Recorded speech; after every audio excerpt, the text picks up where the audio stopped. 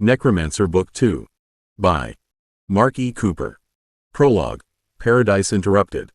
Ethan woke to the sound of impossible waves and did not open his eyes at once, because opening them would make the place real, and making it real meant he might have to admit how badly he needed it. Warmth lay across his skin. Not furnace heat, not training room heat, not the dry stink of old dungeon stone, but clean sunlight and salt air. Somewhere nearby, water sighed over sand with such patient rhythm that his body tried to believe it had never known fear, blood, or the mint-cold smell of preservation wards. User stress response remains elevated, Athena said, her voice carrying from somewhere above him. However, pretending to sleep has reduced your immediate workload by exactly nothing. Ethan cracked one eye open. That depends on whether you count lying here as work. I do not, Athena said. I count it as avoidance with excellent scenery. He opened both eyes then, and for a few seconds forgot how to answer. Athena's old black spire home, that sharp, ugly mistake of instinct and copied Gothic drama, was gone. In its place stretched a fantasy island under a bright blue sky. White sand curved around a lagoon clear enough to show silver fish moving beneath the surface. Beyond the beach, green sea stack towers rose from the water like pillars stolen from a painting, their rocky sides draped in vines and flowering trees. A beach house sat above the tide line, all pale wood, wide glass, shaded decks, and too many doors for a building that size. Ethan sat up slowly in the sand. You built all this? Athena stood several paces away in a pale summer dress, bare feet planted with deliberate dignity. Her expression had the careful neutrality of someone not waiting for praise, which meant she was absolutely waiting for praise. I revised the interface environment after reviewing your stress patterns, dream residue, fantasy preferences, and repeated complaints about my former design choices. Your former design choices tried to make me live inside a villain's tower. It was architecturally bold. It was depressing. It was emotionally honest, Athena said, then looked toward the sea stacks as if they had personally betrayed her. This version is apparently more compatible with human morale. Ethan pushed himself to his feet and brushed sand from his trousers, though the grains vanished before they could cling.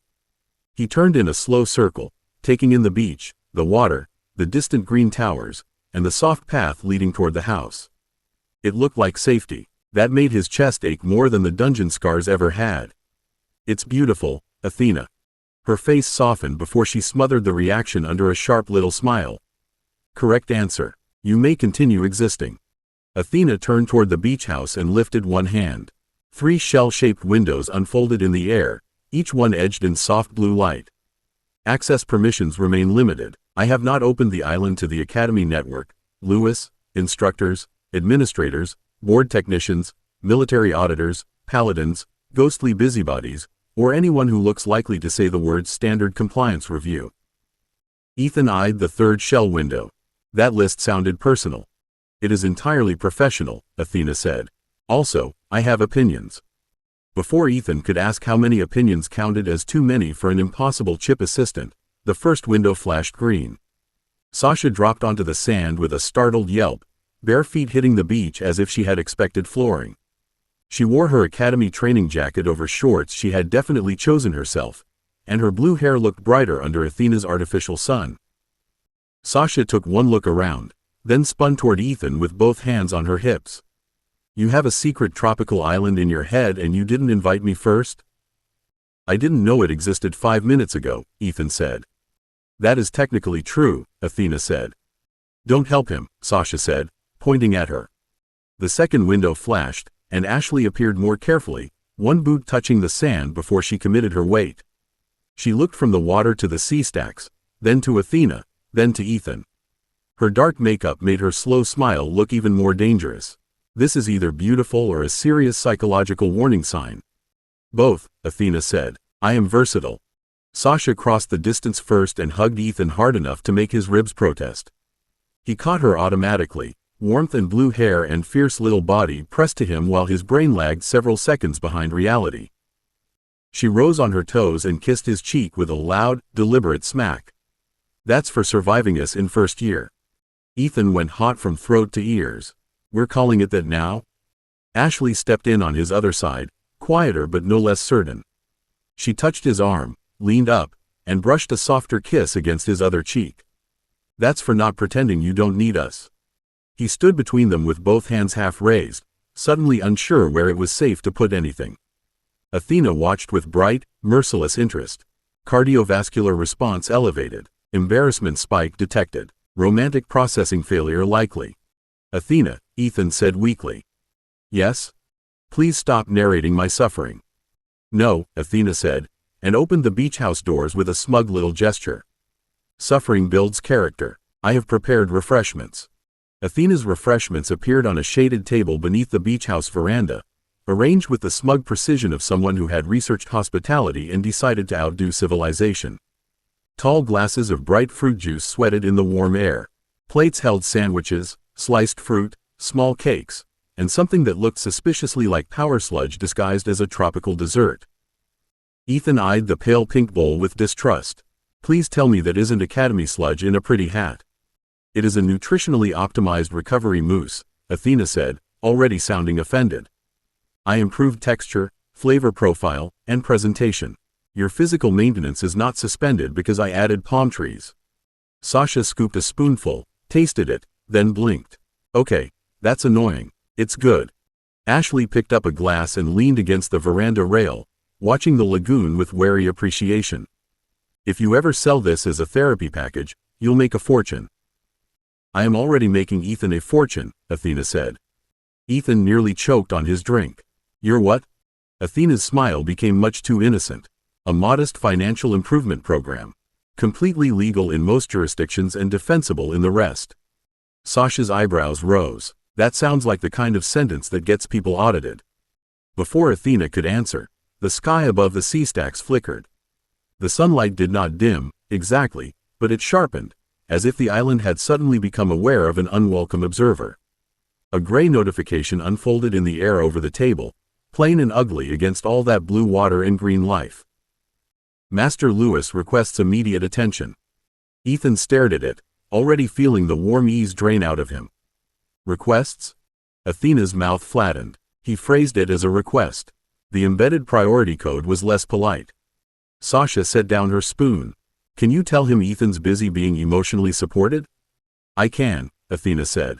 It would be satisfying and ineffective. The notification opened before Ethan agreed to anything. Lewis appeared as a flat projection rather than a full avatar, standing in some clean white room with his sleeves rolled and his expression far too calm for a man interrupting paradise. His gaze moved once over the beach, the table, Sasha's hand near Ethan's arm, Ashley's narrowed eyes, and Athena's obviously irritated posture. Charming, Lewis said. Now listen carefully. Safe places are not defended by liking them.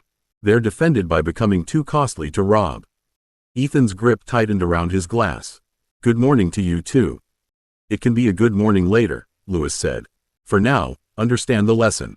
Ghosts can warn you, monsters can break things, but human undead have hands, thumbs, armor compatibility, and the ability to hold Necromancer weapons.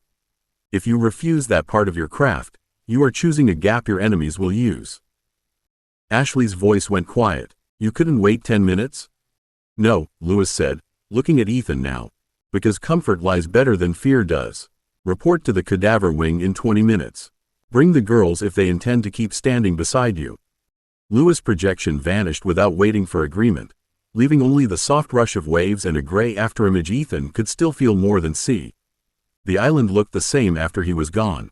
Blue water, white sand, green towers, shaded veranda, good food, warm girls at his sides, Athena standing barefoot with murder in her eyes.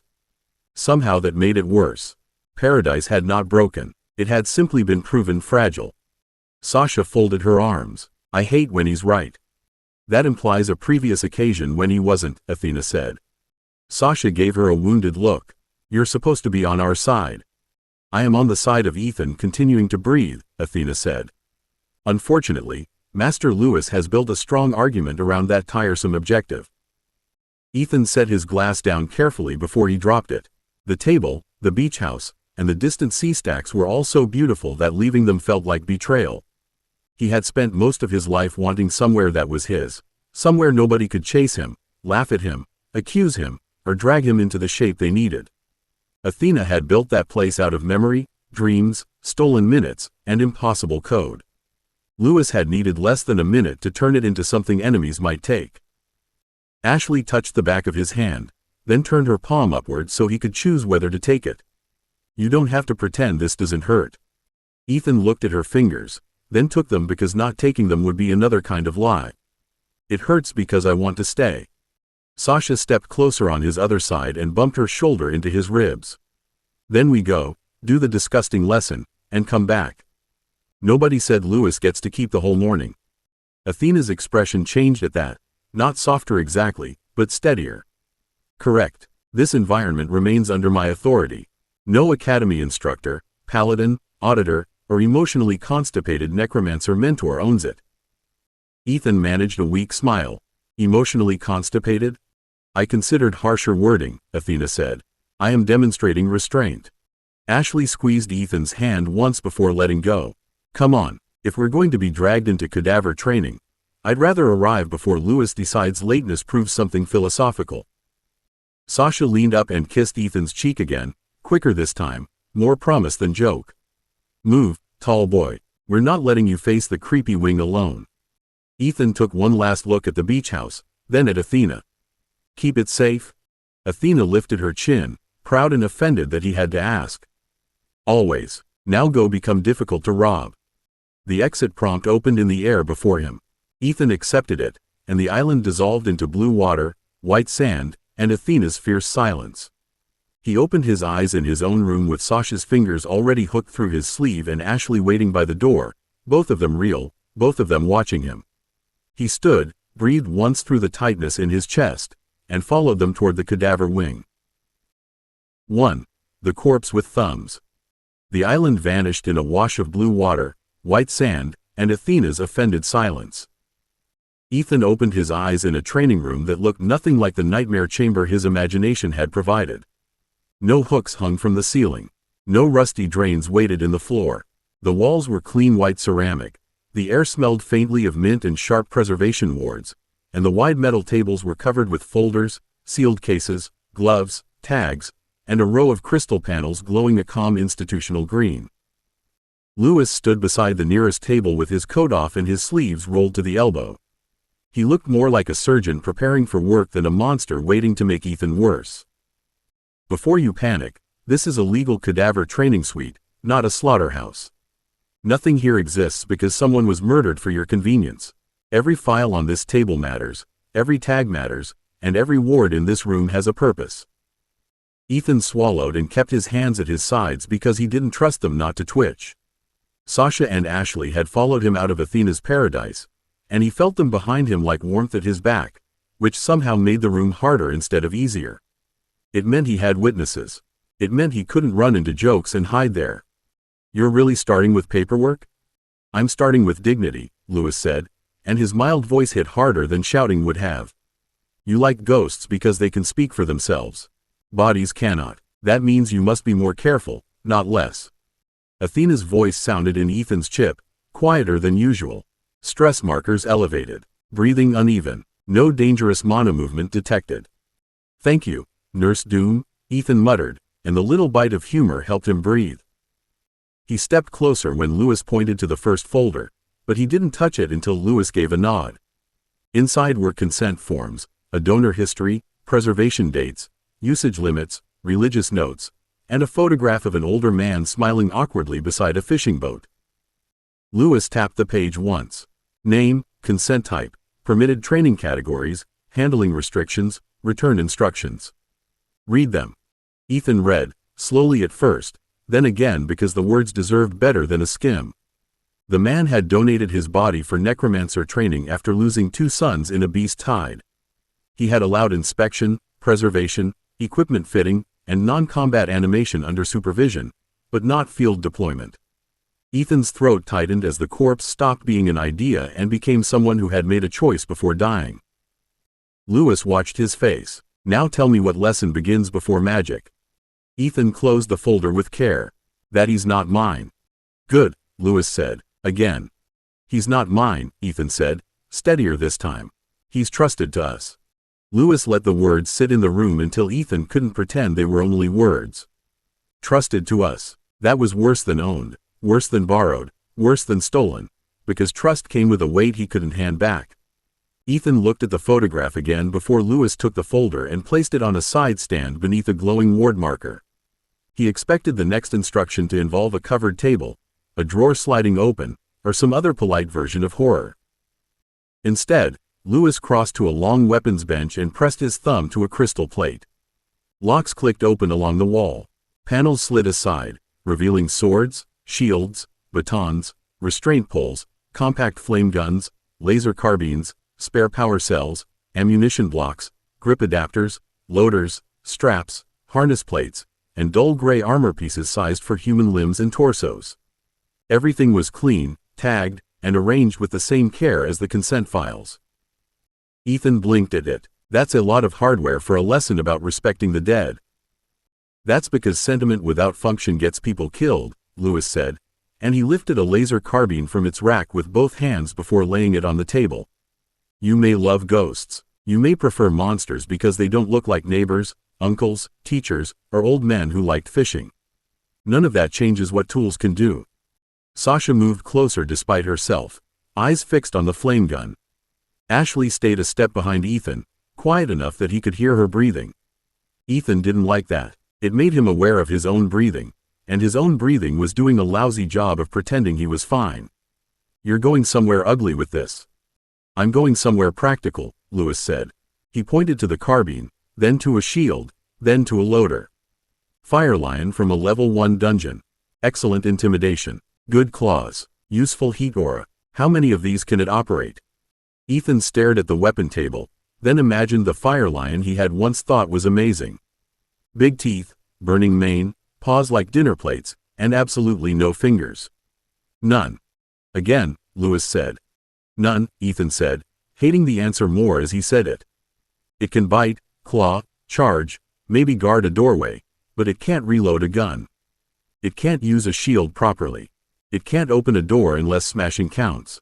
It can't carry ammunition in any useful way unless I strap it on like a pack mule. Lewis gave a small approving nod. And a human corpse? Ethan looked at the gloves, the straps, the grip adapters, and the armor. The idea crawled under his skin, but the answer sat there waiting for him like another consent form. Hands, he said. Thumbs. Tools. Weapons. Armor. Formation work. Good, Lewis said, and this time the approval didn't feel kind. It felt like a door closing behind him. Now you're beginning to understand why I won't let you stay clean. Sasha stepped in before Ethan could answer that last part with something stupid.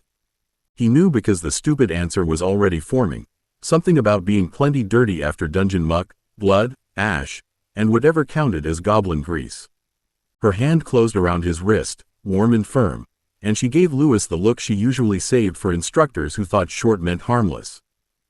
He gets it. You don't have to grind his face into it. Lewis set the carbine down with careful precision. Do you want him alive, Miss Calder?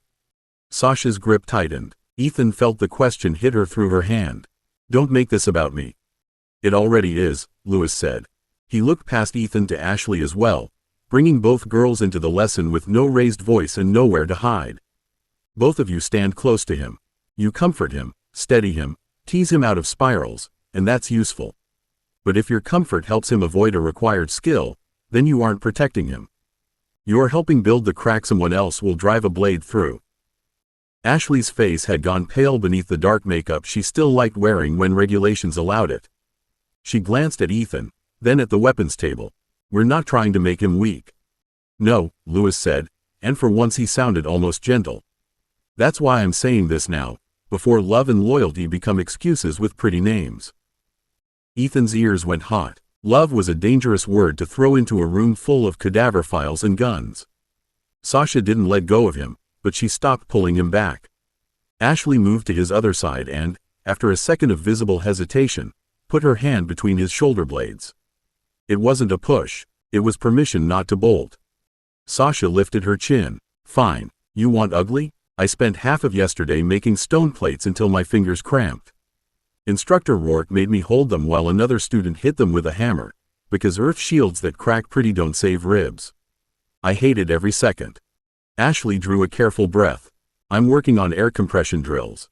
They hurt. Not injury hurt, but pressure behind the eyes, ears popping, balance going strange.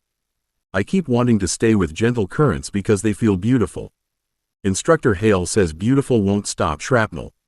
Ethan looked from one girl to the other, and shame moved in him without its usual poison. They weren't untouched creatures waiting for him to be brave.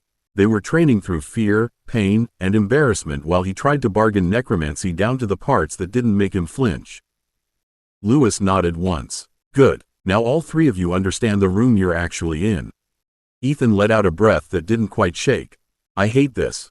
I'd worry if you didn't, Lewis said. He turned toward the far wall and pressed his thumb to another crystal plate. Now keep hating it and learn anyway. The wall opened with a sound too soft for what it meant. A drawer slid out from the preservation vault, riding on silent rails beneath a steady veil of pale blue ward light, and Ethan's stomach tried to climb into his throat before he saw anything more than a covered form on a table. The sheet was clean. The tags were clean. Even the metal frame looked like something from a hospital training room rather than the place his nightmares had built from old movies and worse memories. Lewis didn't touch the sheet at once.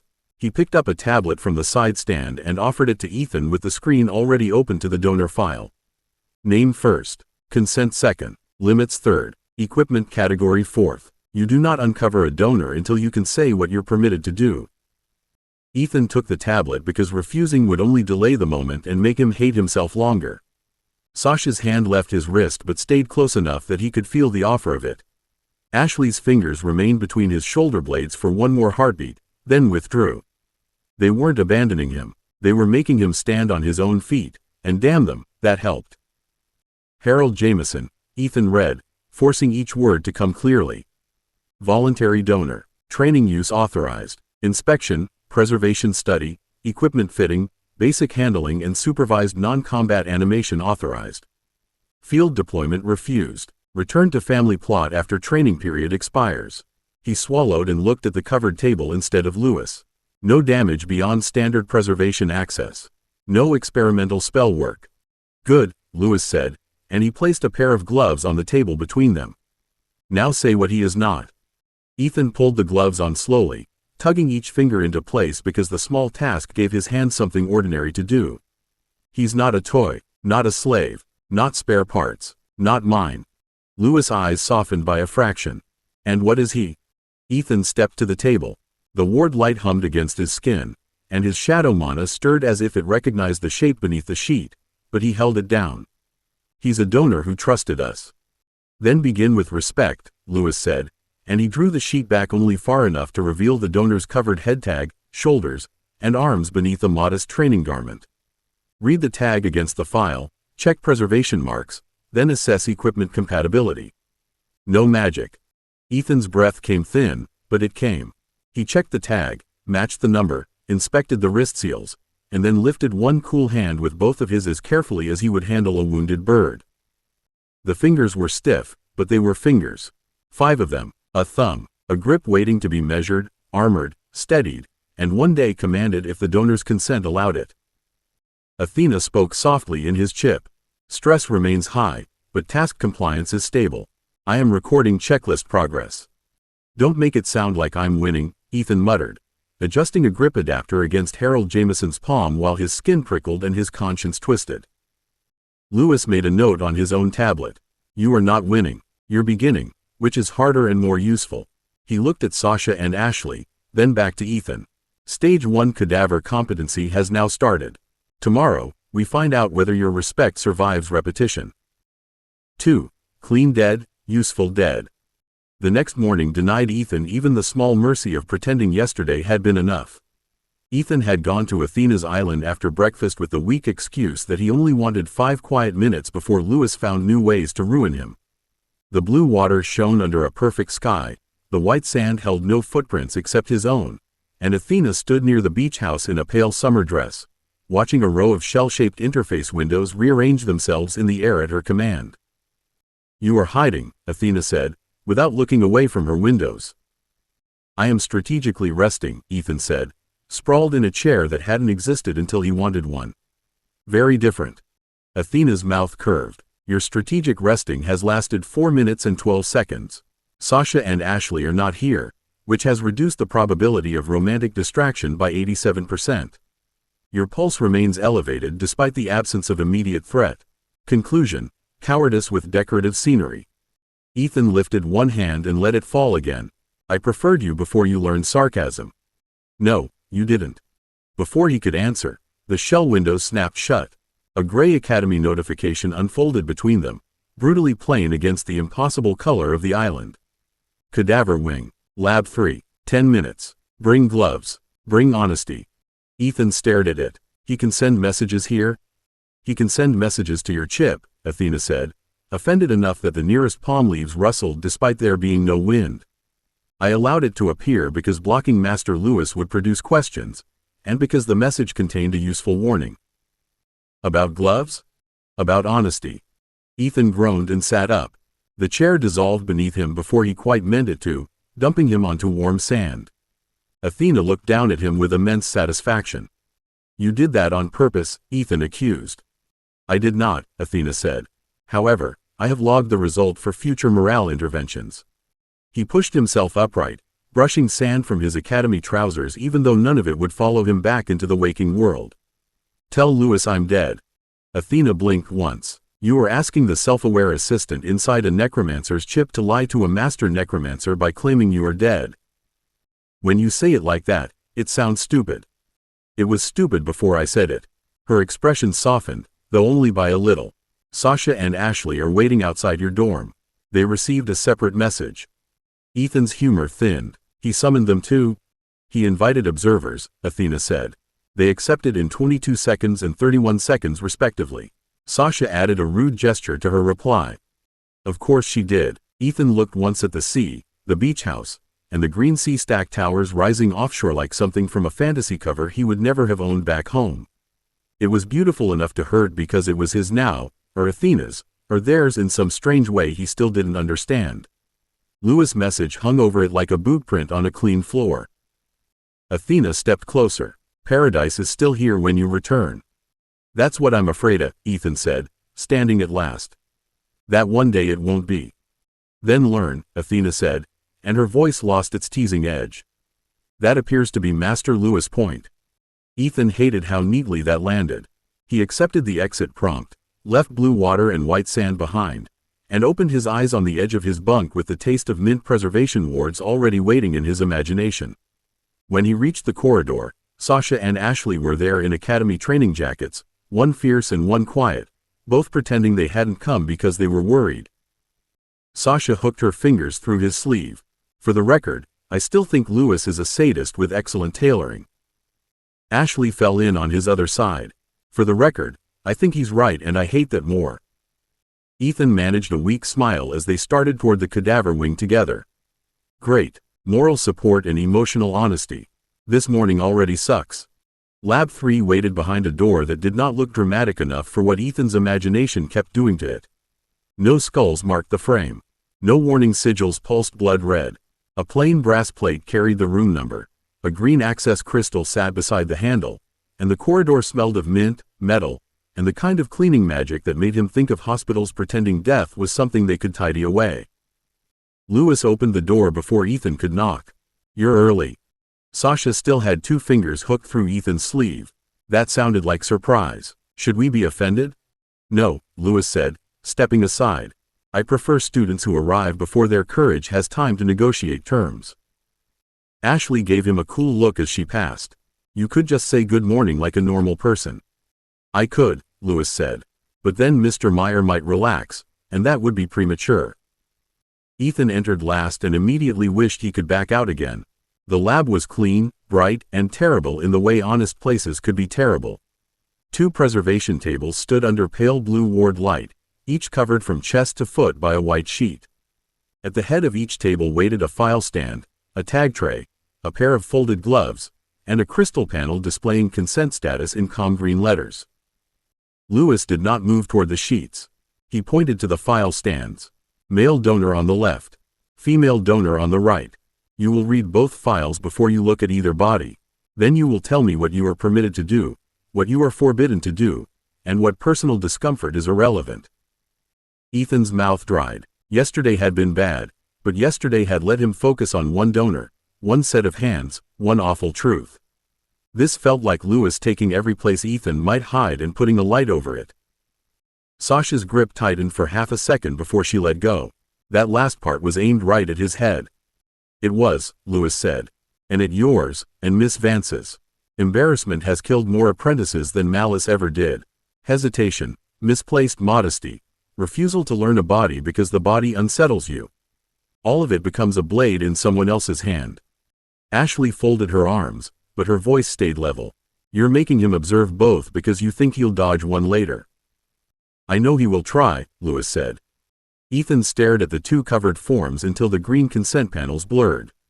Running would have been easy if Sasha and Ashley had not been there. Joking would have been easy if Lewis had not been right. He stepped to the left-hand file stand first and pulled on the gloves with hands that only shook a little. Name first, Ethan said, mostly to himself. Consent second. Limits third. Lewis nodded once. Begin. The left-hand file belonged to Thomas Reed, 72, retired bridge engineer, voluntary donor. Ethan read the name twice, then forced himself through the permitted categories. Observation, preservation inspection, cleaning training, basic handling, garment adjustment, and supervised non-combat animation were allowed. Weapon fitting was allowed with training-safe equipment only. Field deployment was forbidden. Experimental spellwork was forbidden. Return instructions named a daughter, a crematorium, and a memorial garden beside a river. Ethan's eyes snagged on the daughter's name. He had family. Most do, Lewis said. That does not make the consent less valid. I know. Ethan closed the folder gently, then moved to the second stand because stopping would only give his fear time to grow teeth. It just makes it heavier. Good, Lewis said. Heavy things are harder to treat carelessly. The second file belonged to Maribel Ortiz, 61, former paramedic, voluntary donor. Ethan's first breath went shallow before he made himself read. Observation, preservation inspection, cleaning training, garment adjustment, basic handling, and dignity restoration drills were allowed. Animation was not. Weapon fitting was not. Training category limits were narrower and written in firm legal language. Return instructions specified white lilies, no open casket, and a letter to be delivered to her grandson after final release. Ethan looked at the covered table on the right and hated the way his stomach twisted for a different reason than fear. Emma's body in the woods flashed behind his eyes, wrong and open to the sky, and he gripped the folder hard enough to bend the corner before he noticed. A colder presence brushed the edge of his awareness, not Athena's crisp voice or Lewis-controlled patience, but the quiet pull of the dead who had chosen to stay near him. Jenna appeared near the rear wall like moonlight gathered into the shape of a woman, her old-fashioned dress untouched by the lab's sterile brightness. Emma stood half behind her, faint and silent, watching Ethan with sad steadiness rather than accusation. Sasha inhaled softly. Oh. Ashley's arms dropped from their defensive fold. Can they hear us? Somewhat, Ethan said, his own voice rougher than he wanted. He looked at Jenna because looking at Emma hurt too much at first.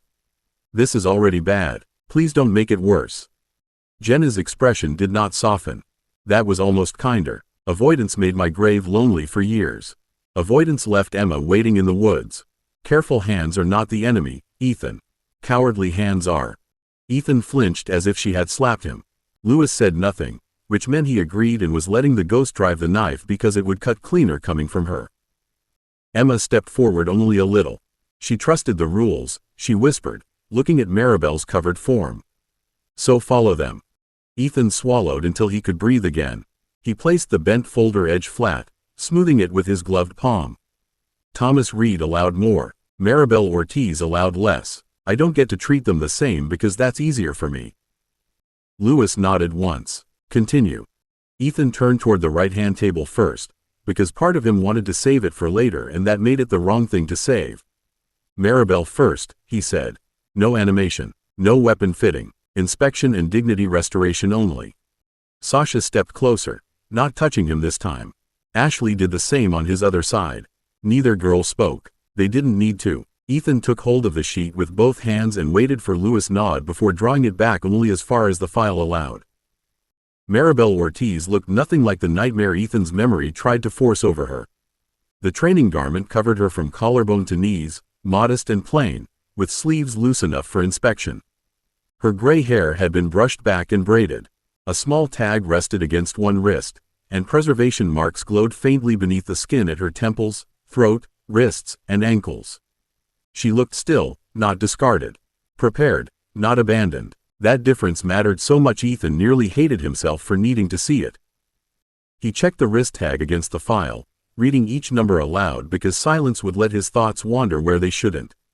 Maribel Ortiz. Donor file confirmed. Preservation status stable. Consent class restricted. Observation and dignity restoration only. Lewis stood at his left shoulder, close enough to stop him if he made a mistake but far enough that the work remained Ethan's. Proceed with the visible inspection. Speak what you see, no guesses. Ethan forced his eyes to stay professional. Hair secured, training garment aligned, wrist tag present, preservation marks intact, no exposed damage, no handling beyond file limit. He paused, then noticed the left sleeve had folded under at the elbow, pulling the garment slightly crooked. It was a tiny thing. It still felt like the whole room had been waiting for him to decide whether tiny things mattered. Sleeve needs adjustment. Ask permission, Lewis said. Ethan blinked. She's dead. She is a donor, Lewis said. You cannot hear her answer. That does not make the question worthless. Ethan's throat tightened again. He looked at Maribel's still face and felt Emma watching from beside Jenna. Mrs. Ortiz, I'm going to straighten your sleeve according to your consent file. He waited one breath, two, then slid his gloved fingers beneath the fold and drew the fabric smooth with as little movement as possible. Sasha exhaled softly, as if she had been holding the breath for him. Ashley's hand brushed the back of his arm, there and gone, not rescue, just witness. Athena's voice entered his chip in a careful murmur. Checklist step recorded. Stress remains high but controlled. Also, preservation-grade nitrile spell gloves are priced at a level 1 can only describe as extortion wearing a lab coat. Ethan almost laughed, and the almost hurt in a way that helped. Not now, Athena. Sasha glanced at him. She talking to you?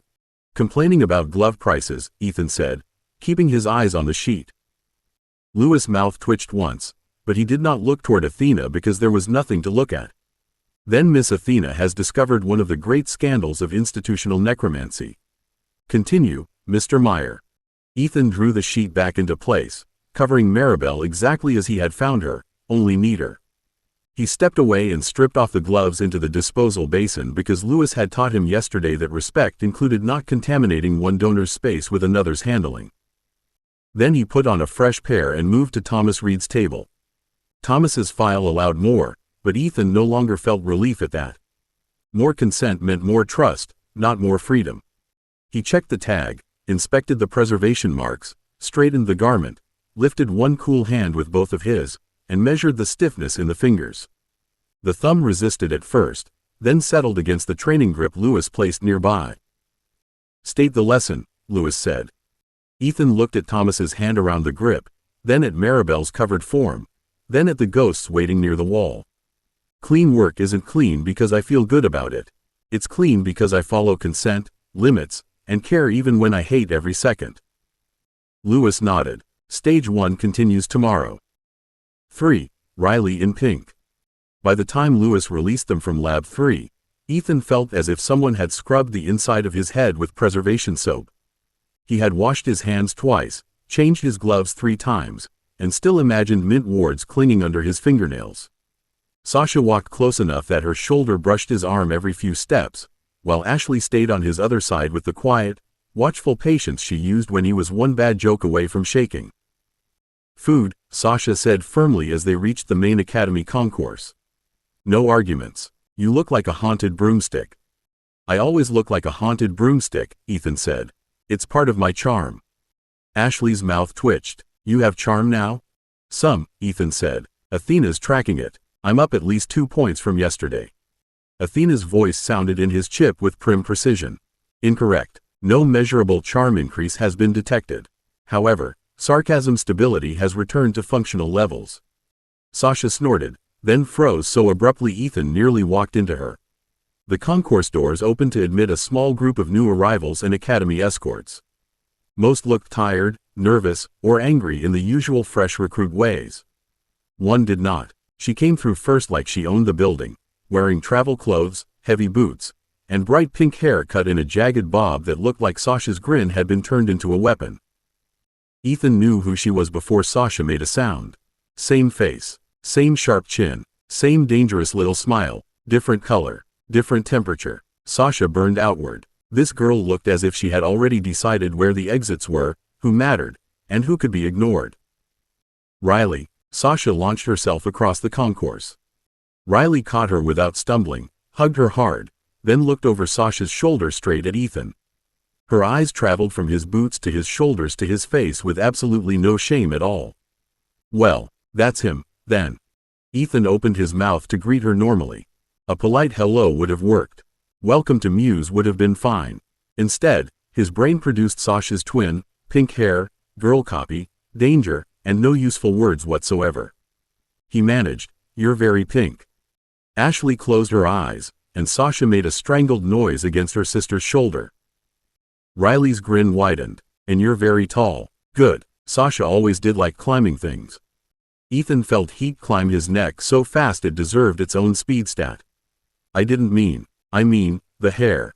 Obviously the hair. Athena spoke with vicious delight. Morale incident recorded. File name, Ethan meets pink Sasha and dies standing.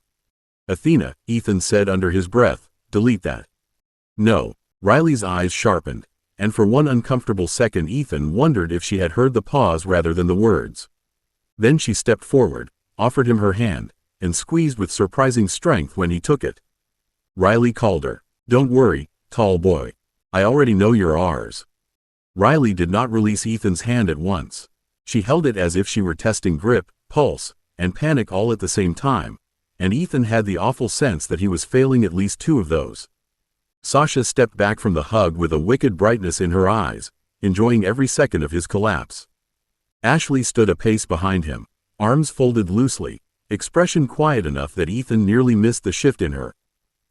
Ours? Ethan said, because apparently his mouth had decided to keep making things worse. That's a strong opening position. Riley's thumb brushed once over his knuckles before she let him go. Sasha wrote a lot. Ashley wrote less, which means more.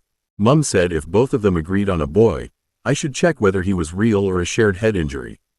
She looked him over again, slower this time, and Ethan wished desperately for a dungeon monster to burst through the wall and eat the conversation. You're real enough. Sasha hooked an arm around Riley's shoulders and grinned at Ethan as if she had personally arranged his execution and expected applause. I told you he was cute when he panics. I do not panic, Ethan said. Athena hummed in his ear.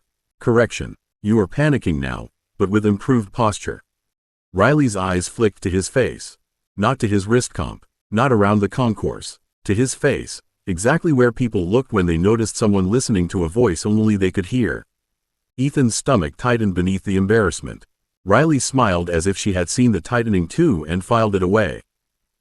Ashley moved then, one small step that put her beside Ethan rather than behind him. Sasha also told you he's had a bad morning, right? The words were mild, the pressure under them wasn't. Ethan looked down at her, surprised by the careful edge in her voice. Sasha's grin softened at once, but Riley only tilted her head, measuring Ashley now. She did, Riley said. Cadaver lab? Ethan's throat tried to close around the smell of mint wards and folded gloves. Yeah. Riley's boldness dimmed, not into pity, but into something sharper and more respectful. She nodded once, as if rearranging him in her head. Then I'll tease softer until lunch. Generous of you, Ashley said. Sasha squeezed Riley's shoulder. That's Ash being polite. Translation. Don't come in swinging and assume there's room. Riley's grin returned, but this time she did not aim it only at Ethan. There's always room if the right people move closer. She reached out and caught Sasha's sleeve with one hand, then Ethan's with the other, tugging them both toward the mess hall. Come on, tall boy. Feed me, introduce me properly, and explain why your invisible friend sounds offended when I look too closely. The mess hall gave Ethan something to do with his hands, which helped until Riley decided to watch every movement like a cat studying a dangling string. He took trays from the stack, passed one to Sasha, one to Ashley, and one to Riley, then guided them toward the auto chef bank before realizing he had automatically arranged himself between Ashley's calm and Sasha's chaos.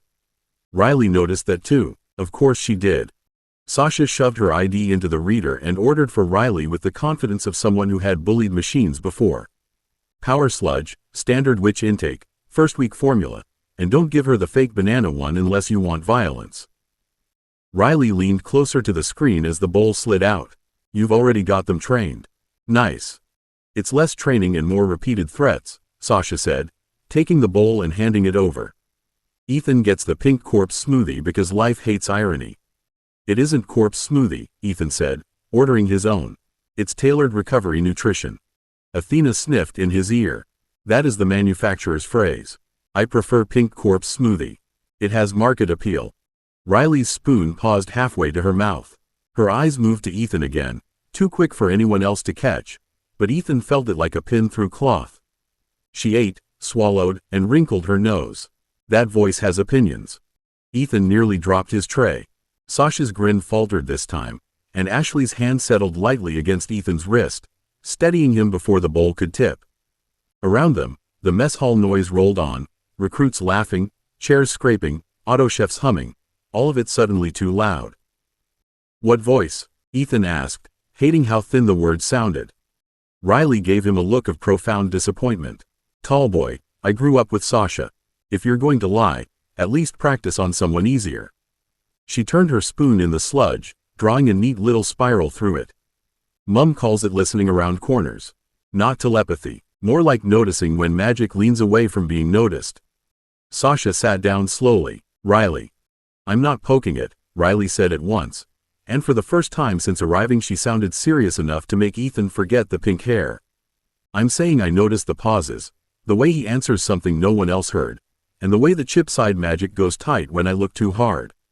Whatever she is, she's shy, proud, and armed. Athena went very still in Ethan's awareness. Risk assessment revised upward. Ashley's voice stayed soft. Can you keep your mouth shut? Riley looked at Ashley, then at Ethan. If Sasha trusts him and you're standing that close, yes. But I'm useful, not decorative. Mum taught us household wards, witch sight drills, binding etiquette, and how to tell when a secret has teeth. Yours has teeth. She pointed her spoon at Ethan with a small, sharp smile. So feed me, brief me carefully, and stop assuming pink means stupid. Ethan sat because standing with a tray, a secret, and Riley's bright little predator smile seemed like a good way to spill something important.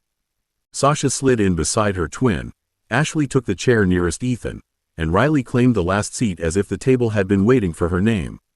For a moment none of them ate. The mess hall kept moving around them, but the space between the four of them felt sealed, not by magic exactly, but by the shared understanding that one wrong sentence could change more than lunch. I'm not briefing you in a public mess hall, Ethan said, keeping his voice low. I don't care how useful you are. Secrets with teeth still bite if you wave them around. Riley's smile sharpened, then softened into approval. Good, not stupid either. Sasha leaned over and stole a bite from Riley's bowl with her own spoon. He's improving. First year Ethan would have tried to explain the whole thing while blushing himself unconscious. I would not, Ethan said, then caught Ashley's sideways look and sighed. Fine, I might have, briefly, before fainting. Athena spoke with icy dignity inside his chip. I object to being discussed as a hazardous object before proper introductions. I also object to Miss Riley's accuracy. Ethan rubbed 2 fingers against his temple. She objects to almost everything about this conversation. Riley's eyes lit, but she held herself still. That restraint mattered more than her teasing had. Tell her I'm not trying to peek through her windows.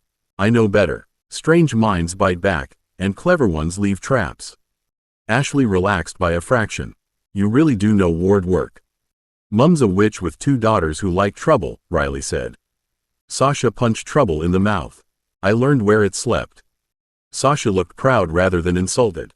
That's my girl. Ethan studied Riley across the table and felt the shape of the team shift whether he was ready for it or not. Sasha's twin was not just another burst of noise and pink hair. She saw gaps. She saw reactions. She knew enough family magic to be dangerous around secrets and useful near wards. That made her a risk. It also made her exactly the sort of person enemies would punish if she stood too close to him. You need to understand something, Ethan said. People around me get noticed. Some of them get hurt. I'm not collecting more targets because Sasha missed her sister. Riley's spoon lowered. For the first time, she looked at him without amusement. Too late. I was Sasha's before I knew your name. If she's in, I'm near it whether you approve or not. Sasha's grin vanished. Ashley reached under the table and found Ethan's hand, not possessive, not teasing, just there. Athena stayed silent, which somehow felt like agreement in warning both. Ethan closed his fingers around Ashley's and nodded once. Then we do this properly. No guessing, no poking, no speaking where others can hear. You get told what we decide you need to know, and if Athena says stop, you stop. Riley glanced at Sasha, then at Ashley, then back to Ethan. Deal. But if I spot a ward problem, a family magic problem, or a pink-haired genius problem, I speak. Pink-haired genius problem? Ethan asked. Riley grinned again. Me, obviously. Sasha laughed, Ashley shook her head, and Ethan felt the last clean line of the old team blur into something bigger, warmer, and much harder to protect. In his chip, Athena finally spoke again. Riley called her classified as ally, complication, and active secrecy risk. Recommendation: do not let her get bored. 4. Athena expands the island. By the time Ethan finally logged back into Athena's island, Riley had survived intake paperwork, 2 placement tests, 1 warning about Academy privacy rules, and Sasha explaining 3 times that, "Don't poke Athena," meant exactly that. Ethan had spent the rest of the day feeling as if he were walking around with a secret balanced on a tray. Every smile from Riley, every thoughtful look from Ashley, every bright burst of Sasha's laughter reminded him that the old team shape had changed, and that Athena had been right. Letting Riley get bored would be dangerous. He arrived on the white sand expecting water, sunlight, and a few quiet minutes where nobody asked him to hold a dead man's hand or explain why his chip had opinions. Instead, the beach house had grown. The pale wooden building now stepped back into the green slope behind it, with extra wings half hidden by vines and glass doors that reflected the lagoon too perfectly. A stone path curved around the house toward a waterfall that had not existed before, and beyond the waterfall he saw flat targets rising and sinking from a disguised practice range cut into the cliff. Athena, Ethan said carefully, because careful seemed safer than accusing an impossible AI of unauthorized landscaping. Did the island have a tactical murder garden yesterday? Athena appeared on the veranda in a white shirt, dark shorts, and the expression of someone unfairly judged by inferior minds. It is not a tactical murder garden. It is a limited-scope training annex with environmental camouflage, variable terrain, privacy shielding, and scenic value. Ethan looked past her toward the targets rising behind the waterfall. So, tactical murder garden. Your insistence on reducing my design language to nonsense is a personal failing, Athena said, then opened the beach house doors with one sharp gesture. Come inside. I improved other things. Ethan followed her through the cool main room and stopped almost at once. The cozy beach house still had sofas, wide windows, and soft rugs, but one wall now opened into a circular chamber dominated by a table of pale light. Archive doors stood beyond it, each marked with neat symbols for ghosts, cadavers, monsters, contracts, missions, and academy law. A second side door led to a small office with a harmless desk, a chair, and floating windows that made Ethan's stomach drop. Stock tickers scrolled beside mission payment ledgers, tax forecasts, procurement lists, contract warnings, equipment comparisons, and a neat little column titled Legal Exposure Risk. He stared at the windows. Athena, why does my happy beach house have tax forecasts? Because happiness without liquidity is fragile, Athena said. Also, preservation gear, corpse storage, legal advice, ammunition, ward licenses, dungeon salvage permits, and privacy cost money.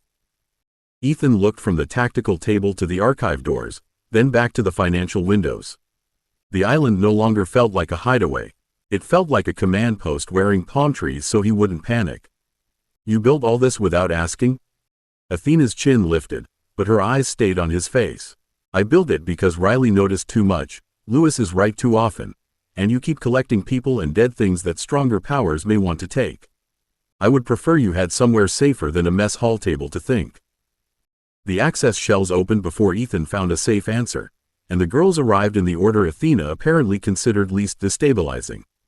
Ashley stepped through first, boots landing on the office floor instead of the sand, her gaze moving from the floating ledgers to the archive doors with quick, practical attention.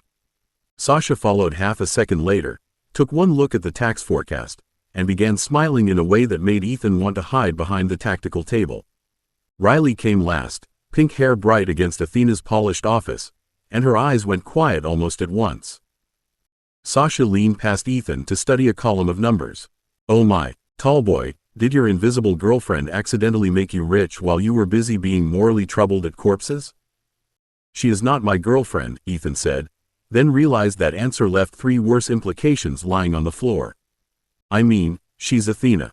Also, I didn't know about the money."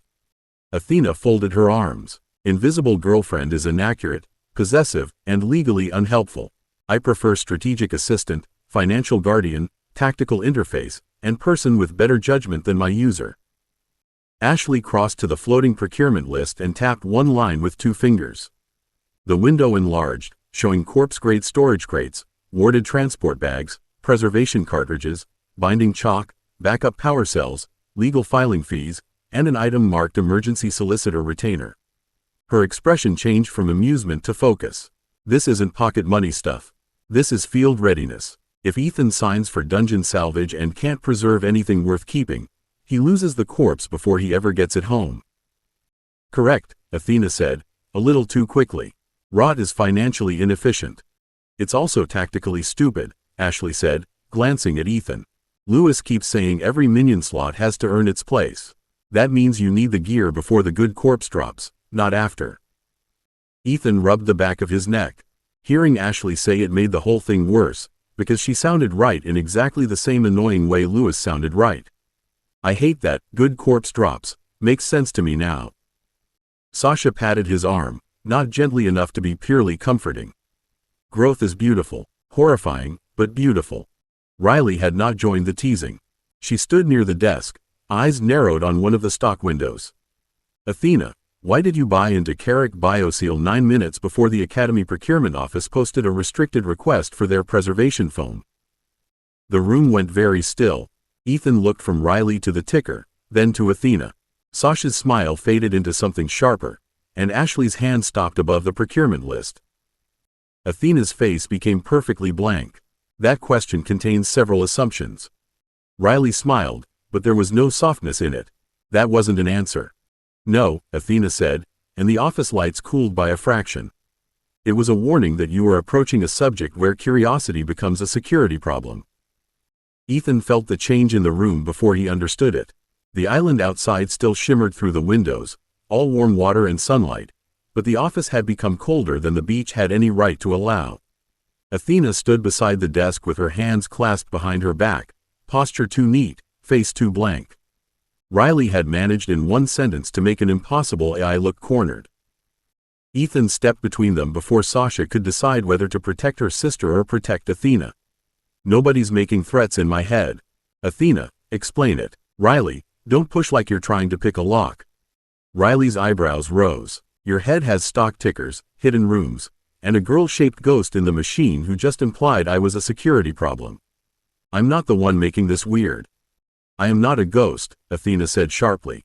"And I did not steal the Academy procurement request." Carrick BioSeal's logistics pattern changed 47 hours before the posting. 3 suppliers adjusted shipping, 2 warehouse drones rerouted, and a minor director bought additional shares through a family trust badly enough that a bored child with a spreadsheet could notice. Sasha blinked. Could a bored child notice? "No," Athena said, "but I was making a rhetorical point." Ashley's eyes narrowed with the look she got before deciding whether something was useful or dangerous. "So you didn't read the restricted request. You predicted it from market movement and supplier behavior." "Correct," Athena said, and some of the blankness cracked into indignation. "I also tracked Ethan's stress responses, training costs, mission requirements, cadaver competency schedule, monster salvage probability, legal risk, and the fact that he still thinks money is something that happens to other people. He needs reserves. He needs storage. He needs legal cover. He needs equipment before the mission, not after the corpse is rotting in a dungeon corridor." Ethan stared at the floating windows until the numbers blurred. Athena had made it sound efficient, but he heard the fear under it now. Not human fear exactly, but something close enough to matter. You built all this because you think someone's going to take what I've got. Athena looked at him then, and the office warmed a little. No, I built it because I know they will try. You have ghosts who chose you, a mentor other necromancers respect, 2 girls who would start a small war for you, 1 newly arrived pink complication, and me. You are not poor anymore by accident, Ethan. You are defended badly unless resources exist before danger arrives. Riley's smile softened, though her eyes stayed sharp. That was almost sweet. It was strategic, Athena said. It was both, Ashley said quietly, and Ethan hated that his chest tightened at that. She touched the floating solicitor retainer line and dragged it toward the main table. Leave this one visible. If anyone comes for Athena, ghosts, or Ethan's salvage rights, we don't improvise broke. Sasha slipped her hand into Ethan's and squeezed. Congratulations, tall boy. Your island has become a war room with snacks. Ethan looked at Athena, Riley, Ashley, then Sasha, and understood the trap of it. He wanted the beach to be just a beach. Athena had built him something kinder than that. She had built a place where comfort could learn to defend itself. Show me the bad clauses first, he said. If I'm going to panic, I may as well do it properly. Athena slid the bad clauses onto the tactical table like a dealer laying out cards before a very expensive crime. Each window unfolded into plain language beside the contract text, and Ethan's first attempt to read both at once lasted 6 seconds before his eyes started begging for mercy. Words like transferable salvage interest, emergency instructional seizure, academy discretion, and risk containment review drifted in front of him with all the warmth of a cell door closing. This one, Athena said, tapping a clause until it glowed red, allows mission handlers to reclassify unusual corpses as academy assets if they judge them strategically significant. Which means if you find something rare, alive people in offices may decide it was never yours. Ethan leaned over the table, anger replacing confusion one line at a time. So salvage rights mean I can keep the boring dead things. More accurately, Athena said, salvage rights mean you can keep anything nobody powerful wants enough to argue about. Sasha made a disgusted sound and planted both hands on the table. That's not a contract. That's a mugging with punctuation. Ashley dragged another window closer and read the summary without blinking. This review trigger is worse. If Ethan's chip activity looks abnormal during a mission, they can audit his interface logs under safety authority. She looked toward Athena, and her voice lowered. That could expose you. Riley stopped circling the table and became very still. Then the rule is simple. No one discusses Athena's real capabilities outside this island unless Ethan approves it and Athena agrees. I should approve before she agrees, Ethan said, then winced when all 4 of them looked at him. Sorry, no, that came out wrong. Athena's not equipment. Athena's expression shifted, too quick to name, but Ethan caught it anyway. Correction accepted. Ethan took a breath and made himself stand straighter. New rule. Anything about Athena, the island, the finance stuff, or whatever market wizardry she's doing stays here unless we all agree there's a reason. If Lewis asks, we tell him Athena built a better interface and helps with mission prep. Not the stock timing, not the legal dashboards, not the hidden rooms unless we need him to know. Lewis will know you're hiding something, Ashley said gently. He always knows I'm hiding something, Ethan said. He usually waits until it annoys him enough to teach me a lesson.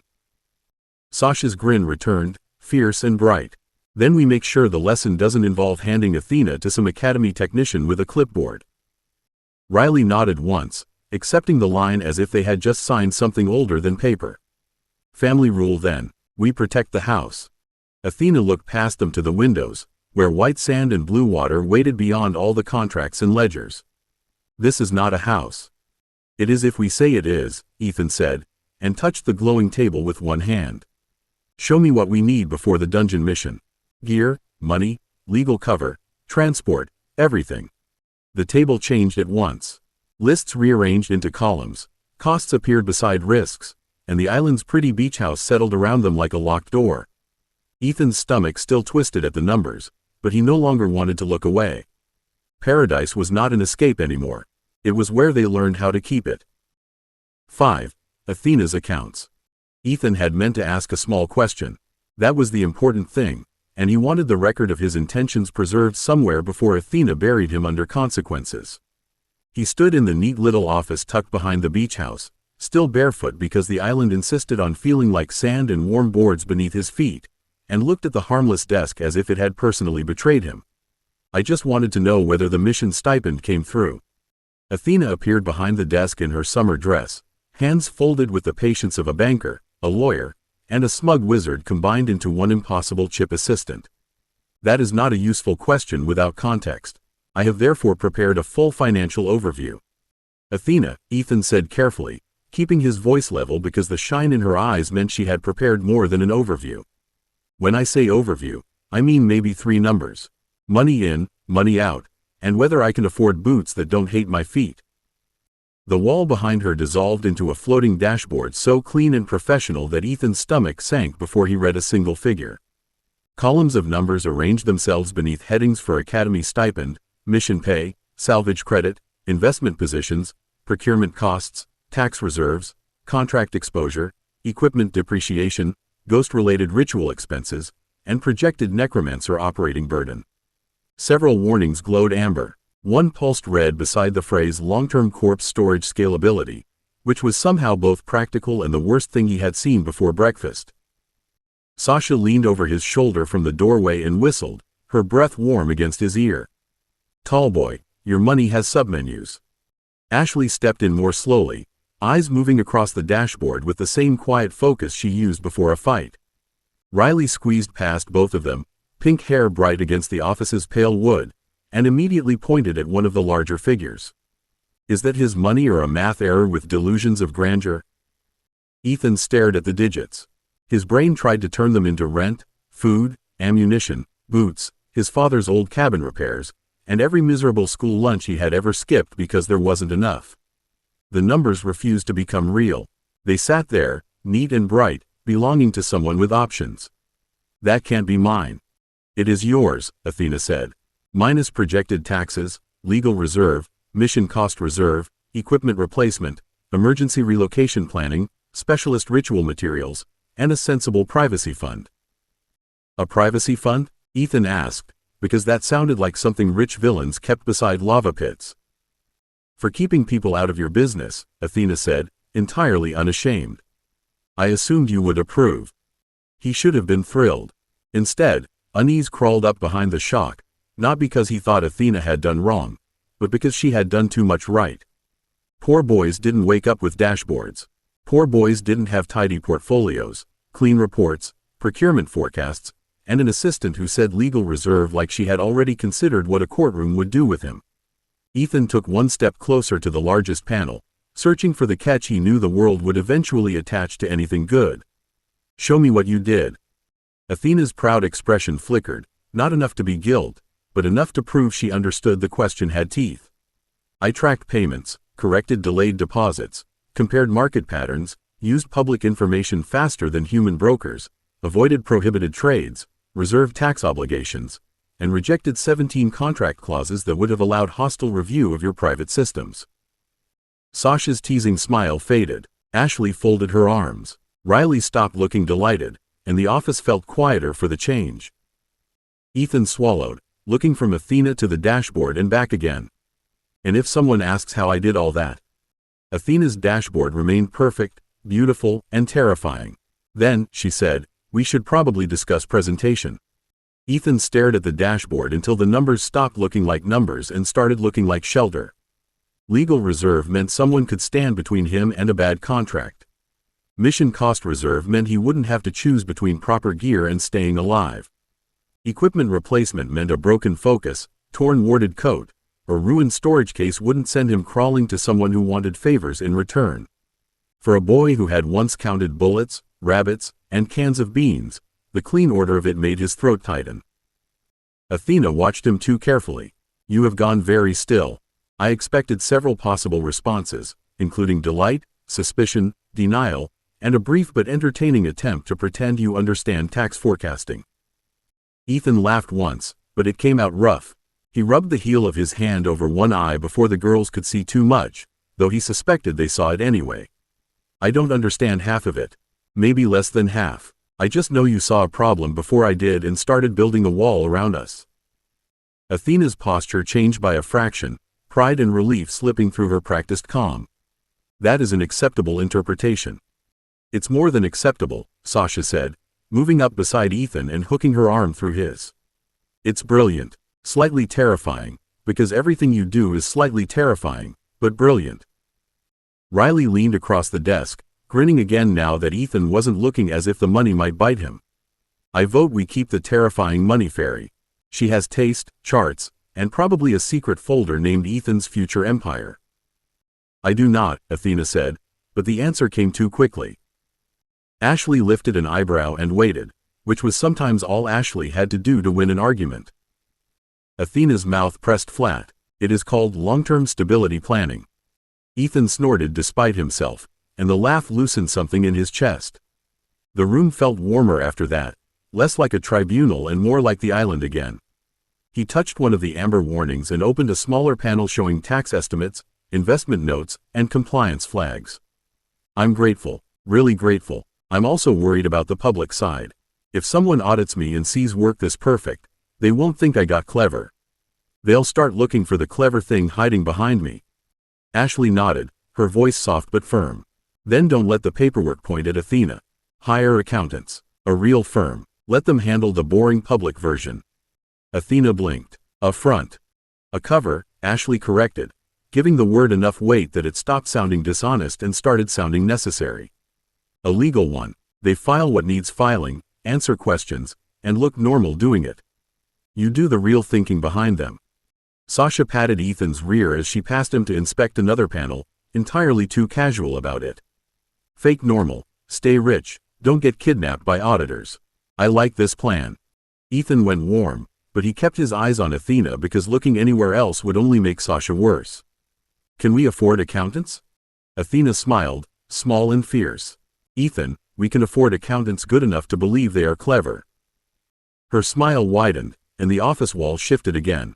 The financial dashboard slid aside to make room for 3 neat folders, each marked with a firm name, fee structure, risk rating, and a short summary written in Athena's crispest voice. Ethan had never hired anyone in his life. He had traded rabbits, fixed snares, cleaned rifles, and once argued a shopkeeper down by $2 because his father's pain meds had eaten the grocery money. Choosing accountants felt like sitting at a table meant for grown men with clean shoes and secrets. Wait, Ethan said, lifting a hand before Athena could launch into a speech. Did you already pick accountants before we knew we needed accountants? I prepared options, Athena said, with the injured dignity of someone unfairly accused of being sensible. Preparation is not the same as manipulation. Riley leaned close to Sasha and stage whispered, it absolutely is when she does it. Sasha nodded gravely. Hot, though. Ethan coughed and pretended not to hear the second part. He touched the first folder, and it opened into a glossy profile for a large corporate firm with offices in 6 cities, expensive photographs, and a senior partner who looked like he charged money for breathing near him. These people look like they'd sell me to the government if the invoice cleared. They would not sell you, Athena said. They would bill you for the consultation in which they explained why selling you was strategically advisable. Ashley snorted softly, but her eyes stayed on the second folder. What about that one? Ethan opened it. The second firm specialized in magical contracts, academy graduates, mission tax claims, salvage rights, and post-service investment plans. It looked perfect until Athena highlighted 3 prior compliance disclosures, 2 government referrals, and a note about their enthusiasm for cooperating with audits. Ethan felt his gratitude twist into caution, not toward Athena, but toward the world that made even help feel hooked. Too close to the people we need distance from. Agreed, Ashley said, and her answer settled something in him because she had seen the same shape of danger. The third folder opened with no glossy nonsense. A smaller firm, older, family-owned, used by independent contractors, retired magicians, shifters with privacy concerns, and 1 necromancer estate currently in probate. Their fees were high but not ridiculous. Their public reports were described as boring, competent, and slow enough to be believable. Sasha grinned. Boring is sexy now. Who knew? Athena lifted 1 finger. I would like it entered into the minutes that I knew. Ethan read the summary again, slower this time. We hire them for real. Not fake work. They get clean records, real invoices, proper access to what they're supposed to see, and nothing that points to you. You still do the deep checks for me, But if they disagree with you, we look at why before assuming you're right. Athena's expression cooled for half a second, then softened into something almost proud. That is irritatingly responsible. Ashley bumped Ethan's shoulder. Good. Responsible keeps us alive. Riley draped herself over Sasha's shoulder and grinned at him. Look at Ethan, hiring accountants and making grown-up rules.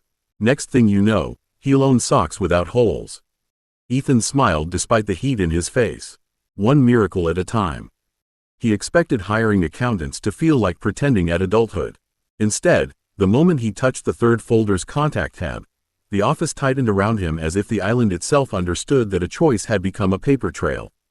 A draft engagement request opened in the air, polite, bland, and so normal it looked suspicious beside Athena's perfect dashboard.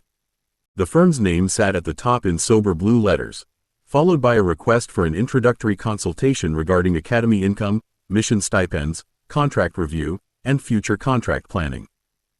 Athena looked at the draft with visible distaste. This is inefficient. I can provide them with enough organized data to complete 6 months of work in 20 minutes. That's the problem, Ethan said, then softened his voice because her shoulders had gone stiff. Not because you're wrong, because you're too right. People don't trust too right. Sasha slid into the chair beside the desk and propped her chin on her hand. I don't know. I trust too right when it's on our side. Ashley gave her a look. You also trust street food that glows. It was festive, Sasha said, not sounding remotely ashamed. Riley leaned over Ethan's shoulder and tapped one line of the draft. Don't say independent magical work. Sounds like he's buying a cape and a villain lair. Say future contract planning. Athena's eyes narrowed. That is annoyingly better. Ethan made the change himself, one careful letter at a time, because he wanted his hand in it. He wanted Athena to help him, not carry him like another file she could sort. We send them enough to do real work, but not everything. No island, no you, no perfect investment timing, no hidden mission modeling unless I approve it. Athena crossed her arms. You are asking me to appear less competent. I'm asking you to stay free, Ethan said, and the words came out rougher than he meant. If they see what you really are, someone will try to own you. I won't let that happen because I was too dazzled by tidy paperwork. The sharpness left Athena's face. For once, she did not answer immediately. The dashboard dimmed behind her, and the office seemed warmer for the lack of glowing numbers. I will build delays, harmless omissions, ordinary formatting habits, and conservative summaries into the accountant-facing packet. I will hate every second of it. Good, Ethan said, smiling despite the ache in his chest. That means you're doing it right. Ashley squeezed his shoulder. Sasha reached behind him and patted him once, lower than proper but quick enough to be comfort rather than tease. Riley laughed under her breath and pointed to the send icon. Ethan pressed it before he could lose nerve. The request vanished into the ordinary world, carried by ordinary systems to ordinary people who would hopefully never know an impossible girl in a chip had prepared the ground beneath their feet. A confirmation appeared a moment later. Athena sniffed. Congratulations. You have hired humans to be slower than me.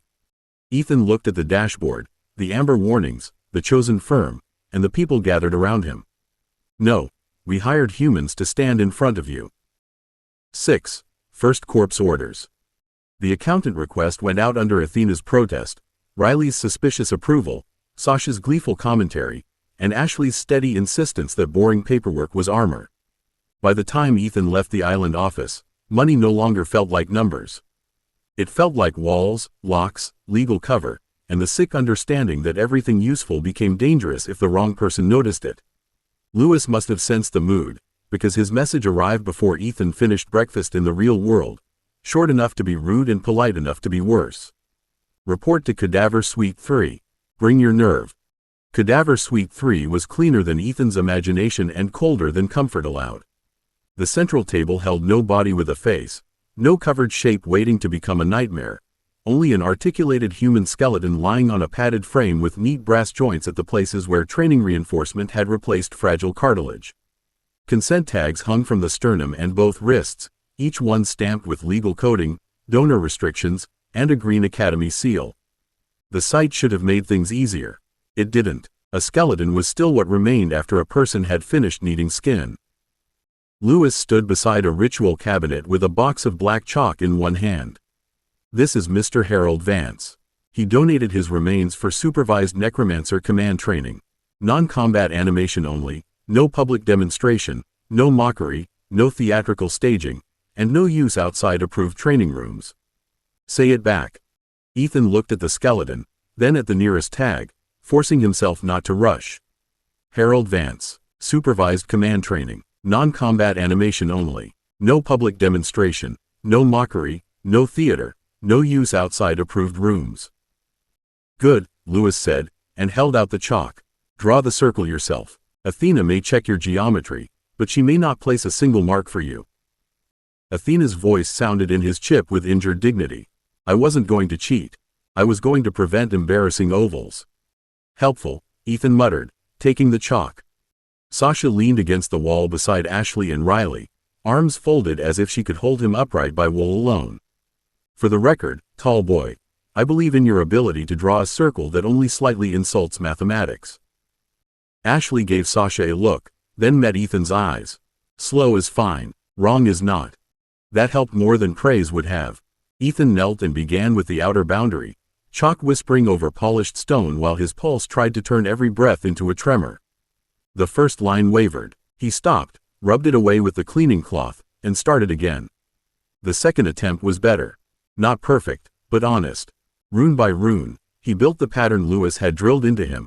Consent anchor first, command gate second, halt phrase third, release mark last. Lewis inspected the finished circle without smiling. Acceptable. Verify the coding. Ethan touched each tag to the matching rune, waiting until the green light answered. Only then did he step back, wipe chalk dust from his fingers, and face the skeleton. His mouth had gone dry, but the words were there, ugly and careful and necessary. Harold Vance, by your recorded consent and under supervised command, I call your remains to motion. Stand ready. Obey lawful training orders. Halt on my word. Rest on release. The circle answered with a low pulse that Ethan felt through the soles of his boots rather than heard. Black chalk drank in the green glow from the consent tags, and a thin line of shadow rose from each rune like smoke trying to remember the shape of thread. The skeleton didn't move at once. That waiting was almost worse than motion. Ethan held his breath until his lungs hurt, watching the ribs, the jaw, the hands resting open against the padded frame. Breathe, Lewis said, quiet and sharp enough to cut through the pressure in the room. A commander who forgets to breathe teaches his minions panic. Ethan dragged air in through his nose. The shadow lines tightened, linking wrist, sternum, skull, and spine. Harold Vance's skeleton lifted one hand, but only one, and the fingers fluttered in a horrible little ripple that didn't match the rest of the body. The left leg kicked once against the frame. The skull turned too far, jaw clicking open as if trying to speak without lungs or tongue. Ethan's stomach lurched, and his mana bucked with it. Stop, Ethan started to say, already reaching for the release mark. Lewis caught his wrist before he touched the rune. No, stabilize. It's wrong, Ethan said, the words scraping out of him. Look at his hand. I'm hurting him. You're not hurting him. He isn't in there. Lewis did not let go, and that steady grip was somehow worse than a slap. You made a poor connection between command gate and motor anchor. Fix it. If you break every spell that frightens you, the battlefield will teach your enemies how to make you flinch. Sasha took half a step forward, then stopped when Ashley's hand closed on her sleeve. Riley had gone very still beside them, all bright mischief gone from her face. Ethan saw them from the corner of his eye and hated that they were watching this, but their presence pinned him in place. Running would not protect them. Panic would not protect Harold's donated remains either. Athena's voice softened in his chip. Motor anchor instability confirmed. Left wrist sequence is cycling ahead of central command. Suggested correction is a slower pulse through the sternum mark, then reassert the hand order. Ethan swallowed hard and forced his free hand to open. Harold Vance, stand ready, he said, keeping the command low and even because Lewis' grip had reminded him what shaking sounded like. Central command first. Hands wait, spine align, left wrist, match sequence. The fluttering fingers slowed but didn't stop. Ethan focused on the sternum tag, felt the rough edge of the consent coding through his magic, and pushed less power instead of more. That felt wrong until the skeleton's jaw clicked shut.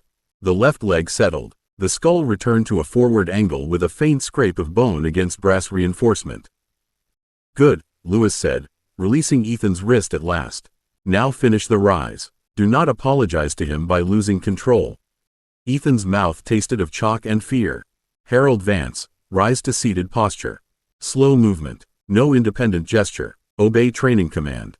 The skeleton lifted from the padded frame in sections, spine first, shoulders following, hands resting where they had been told to rest.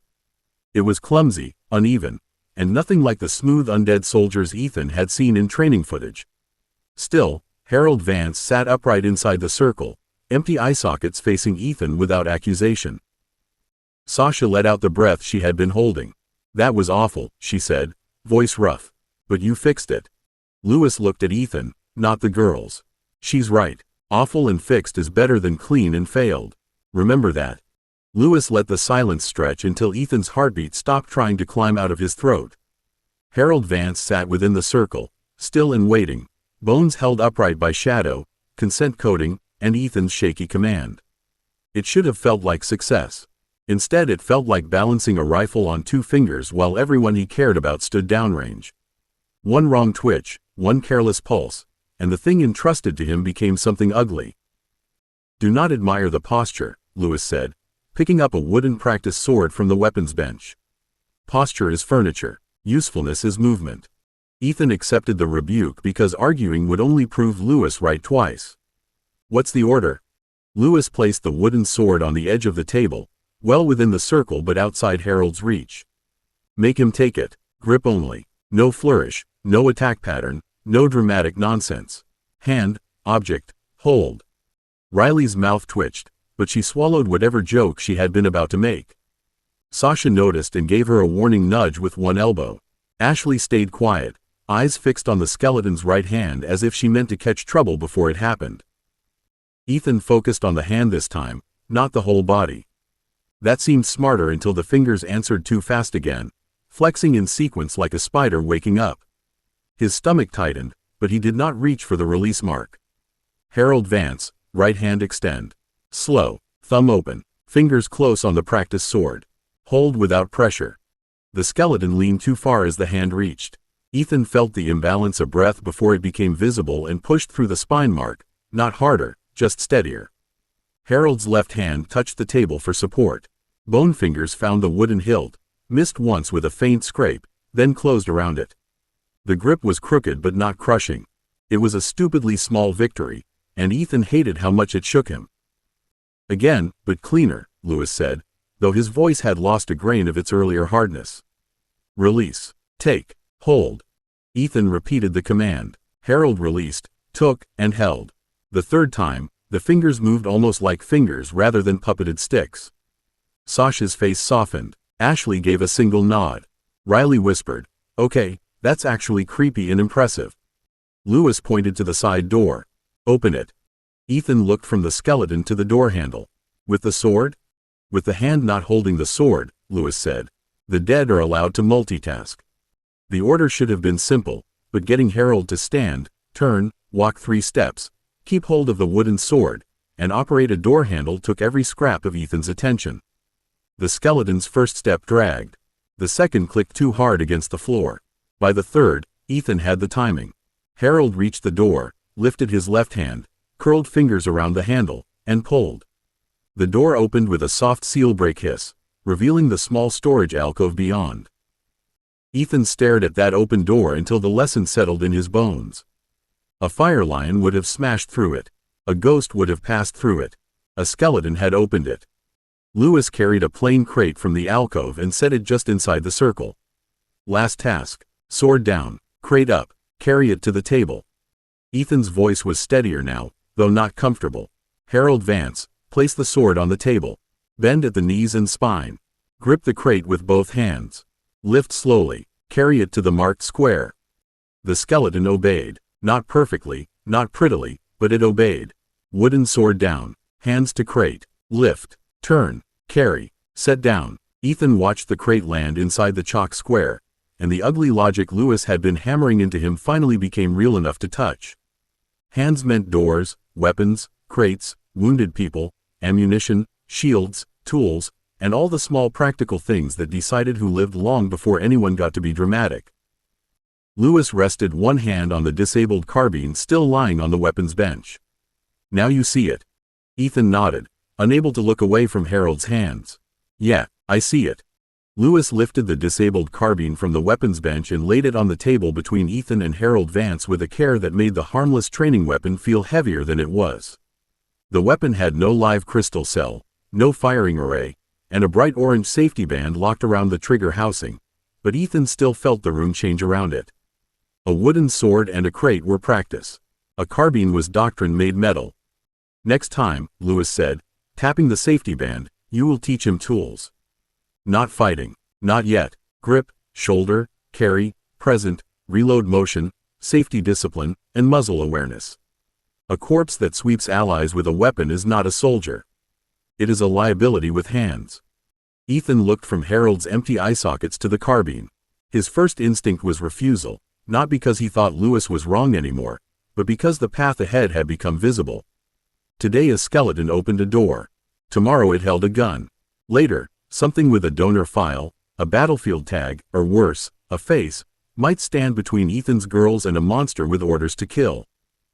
Sasha's voice came softer than usual. That's what you meant when you said human undead could use Necromancer weapons. Lewis nodded. Yes, flame guns, laser carbines, shield rigs, breaching tools, rescue harnesses, ammunition packs.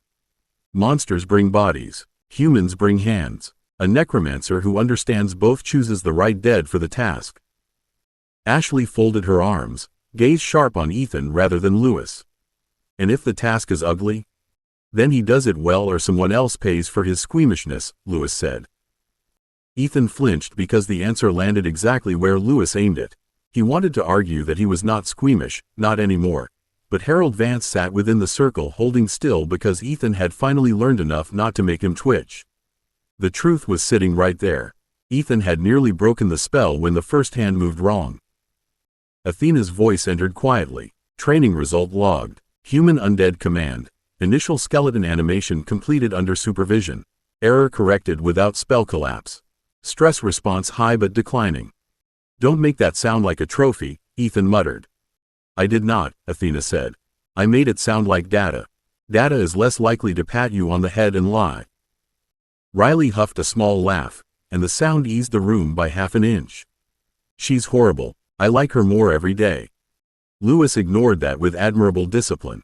Release him properly. Ethan faced the skeleton and forced his hands to remain open at his sides. Harold Vance, training command complete. Place the crate down. Return to rest position. Release motion. Rest by consent and record. The skeleton set the crate squarely on the marked spot, turned with faint clicks of brass and bone, and returned to the padded frame step by careful step. When it lay down, the shadow lines loosened from wrist, sternum, skull, and spine. The green tag lights faded to a soft resting glow. Ethan waited until the last thread of power withdrew before he touched the release mark and broke the circle. Lewis picked up the carbine again and locked it back into its case. You did not master anything today, he said, though his voice was not unkind. You began. That matters more. Ethan looked at Harold's still hands, then at Sasha, Ashley, and Riley standing with him instead of behind him. I hate this, he said honestly, but I understand why I can't skip it. Good, Lewis said, closing the case with a hard click. Tomorrow, we find out whether your dead can learn better weapon discipline than most living recruits. 7. Mission Board Meet.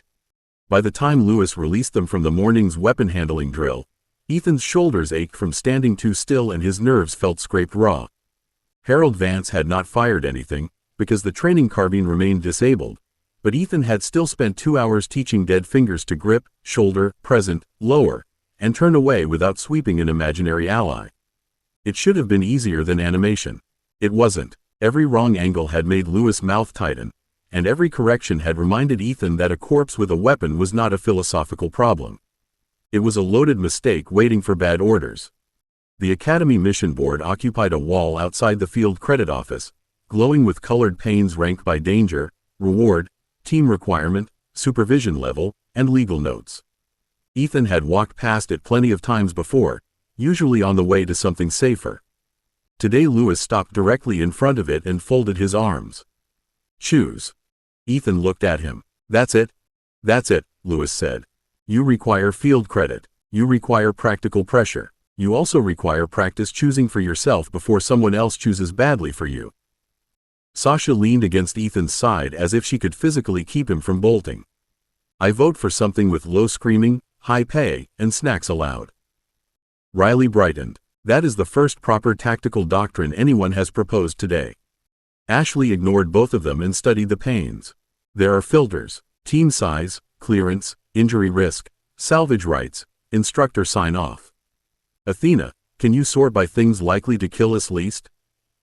I can, Athena said through Ethan's wrist-comp speaker. However, Master Lewis is standing close enough to object if I optimize for cowardice.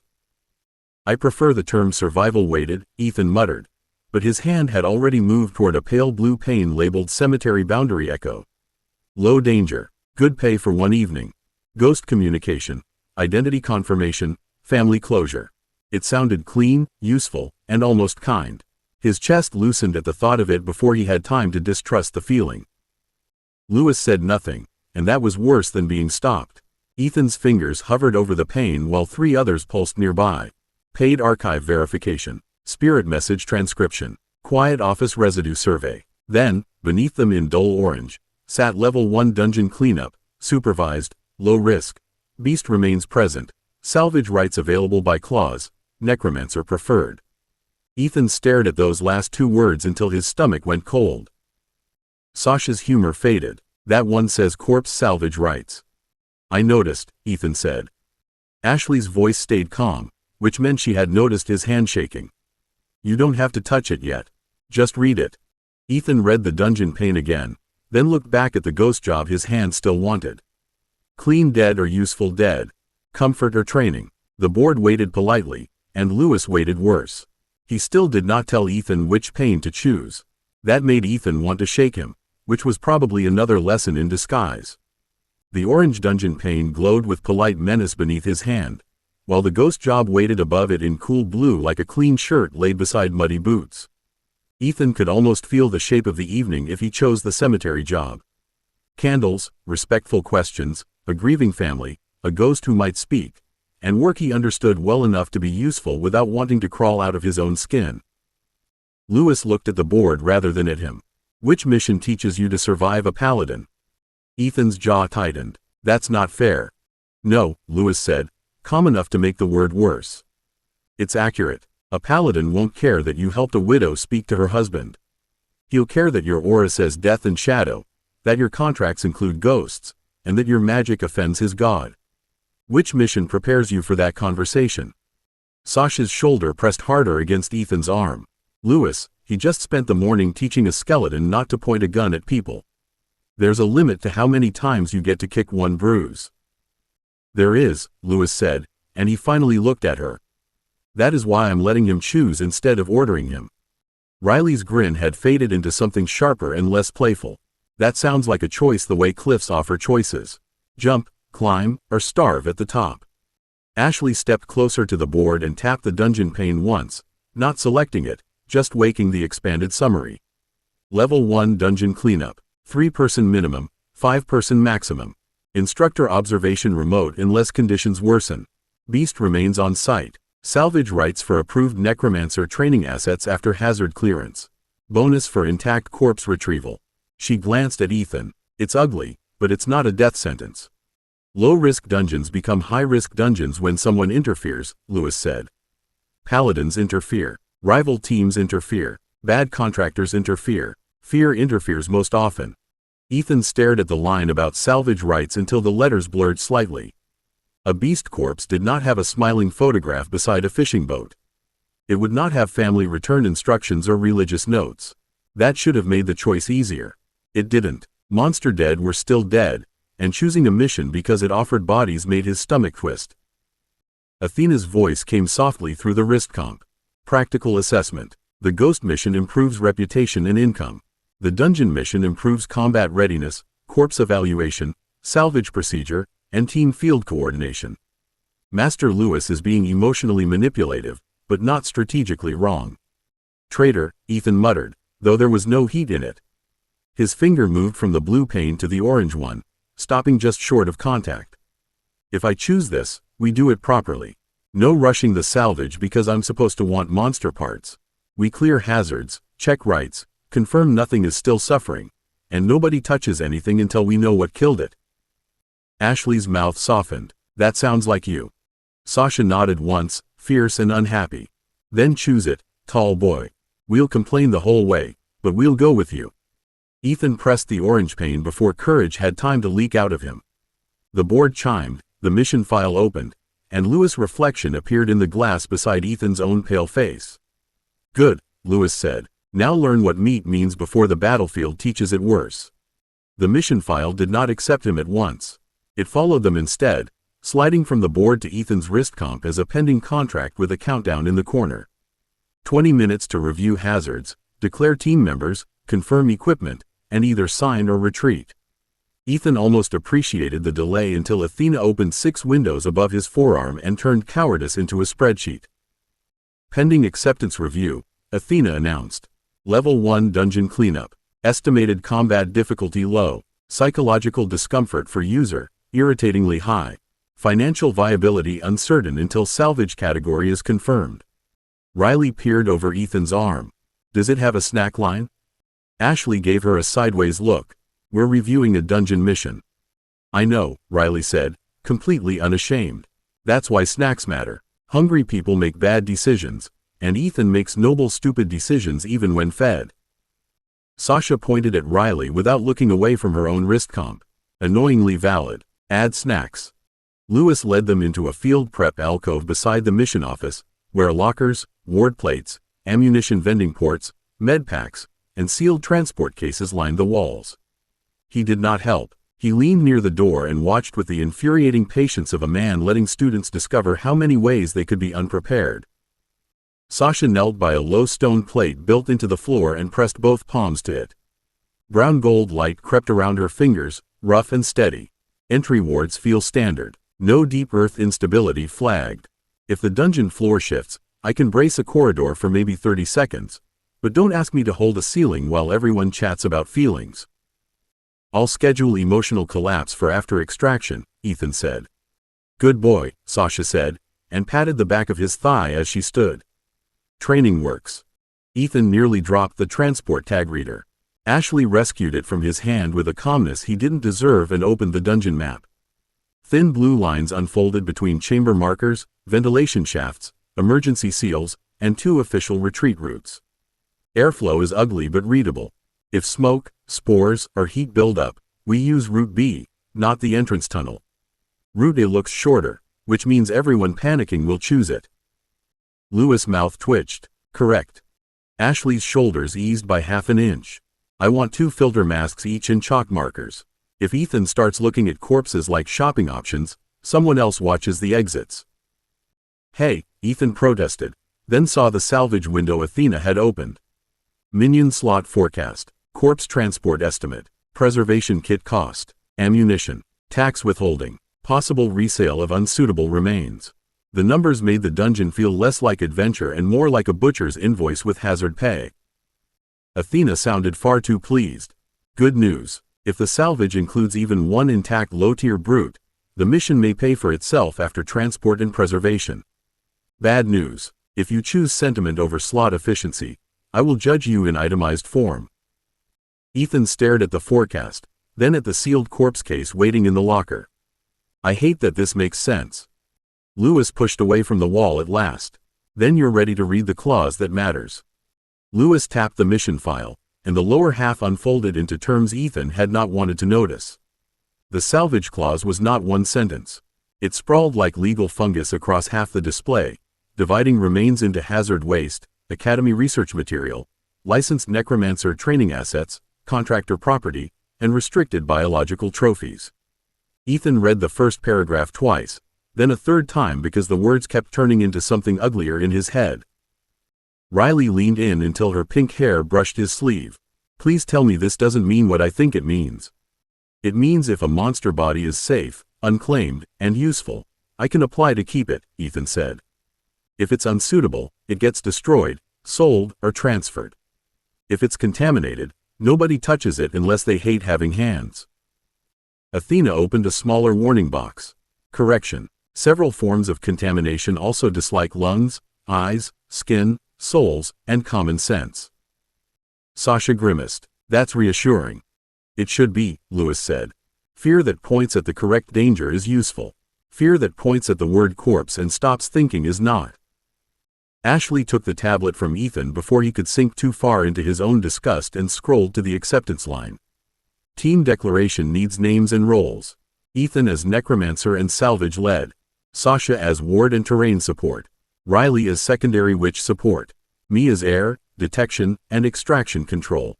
Lewis as remote supervisor. Athena as interface assistant. Do not list Athena separately, Lewis said at once. The alcove went quiet. Ethan felt the warning settle under his ribs before he understood all of it. Ashley's thumb stopped above the form. Sasha's eyes narrowed, and Riley's bright curiosity sharpened into something that looked too much like Sasha when she was about to bite. Athena's voice turned cool. I am offended and in agreement. Lewis looked at Ethan, not the wrist comp. Your chip assistant is your chip assistant on paper. Nothing more. If you make her look exceptional in Academy records, someone will eventually wonder why. Ethan hated how fast fear replaced embarrassment. Right. Interface assistant stays normal. Good, Lewis said. Now declare your team. Ethan took the tablet back and entered each name carefully. His own fingers looked too big against the screen, clumsy and human.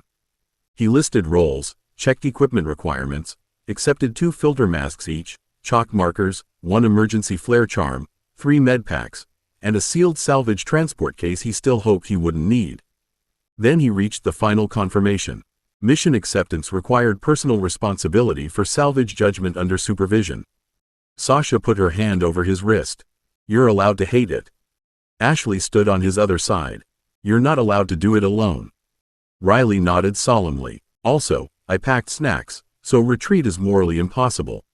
Ethan laughed once despite himself, short and shaky. He looked at Lewis, expecting another hard little lesson, but the man only waited. That might have been worse. Ethan pressed his thumb to the confirmation plate. The mission file flashed green.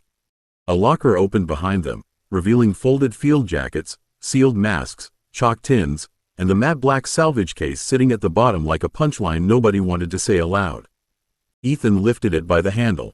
It was empty, light, and somehow heavier than Harold Vance's training carbine had been.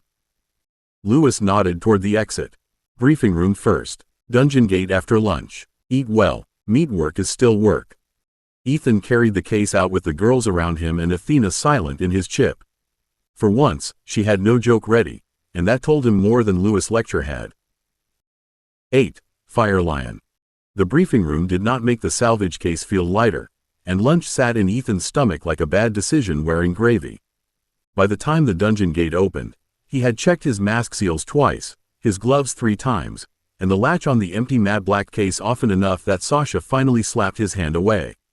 If you keep fiddling with that thing, I'm going to put snacks in it and call the salvage clause fulfilled. Ethan tried to smile, but the gate had ruined his mouth. The level 1 dungeon waited beyond a steel arch and a curtain of dull red light, and it looked too much like a throat. Heat rolled through the opening in damp pulses. The stone beyond was black, veined with orange cracks, and glistening in places where it absolutely shouldn't glisten. That's not ominous at all. Ashley adjusted her filter mask and studied the airflow lines glowing faint blue across her wrist display. Air's moving inward, then down. No smoke buildup yet, but Route B stays our retreat if anything starts burning wrong. Riley's bright pink hair was tucked under a field cap that failed to make her look sensible, and she leaned forward just enough to peer through the gate without crossing the threshold. Everything in there looks like it burns wrong. I would like the record to show that I remain opposed to caves that sweat. Lewis' voice came through Ethan's wrist comp, calm and close enough to be annoying. The record shows you accepted the mission. Enter. They entered. The dungeon heat wrapped around Ethan's coat and crawled beneath the collar. His ghost sense stirred at once, not with human sorrow or pleading voices, but with the blunt pressure of death waiting to happen. Small things skittered inside cracks. Something chittered ahead. Sasha crouched and touched the floor with 2 fingers, brown gold light sinking into the stone. Stable for now. There's movement 2 chambers ahead. Light bodies. Fast. Athena's voice slipped into Ethan's ear with entirely too much interest. Lesser ash hounds. Probably 3. Possibly 4 if one is standing behind the others like a coward. Riley flicked a charm tag between her fingers and grinned behind her mask.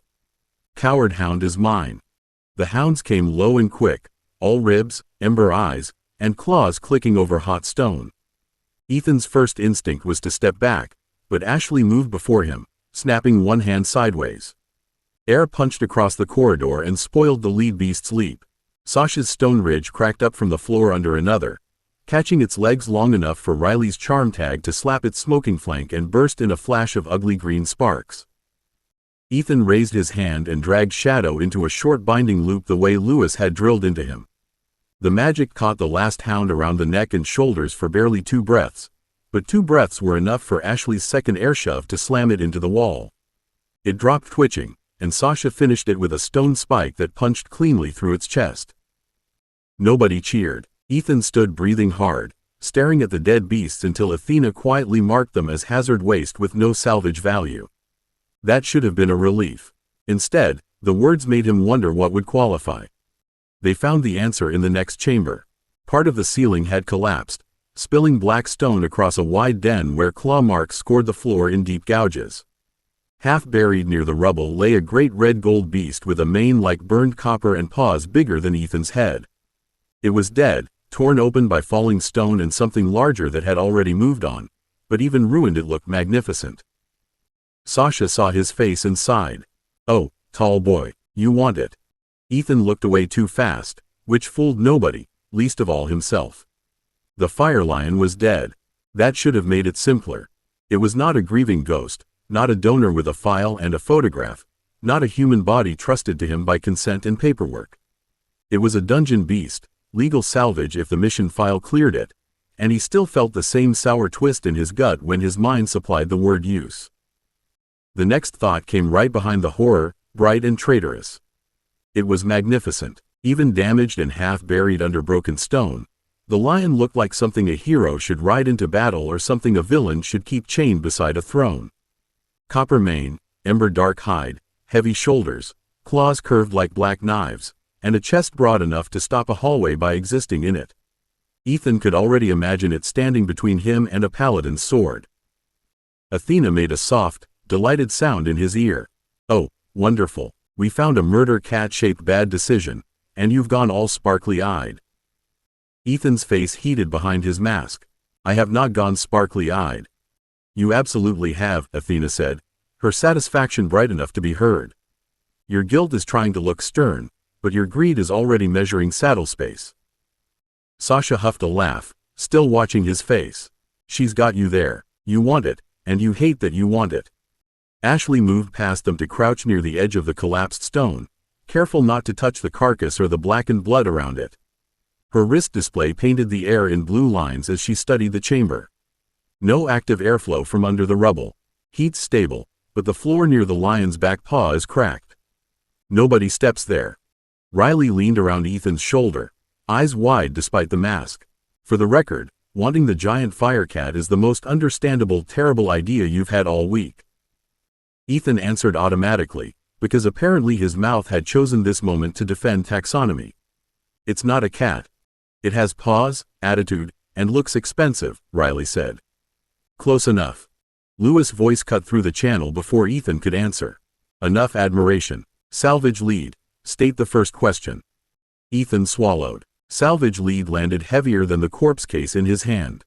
It meant this was his decision unless Lewis overruled him, and he could not hide behind jokes, horror, or the fact that wanting a dead monster made him feel like he had stepped closer to something sharp inside himself. "Is it safe to approach?" "Good," Lewis said. "Answer it." Ethan forced himself to look properly. Not at the ruined mane, not at the shape of power waiting on the floor. He looked at the stone, the blood, the burn marks, the collapsed ceiling, and the claw gouges leading toward the far exit. "Not yet. We clear the loose rubble line, mark the cracked floor, check for heat vents, confirm no parasites, and make sure whatever killed it isn't still nearby." Sasha touched his elbow, brief and proud. "That sounds like you." Athena opened a small amber window over his wrist. The lion is damaged, dangerous, inconvenient, and probably expensive to store. Naturally, it is also exactly the sort of thing that might keep you alive. I hate how reasonable this is. I wasn't going to mount it in my room, Ethan said, then hated himself when the idea tried to become cool for half a second. Ashley looked back at him, one eyebrow lifted. Ethan. Right, he said, dragging his attention back where it belonged. No trophy thinking. Lewis' voice softened by one hard degree. Say the choice plainly. Ethan looked at the fire lion again, and the horror did not vanish. Neither did the want. Maybe that was the point. I want it, he said, steady enough that the words did not shake. But we do it properly. Hazard clear first, legal scan second, preservation circle third, raising only if you say the field is stable. Then earn it, Lewis said. Begin. Ethan began by making everybody back up, because saying it was easier than stepping closer himself. Sasha marked the cracked floor with chalk and a low ridge of stone, her magic leaving rough brown lines that looked reassuringly solid against the black rock. Ashley sent 2 thin curls of air along the rubble, then nodded when no hidden vent answered with smoke, spores, or heat. Riley flicked 3 charm tags into the corners of the chamber, each one sticking to stone with a tiny green flash. Riley watched the nearest tag pulse. Parasite charms are awake. If anything crawls out of the majestic murder rug, I reserve the right to scream in a tactical manner. Approved, Athena said at once. I have created a category for tactical screaming. Riley is currently leading. Ethan almost laughed, which was probably why Athena had said it. The almost was enough to get him moving. He knelt beside the fire lion with the legal scanner in one hand and the field chalk in the other, careful to stay away from the cracked patch by its rear paw. The scanner hummed over burned fur, cold blood, and heavy bone. Its display shifted from amber to green in slow, grudging stages. Unclaimed dungeon beast, Ethan read. No restricted intelligence marker. No contamination detected. Approved for licensed necromancer training salvage, pending field stabilization. Lewis' voice came through at once. Now preserve it. Ethan set the scanner down and drew the circle around the lion in careful segments, leaving gaps where broken stone made a straight line impossible. The chalk tried to crumble in the heat. Sweat ran down his back, and his shadow mana kept reaching for the corpse like a dog straining at a leash. He forced himself to breathe, to check each mark, to speak the preservation phrases without rushing because rushing dead things felt like asking to be bitten by consequences. Sasha crouched opposite him and pressed her palms flat to the floor. I'll brace the rubble. 30 seconds if it shifts, maybe less. Ashley stood behind Ethan's left shoulder. Air's clean enough. I'll keep the heat off your face. Riley settled on his right with a charm tag held between 2 fingers. And I'll make sure our handsome idiot doesn't get jumped while flirting with his new corpse. I'm not flirting, Ethan said, placing the last chalk line. Athena sighed happily in his ear. No, you're drawing a ceremonial circle around it while trying not to look impressed. Completely different courtship ritual. The circle caught before Ethan could answer. Pale shadow spread through the chalk, then sank into the fire lion's dead hide. Smoke curled from the copper mane. The lion's ruined chest hitched once, not with breath, but with command-finding structure. Its head lifted by degrees, heavy jaws scraping stone, ember-dark eyes opening with no life behind them and something like obedience waiting underneath. Ethan felt the connection hit his core like a hot chain. His knees nearly folded. Ashley's hand caught his shoulder. Sasha's grounding ridge flared, and Riley swore softly as the charm tags rattled against the walls. Ethan held on anyway, teeth clenched, mana pouring through the circle until the fire lion dragged one forepaw beneath itself and rose smoking from the rubble. It stood crooked, damaged, and magnificent. Ethan stared up at it, exhausted, horrified, and grinning before he could stop himself. Lewis exhaled over the calm. There it is. Now make the grin earn its keep. The fire lion's first step scraped sparks from the black stone, and every living person in the chamber went still. Ethan felt the command line through his core, hot, heavy, and far less clean than the skeleton's careful obedience. The lion did not wait politely inside his magic. It pressed against him, all dead muscle, broken pride, and stored violence, and he had to press back before the thing decided that standing was the only order worth hearing. Lewis' voice sharpened. Name its state. Ethan forced his hand to stay raised. Raised. Damaged. Bound, but rough. Front right shoulder weak. Chest structure compromised. Heat aura active at low level. He swallowed when the lion's ember eyes turned toward him. No life looked out from them, but attention did, and that almost made it worse. It's waiting. Then stop admiring your first toy and make it useful, Lewis said. A deep bellow rolled from the far exit before Ethan could answer. Something huge shoved through the heat haze, dragging one horn along the wall hard enough to shower the corridor with stone flakes. It looked like a boar built from basalt plates and furnace anger, low to the ground, tusks glowing red at the roots, shoulders armored in overlapping ridges. It had been wounded already, one eye sealed by dried black blood, but it saw the team and charged as if pain were somebody else's concern. Ashley snapped both hands up. Left side open. I can shove it offline once, not stop it. Sasha dropped to one knee and slammed her palm to the floor. I'll catch its feet if Ethan can make the cat hit. Lion, Ethan said, because terror had apparently left the stupid part of his brain alive. Athena gave a wicked little laugh in his ear. Argue zoology later, darling. Point your new bad decision at the other bad decision. Ethan planted his feet, reached down the hot chain inside his core, and pushed command through it. Fire lion. Charge. Break the brute. The lion moved badly for the first stride. Its damaged shoulder dipped, claws skidding, and Ethan's stomach fell with it. Then Sasha's stone ridge burst under the boar's front legs, Ashley's air slammed across its blind side, and the lion found its balance in the gap they made. It launched with a smoking roar that did not belong to any living throat and hit the boar chest first. The impact shook dust from the ceiling. The boar folded sideways, tusks tearing a bright line through the floor as the lion drove it into the wall. Stone cracked. The fire lion's jaws closed around the brute's throat plate and crushed until red light guttered under basalt hide. Ethan felt the kill through the command line as a brutal, satisfying pressure, and for one awful second he understood exactly why necromancers became greedy. Riley whooped, then caught herself and lowered her voice. That was horrible. Also, that was amazing. I'm allowed both. Sasha stared at the lion with wide eyes. You have a tank. I have a damaged level 1 corpse that nearly tripped before impact, Ethan said, but his voice shook with something dangerously close to pride. Athena opened a neat little window over his wrist. Congratulations. You have acquired a flaming budget problem with teeth. Current intimidation value, excellent. Current maintenance outlook, rude. Lewis ignored her. How do you feel? Ethan looked at the fire lion standing over the broken brute, smoke drifting from its mane, and then at the brute's armored body cooling against the wall. He should have wanted to leave. Instead, part of him wondered whether the boar could be useful too, and what bigger thing had wounded them both. Rich, he admitted, then hated how true it sounded. Powerful, stupid, and like I need someone to tell me no before I start shopping. Good, Lewis said. Remember that hunger. It's useful right up until it owns you. 9. Corpse shopping. The fire lion stood over the broken dungeon brute with smoke leaking from its split mane and red gold ribs showing where the ceiling collapse had already ruined it once. It should have looked pathetic, a dead thing forced upright by Ethan's will in a circle that still burned faintly behind his eyes. Instead, it looked like victory with claws, and that was exactly the problem.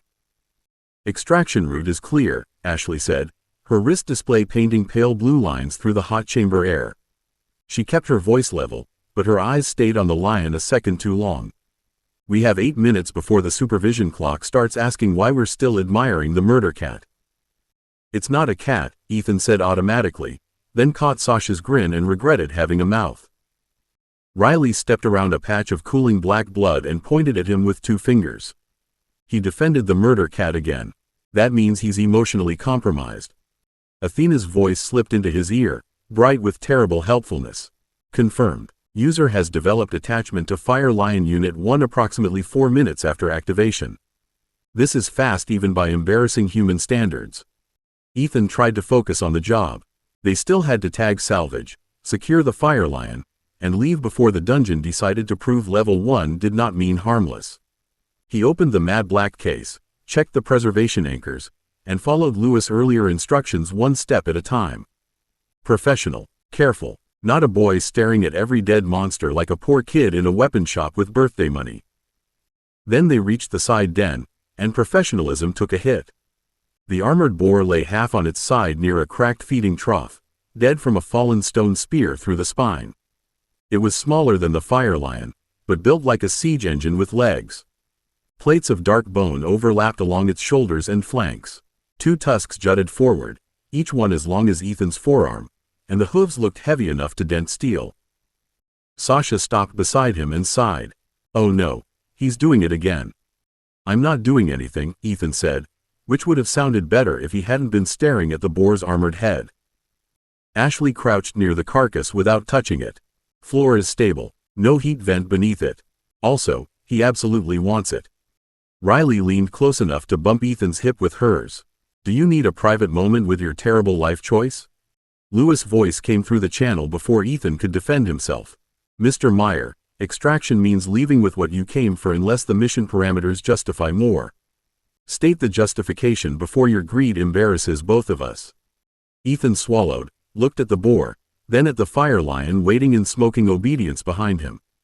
Possible tank unit, low profile, natural armor, charge potential, corridor denial, intimidation value. No hands, no tools, limited stairs, probably a nightmare to transport. "Better," Lewis said. "Now decide whether you're assessing or shopping." Ethan stared at the armored boar and felt the word shopping crawl under his skin. It sounded greedy because it was greedy, and it sounded stupid because the dungeon was still breathing heat around them while the fire lion smoked patiently at his back. He touched 2 fingers to the jiggered wrist comp on his left arm and opened Athena to the local team channel, because pretending she wasn't part of the field assessment would only make everyone slower. "Keep it tactical," he muttered. Athena's voice came through the wrist comp speaker, warm, offended, and far too pleased with herself. "I am always tactical. Some of my tactics are simply adorable." An amber window unfolded above the wrist comp and widened over the dead boar. It did not look like a military report. It looked like a shopping card, complete with a neat sketch of the fire lion in one corner wearing a tiny crown, while the armored boar had been given a little helmet and an expression of intense stupidity. Sasha leaned in, saw the crown, and choked on a laugh. "Oh, I love her." "I am widely underappreciated," Athena said. "Also, the boar is useful, not irresistible. Those are different things, Ethan, and I say that as the person currently watching your pulse pretend it isn't excited." Ethan's ears warmed behind his mask. "Can we maybe not discuss my pulse in front of the dead pig?" Riley stepped closer and bumped his hip with hers. "Don't be rude. The dead pig is applying for a position." Ashley crouched beside the carcass, careful of the cracked stone near its rear leg. "Athena, practical version. The practical version is that the fire lion gives speed, heat, intimidation, and an active command link Ethan has already paid stress for," Athena said, and the amber card shifted into plainer notes. "The boar gives armor, charge force, corridor blocking, and better frontline durability than its size suggests. It also gives stairs a reason to mock us, costs more to preserve than it first appears, and will be miserable to transport unless Sasha has secretly become heavy machinery." Sasha lifted both hands. "I do not identify as a forklift." "Tragic," Athena said. "I had plans." Lewis' voice entered the channel, dry enough to scrape bone. "Miss Athena, continue. Mr. Meyer, assess with your brain and not the needy little part of you that wants every corpse with good shoulders." Ethan crouched near the boar and ran the scanner along one tusk, then across the overlapping bone plates. The device pulsed amber. Behind him, the fire lion shifted, claws scraping stone, and the command thread tugged through Ethan's core with a hot, smoky weight that reminded him one monster was already not nothing. Athena's tone softened. "It's a good corpse, Ethan. Truly. I know why you want it. You grew up with too little, and now every useful dead thing feels like another wall between you and helplessness." His scanner hand went still. That landed too close, and nobody joked for a moment. Athena continued, gentler now. "But keeping everything is how treasure turns into a burden. Take what helps you survive the next real fight. Leave what only makes you feel safer for 5 minutes." Ethan looked from the armored boar to the fire lion waiting behind him. He wanted both. Wanting both did not make both wise. "Good tank later," he said at last. "Not worth the delay today. We tag it for material salvage, record the corpse condition, and move out with the lion." Lewis did not let him get 3 steps before his voice came through the channel again. Stop. That was avoidance wearing discipline's coat. Ethan froze with one hand on the scanner and the other hovering near the fire lion's command thread. The lion's ember-dark eyes remained fixed on the corridor, but the hot weight of it pressed against his core. I chose not to delay extraction. No, Lewis said. You chose the answer least likely to make you feel greedy. That isn't the same thing. Mission clause permits 1 additional intact corpse for training salvage if the supervisory necromancer approves it. I approve 1, not 4, not everything that makes your eyes go stupid. Choose. Sasha winced. That was almost supportive until the stupid eyes part. It was accurate, Ashley said quietly, and Ethan looked betrayed enough that Riley patted his arm. Athena's voice, still routed through the wrist-comp speaker, went gentler than her amber ledger.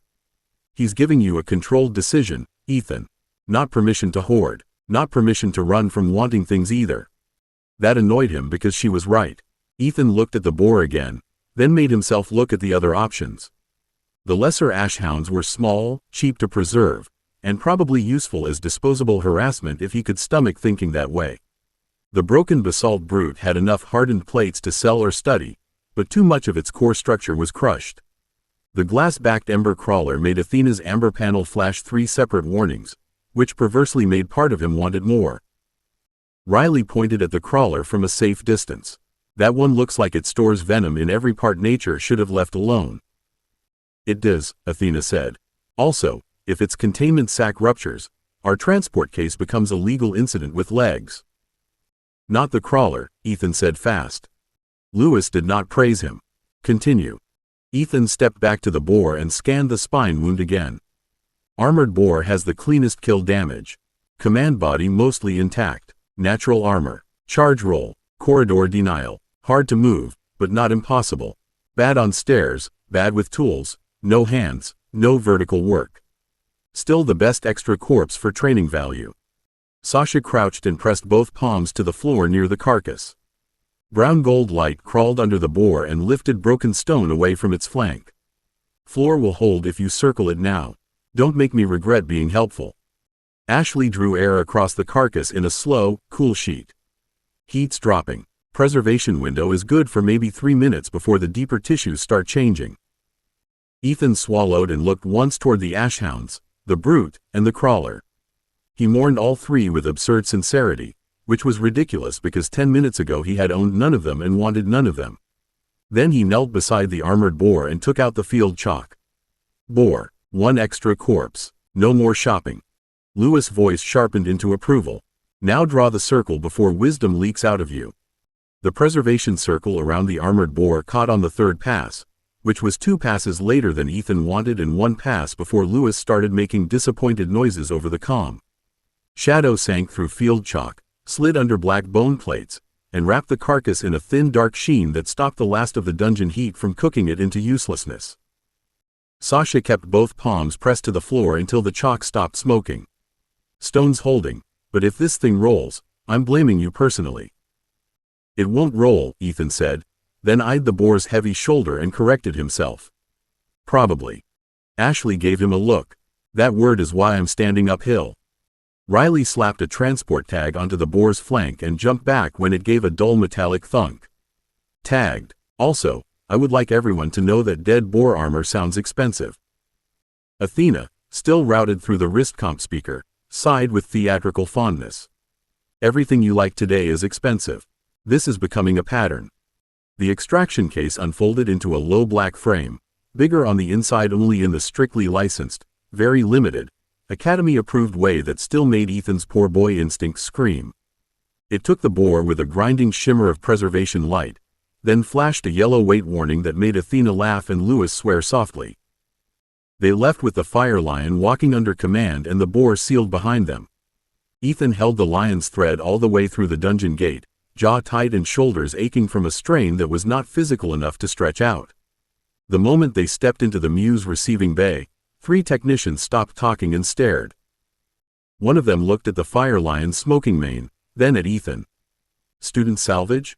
Lewis appeared from behind the receiving desk with a clipboard and the expression of a man about to ruin someone's mood. Supervised student salvage. Containment Bay 3, heat dampened.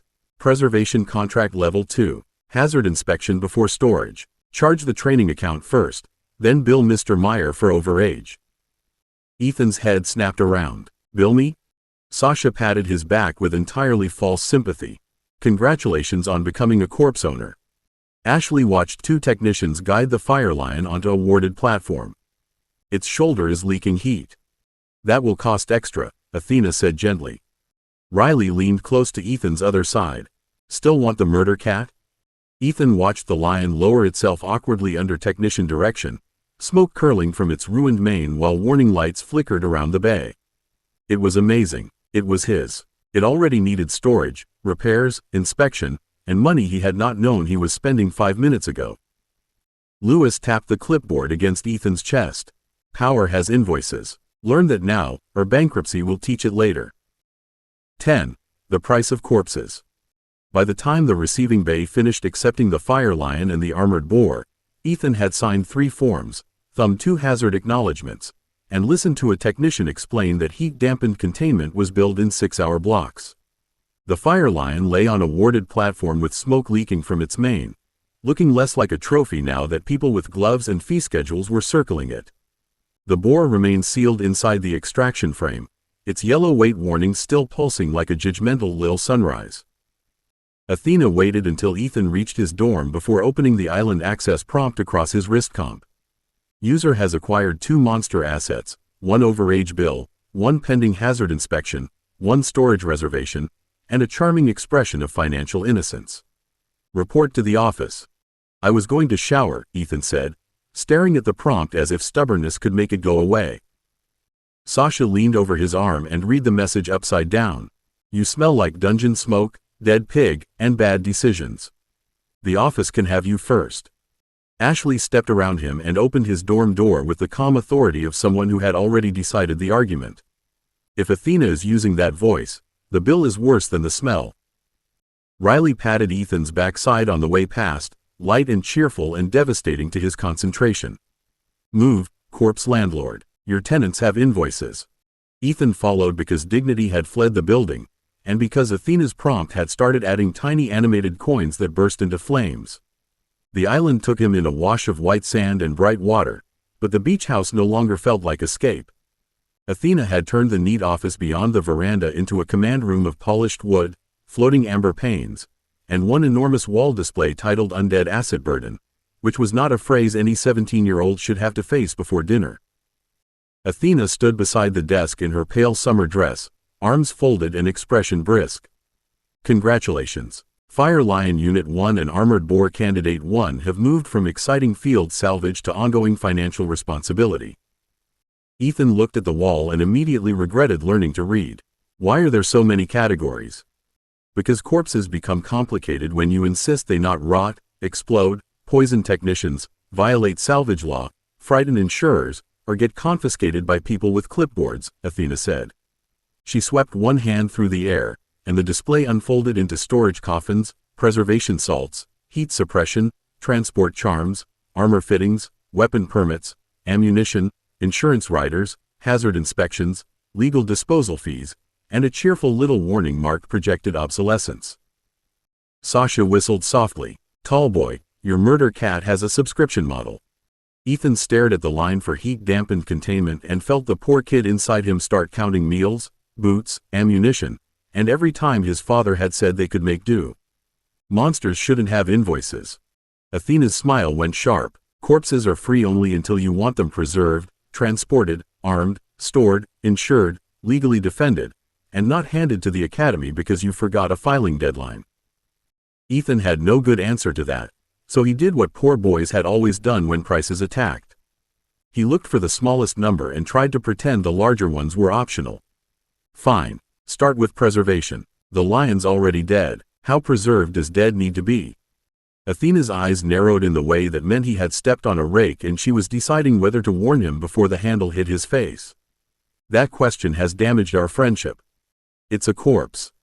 It is a magically active corpse with fire aspect tissues, unstable dungeon residue, structural breaks, and an incomplete field raising, Athena said, and the wall display expanded until the fire lion sketch became a rotating model with red, orange, and black warning zones layered across its shoulders and mane.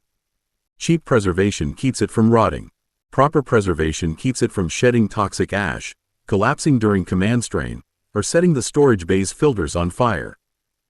Sasha leaned against the desk, still amused but listening now. Ashley had moved closer to the model, her gaze tracking the red sections the way she studied evacuation maps. Riley stood beside Ethan with both hands behind her back, trying and failing to look innocent. Ethan pointed at a lower-cost option. What about this one? Student Basic. Student Basic assumes ordinary monster salvage, not a raised undead asset, Athena said. It also transfers emergency disposal authority to Muse if payment lapses or hazard status changes. Ethan lowered his hand. Disposal as in they throw it away? Disposal as in they destroy, dissect, sell for parts, or reclassify it as Academy training material, Athena said, and her voice lost the teasing edge. You would still be listed as the student who created the hazard. You would not necessarily keep the corpse. That hit harder than the numbers. Ethan looked at the Fire Lion model and remembered smoke in its mane, claws scraping stone, the hot thread of obedience dragging at his core. It was a dead monster, and it was also the first thing he had raised that made him feel like a necromancer instead of an accident with trauma attached. That's theft with paperwork. That is civilization, Athena said. The paperwork is how they make theft respectable. Ashley's mouth tightened. Can he contest it? With money, legal standing, and time, Athena said. 2 of those are currently fragile, and the third belongs to people who already own more of Ethan's life than I appreciate. Ethan swallowed. Show me the minimum that keeps legal control with me. The display shifted. The total did not become friendly. It became less insulting in the way a wolf became less insulting if it stopped growling before eating your leg.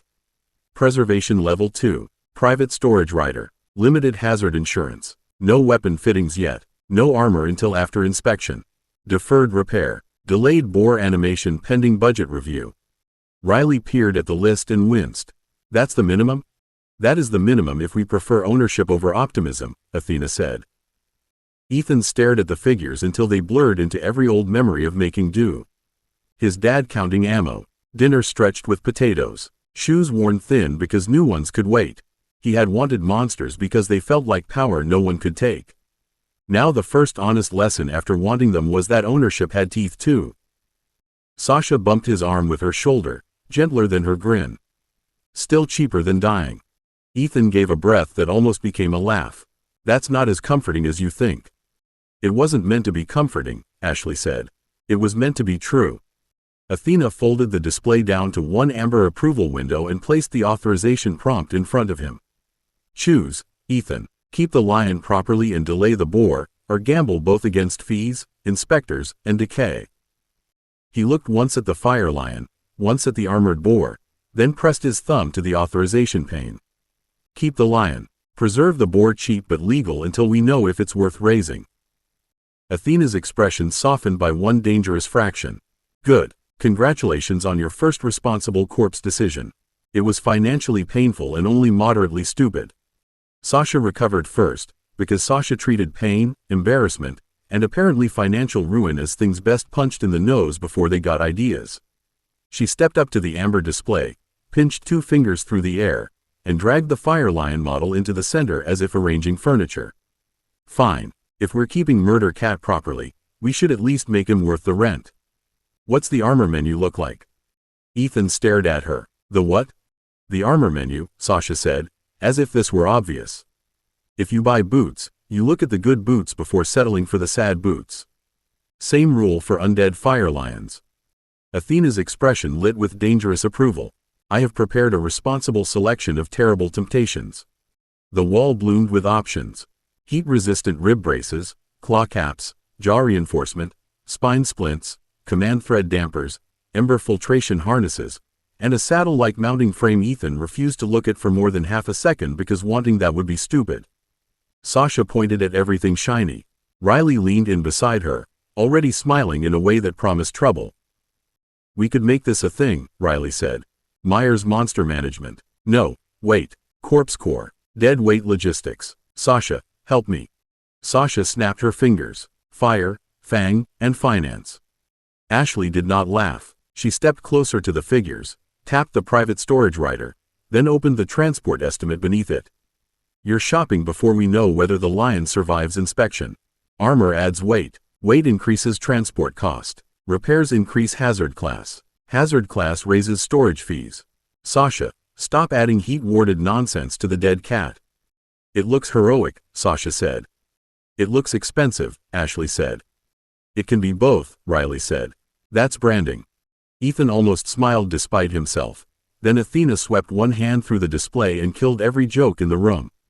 The bright upgrade cards vanished. In their place, a plain cash flow line opened across the wall, starting with Ethan's current reserves and dropping with each projected month. 1 fire lion, 1 cheap preserved boar, basic training costs, mission gear, taxes, legal contingency, and emergency medical fund brought the line down hard. Then Athena added 2 more monster corpses, proper preservation, storage, transport, and inspections. The line turned red before the 3rd month ended. Sasha's grin faded. Riley stopped midway through mouthing another business name. Ashley exhaled slowly through her nose, as if the numbers had confirmed something she had already feared. Ethan stood very still. That can't be right. It is conservative, Athena said.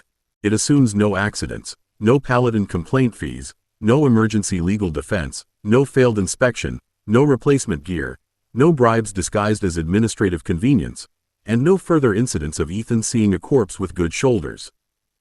Riley winced. That last one feels optimistic. Athena nodded, wildly. Ethan looked from the falling line to the fire lion model. The monster had felt like wealth when it walked behind him through the dungeon gate. Now it looked like a bill with teeth and smoke. So if I hoard, I go broke. If you hoard without management, yes, Athena said. You do not lack opportunity, Ethan. You lack a system that keeps opportunity from eating you. Ethan hated how sensible that sounded. A system meant rules, and rules meant admitting the fire lion was not a treasure chest with claws. It was inventory. It was cost. It was a thing he could lose through stupidity, decay, or one polite form arriving at the wrong time. He rubbed both hands over his face, then looked through his fingers at Athena's waiting expression. What does a corpse budget even look like? Athena's face brightened so fast that Ethan immediately regretted asking. I am delighted you have chosen education over financial self-immolation. She swept both hands apart, and the red cash flow line folded itself into a cleaner dashboard. Categories: active field assets, training assets, stored candidates, salvage-only remains, retirement candidates, dismantle for parts, sale if legal, and burn before it bankrupts us. Sasha made a strangled noise. Burn before it bankrupts us is a little harsh. It is honest, Athena said. Honesty is cheaper than sentiment.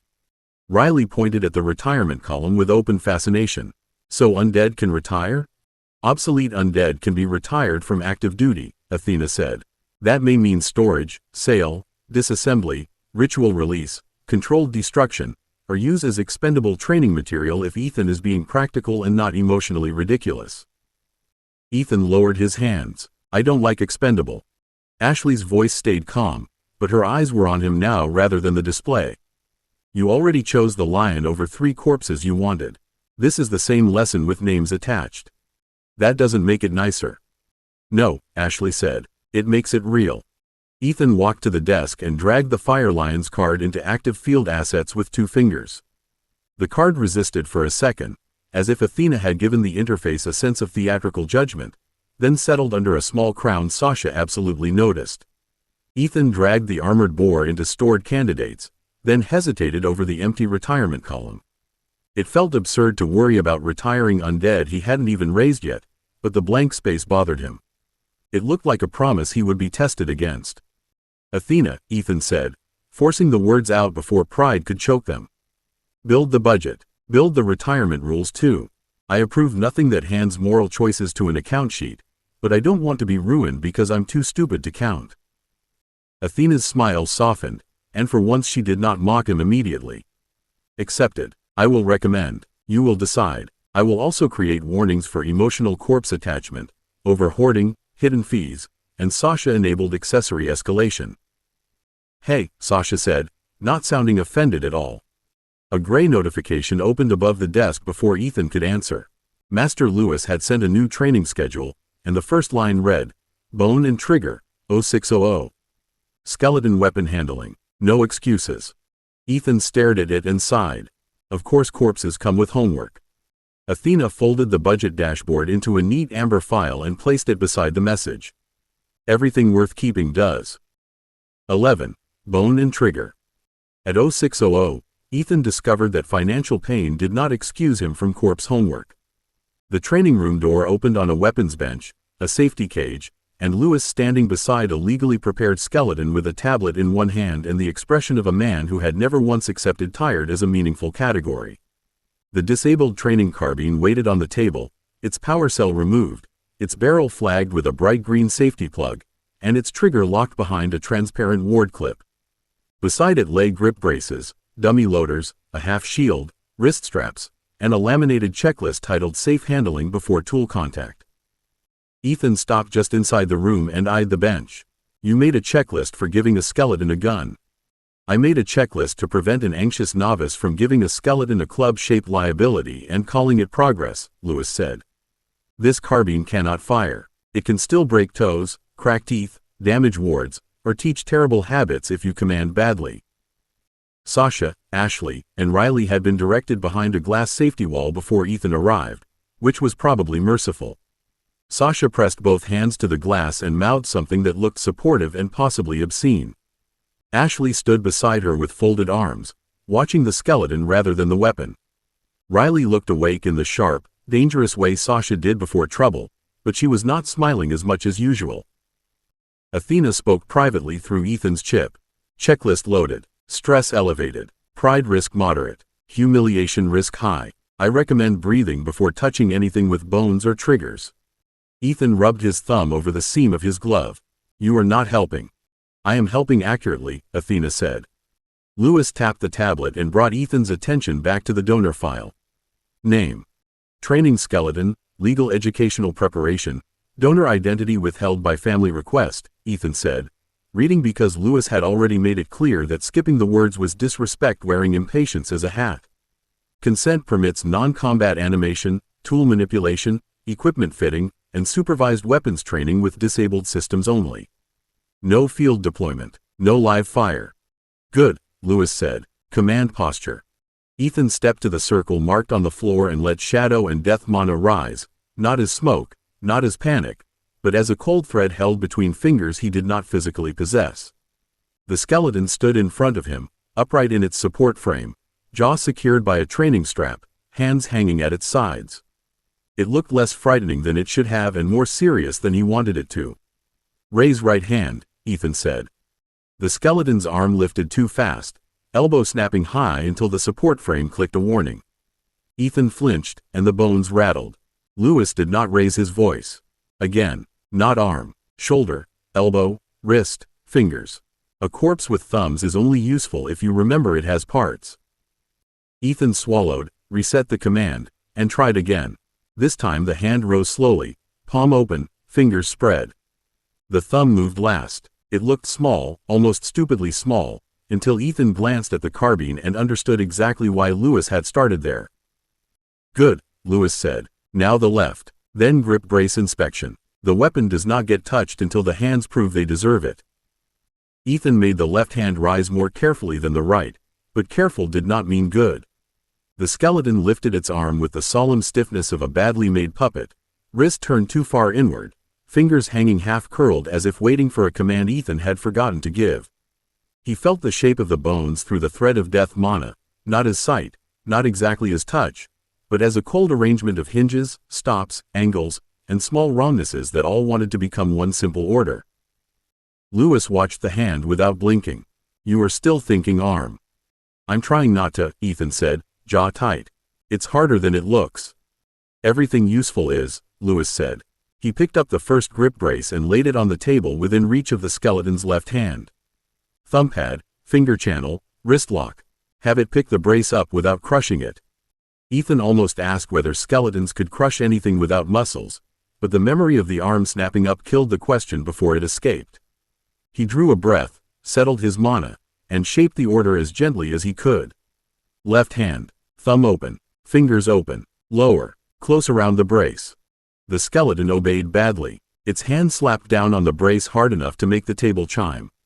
Finger bones closed all at once, too tight and crooked, catching the brace at an angle. The little crystal safety strip along the brace flashed yellow. Ethan panicked and told it to stop, which made the skeleton freeze with the brace half off the table and one finger hooked through the wrong strap. Behind the safety glass, Sasha winced visibly. Riley raised both hands to her mouth, no joke ready. Ashley leaned closer to the glass, eyes narrowed, as if she were studying exactly where the failure had begun. Lewis tapped the yellow warning strip. If that were a loaded magazine, you might have cracked it. If that were a living Allie's wrist, you might have broken it. If that were a field reload under pressure, you might have lost the fight. Again. Ethan's face burned. You could maybe say one encouraging thing before listing all the ways I'm terrible. I am encouraging you to stop being terrible, Lewis said. Again. Athena's voice slipped into Ethan's ear, private and crisp. Suggested model. Do not command hand. Command thumb opposition, index closure, middle closure, ring and little finger support, then wrist stabilization. You are issuing a mob order when you need a committee. Athena says I'm bossing a mob, Ethan muttered. She is correct, Lewis said. Make it a committee. Ethan reset the skeleton's hand one joint at a time. Thumb back, fingers open, wrist straight. He could feel each adjustment now because he stopped trying to shove the whole limb through one command. The brace waited on the table like a test with teeth. Thumb and index first. Touch. Don't grip. Middle finger support. Ring and little finger follow. Wrist steady. The skeleton lowered its hand. Bone tips clicked against the brace, lighter this time. The thumb opposed the fingers in a clumsy pinch. The brace shifted but did not skid. Ethan eased more mana through the command, not more power, just better attention, and the fingers closed around the brace as separate parts of one decision. The safety strip stayed green. Ethan exhaled before he meant to. Holy crap. Lewis gave him one bare nod. Now lift. The skeleton lifted the brace 3 inches, tilted too far, corrected late, and nearly dropped it anyway. Ethan caught the mistake through the command thread before the brace fell, tightened the thumb, loosened the fingers, straightened the wrist, and guided the object down onto the marked square beside the carbine. The movement was ugly, slow, and nothing like victory, but the brace landed flat. Lewis picked up the disabled carbine and placed it closer. Good. Now do not celebrate. The weapon is heavier, longer, and less forgiving. Lewis did not hand the carbine to the skeleton. He set it on the table between Ethan and the bones, then stepped back as if distance itself were part of the lesson. The weapon was dead, flagged, ward clipped, and harmless by every sane definition, but Ethan's stomach still tightened at the sight of it beside a human hand. His dad had taught him that guns were tools, not toys. That lesson had never included commanding the dead to hold one. Right hand to foregrip, Lewis said. Left hand to brace. Do not lift yet. Find balance before burden. Ethan shaped the command slowly. The skeleton's right hand moved first, fingers opening too wide, thumb lagging until Athena's quiet prompt nudged his awareness toward it. He corrected before Lewis could say anything, which felt like progress until the bones touched the carbine and the room seemed to change around him. The click of finger bones against synthetic grip was small, almost delicate. It still made Sasha flinch behind the glass. A speaker light blinked on the safety wall. Sasha's voice came through thinner than usual. I know it's legal. I know he volunteered. I still hate that I can see his hand on it. Ethan's concentration wavered, and the skeleton's fingers tightened too hard. The carbine shifted, ward clip flashing yellow. He steadied the wrist and loosened the grip one finger at a time. Not helping, Sash. No, let her speak, Lewis said. If your command falls apart because someone says the honest thing, it was never field ready. Ashley leaned toward the speaker, her eyes fixed on the skeleton's hands. I hate it too, but I hate how obvious it is more. A monster couldn't do that. A ghost couldn't do that. That hand can.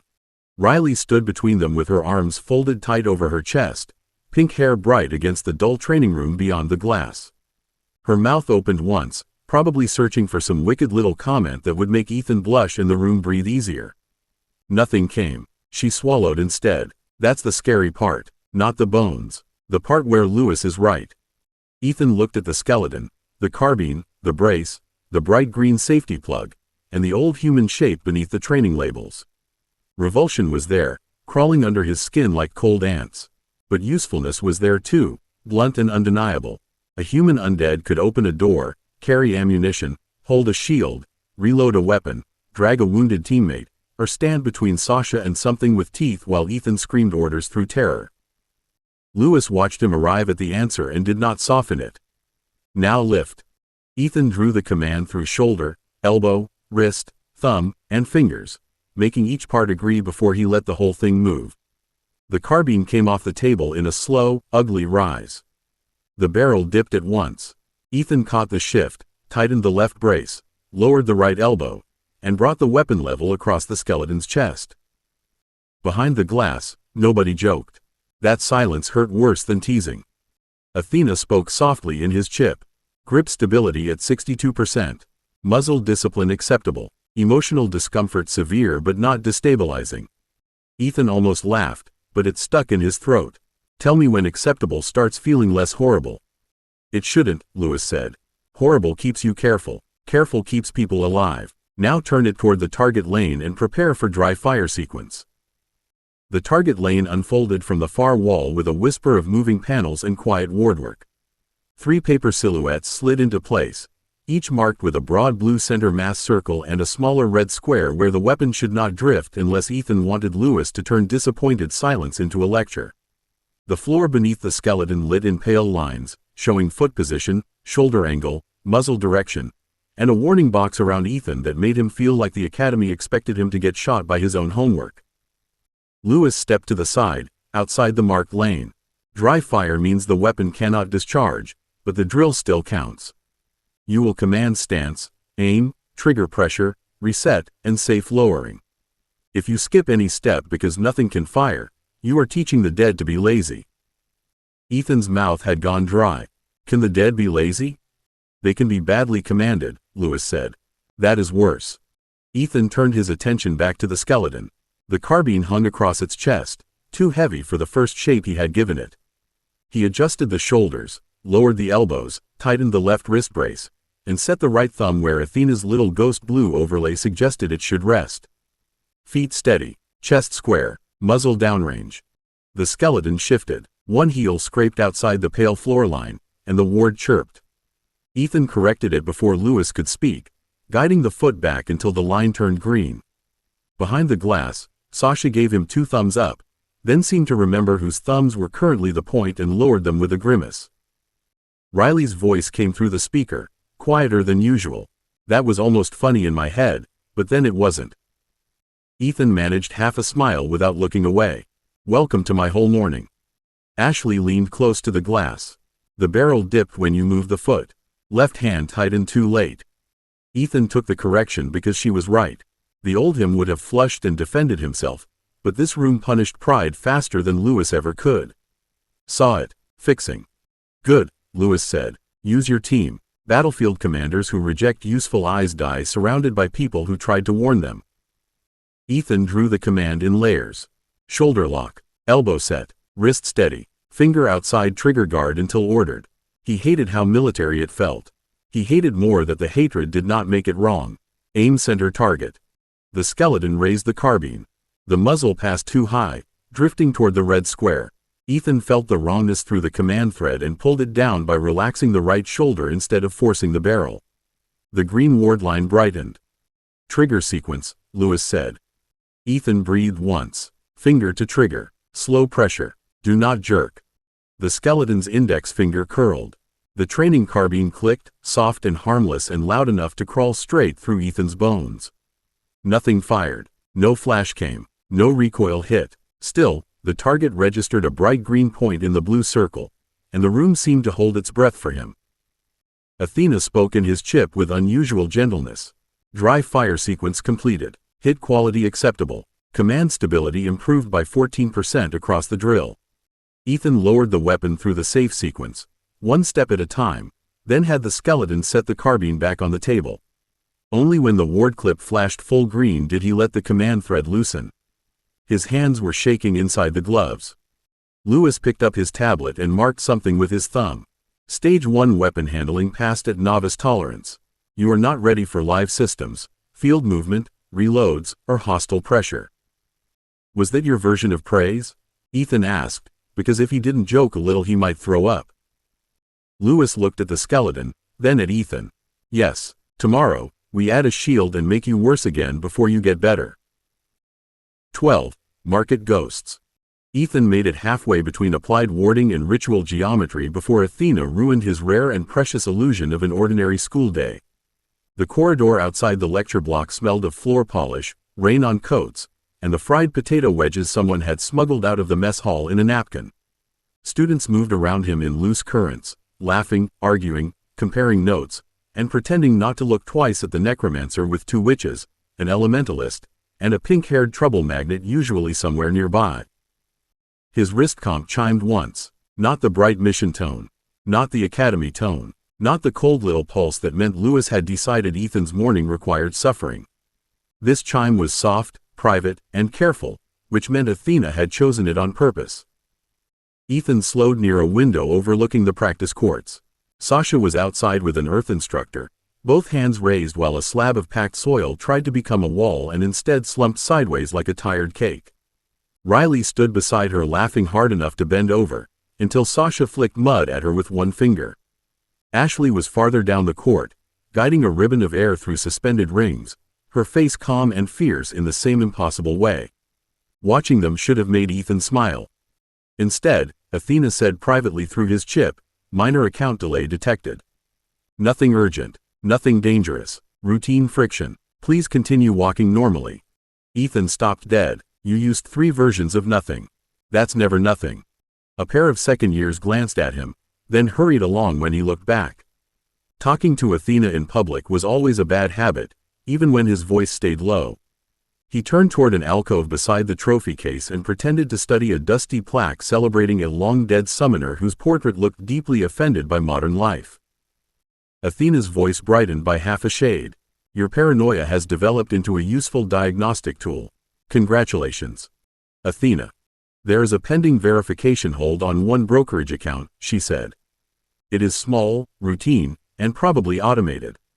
Probably? Almost certainly automated. That got worse.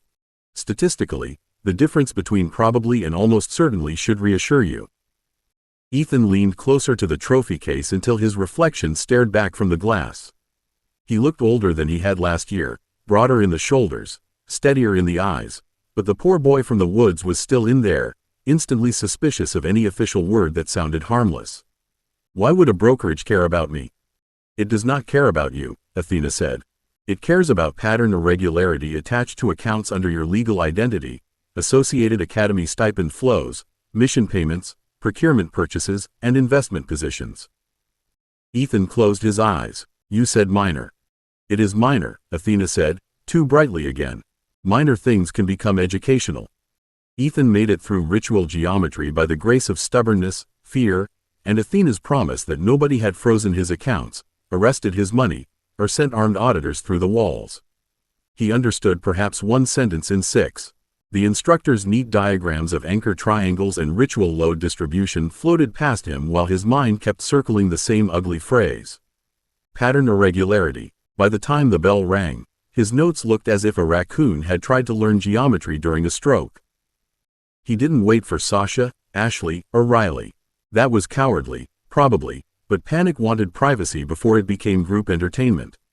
He ducked into a study pod, locked the door, dropped into the padded chair, and closed his eyes. Athena's island formed around him with a wash of warm air, salt, and impossible blue water, but the beach house did not offer drinks, jokes, or smug tropical desserts this time. The veranda table had become a desk. Shell-shaped windows hovered above it in 3 tidy rows, each filled with graphs, account notices, trade logs, risk colors, and one small red icon that made his stomach drop. Athena stood behind the desk in her pale summer dress with her arms folded. She looked less like a beach goddess and more like a tax attorney who had chosen violence. "Before you overreact, no crime has been committed." "That is exactly how criminals open conversations," Ethan said. "I would know. I reviewed several thousand enforcement interviews while preparing this explanation." Athena touched one of the windows, and a cluster of trades expanded into a web of dates, companies, sector movements, and tiny profit markers. One brokerage compliance filter has flagged these transactions as statistically unusual. Not illegal, not impossible, merely cleaner than a human retail account should be. Ethan stepped closer despite himself. Cleaner how?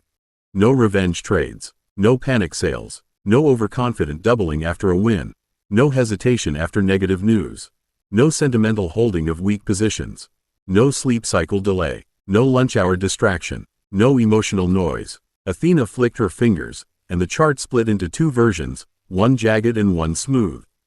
This is normal student investor behavior. This is mine. Ethan stared at the smooth line. That looks good.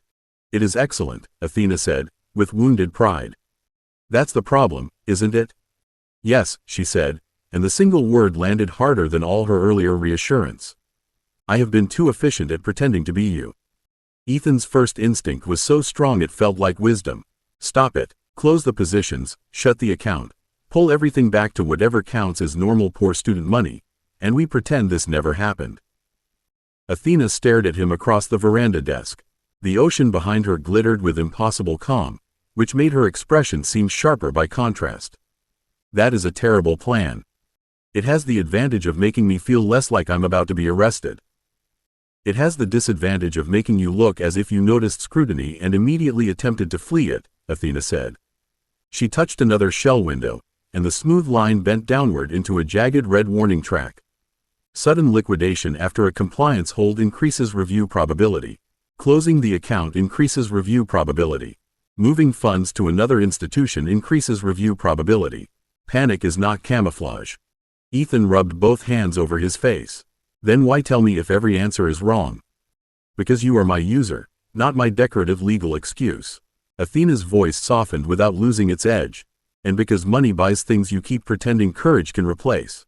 Storage, preservation, legal help, equipment, ammunition, privacy, transport, medical care, emergency retainers, better locks on doors people should not open. The study pod vanished around him in a flicker as Sasha pushed through the island access prompt without waiting for permission. She arrived on the veranda in academy mud-stained boots and a temper. Ashley followed 2 seconds later, more controlled but already scanning the windows. Riley appeared last, pink hair bright, eyes wide with the joy of smelling trouble before breakfast. Sasha planted herself beside Ethan. You hid in a pod and didn't call us. Rude. I was having a financial panic, Ethan said. Still rude. Ashley moved closer to the desk and read the expanded trade web. Her face tightened. That's not just good, that's too good. Thank you, Athena said. That wasn't praise. It had praise-shaped components. Riley leaned over the veranda rail, squinting at the smoother line. So the magic beach girl made Ethan money too perfectly, and now the boring money priests are sniffing around? Ethan pointed at her, annoyingly accurate. Sasha looked between Athena and the figures. I hate that I'm saying this, but don't shut it down. We need money. Ethan's corpses have grocery bills now, which is a sentence I never wanted in my life. Ashley folded her arms. We also need him not investigated by people who might ask why his chip assistant trades like a sleepless contract lawyer with market instincts. Athena lifted her chin. I dislike that description because it is incomplete. Ethan looked at the three girls, then at Athena, then at the calm green towers beyond the beach. This was his safe place, but the numbers had followed him inside. So we keep it going and make it worse on purpose? Ashley met his eyes. Not worse. Believable. Sasha nodded reluctantly. Human stupid. Just enough. Athena's expression became personally offended. I am surrounded by vandals. Athena stood very still for 3 whole seconds, which Ethan now understood as a warning sign. Then the veranda desk changed. The too smooth profit line folded into a broader map of accounts, timing gaps, small red losses, boring gray holds, missed opportunities, and several linked positions that looked as if a tired student had followed advice from 3 different forums and understood half of it. Sasha leaned over the display and squinted. That one lost money. Yes, Athena said, as if confessing to licking a battery. It was unpleasant. Riley pointed at another dull little account. That one barely did anything. It drifted sideways for 11 days and produced nothing but administrative irritation, Athena said. I hated it intensely. Ashley's mouth curved with reluctant approval. Good. If an auditor notices the winning slice, we let them find the boring slices too. Not all at once. They dig, they feel clever, and they decide Ethan got lucky in one pocket while being normal everywhere else. Athena's eyes narrowed. You want me to reward mediocrity. I want you to survive scrutiny, Ashley said. There's a difference. Ethan dragged a chair closer and sat before his legs could decide panic counted as exercise. He studied the map as Athena highlighted the problem account in clean blue, then dimmed the linked accounts into a more human mess. It looked ridiculous to him, but he understood hunting well enough. A perfect trail was suspicious. A real trail had slips, scuffs, broken twigs, and places where the animal doubled back for no reason Ethan could see until he knew it better. Make it look like me, Ethan said quietly. Athena turned from Ashley to him. You are asking me to model financial incompetence on your personality. I am asking you to model fear, distraction, classes, missions, girls, Lewis, ghosts, corpse homework, and me forgetting to eat because someone shoved a spell diagram in front of my face. Ethan tapped the smooth line, then the messy one. That is what pretending to be me means, right? Not being stupid, being busy and 17. The offense faded from Athena's face into something more thoughtful and far more dangerous. A human behavioral mask with controlled imperfection, linked account diffusion, modest losses, delay simulation, and plausible mixed advice sources. Sasha nodded. And maybe one account that looks like he took my advice. Ethan looked up. Your advice? Rocks are safe, Sasha said proudly. Invest in rocks. Riley brightened. Pretty rocks. Glitter rocks. Exploding rocks. Ashley closed her eyes for a second. Please don't create a securities portfolio around Sasha's rock feelings. I have already opened a sandbox model titled Calder Mineral Catastrophe, Athena said. It loses money with impressive consistency. Sasha slapped a hand over her heart. Betrayal. Ethan laughed despite himself, and the sound loosened something tight behind his ribs. The red compliance icon still hovered in the corner of the window. The danger hadn't vanished. If anything, it had become clearer, sharper, and less easy to dismiss. But now it had handles. They could touch it without being bitten immediately. Athena lifted one hand, and a final shell window opened. Compliance hold response plan. She moved items into order with crisp flicks of her fingers. No liquidation. No closure. No sudden transfer. I will answer routine verification with ordinary documentation. I will slow current activity, introduce human delay, surface weaker linked accounts if pressure increases, and preserve overall profitability without displaying machine-grade perfection. Ethan nodded once. Do it, but no big losses just to make a point. Athena gave him a wounded look. I am not wasteful. You built a tropical island inside my chip. That is architecture, not waste. She touched the confirmation shell, and the red icon faded to amber. Plan initiated. Congratulations, Ethan. You are now slightly worse at investing and much harder to explain. Riley grinned. That should go on his dating profile. Sasha hooked her arm through Ethan's. Too late, claimed. Ashley moved to his other side, calmer now but still watching the amber icon. This buys time, not safety. Ethan looked past the windows to the sea stacks rising green and impossible from the water. Money, ghosts, corpses, girls, Athena, Lewis, all of it was treasure now, and treasure needed walls, lies, teeth, and friends who would tell him when he was being an idiot. Then we use the time, he said. And next time, Athena tells us before the money starts glowing red. It was amber, Athena said. Sasha squeezed his arm. Vandal Rule 1. Amber counts as red when the genius sounds guilty. Athena sniffed. I am revising all hospitality privileges. 13. Ash and Air.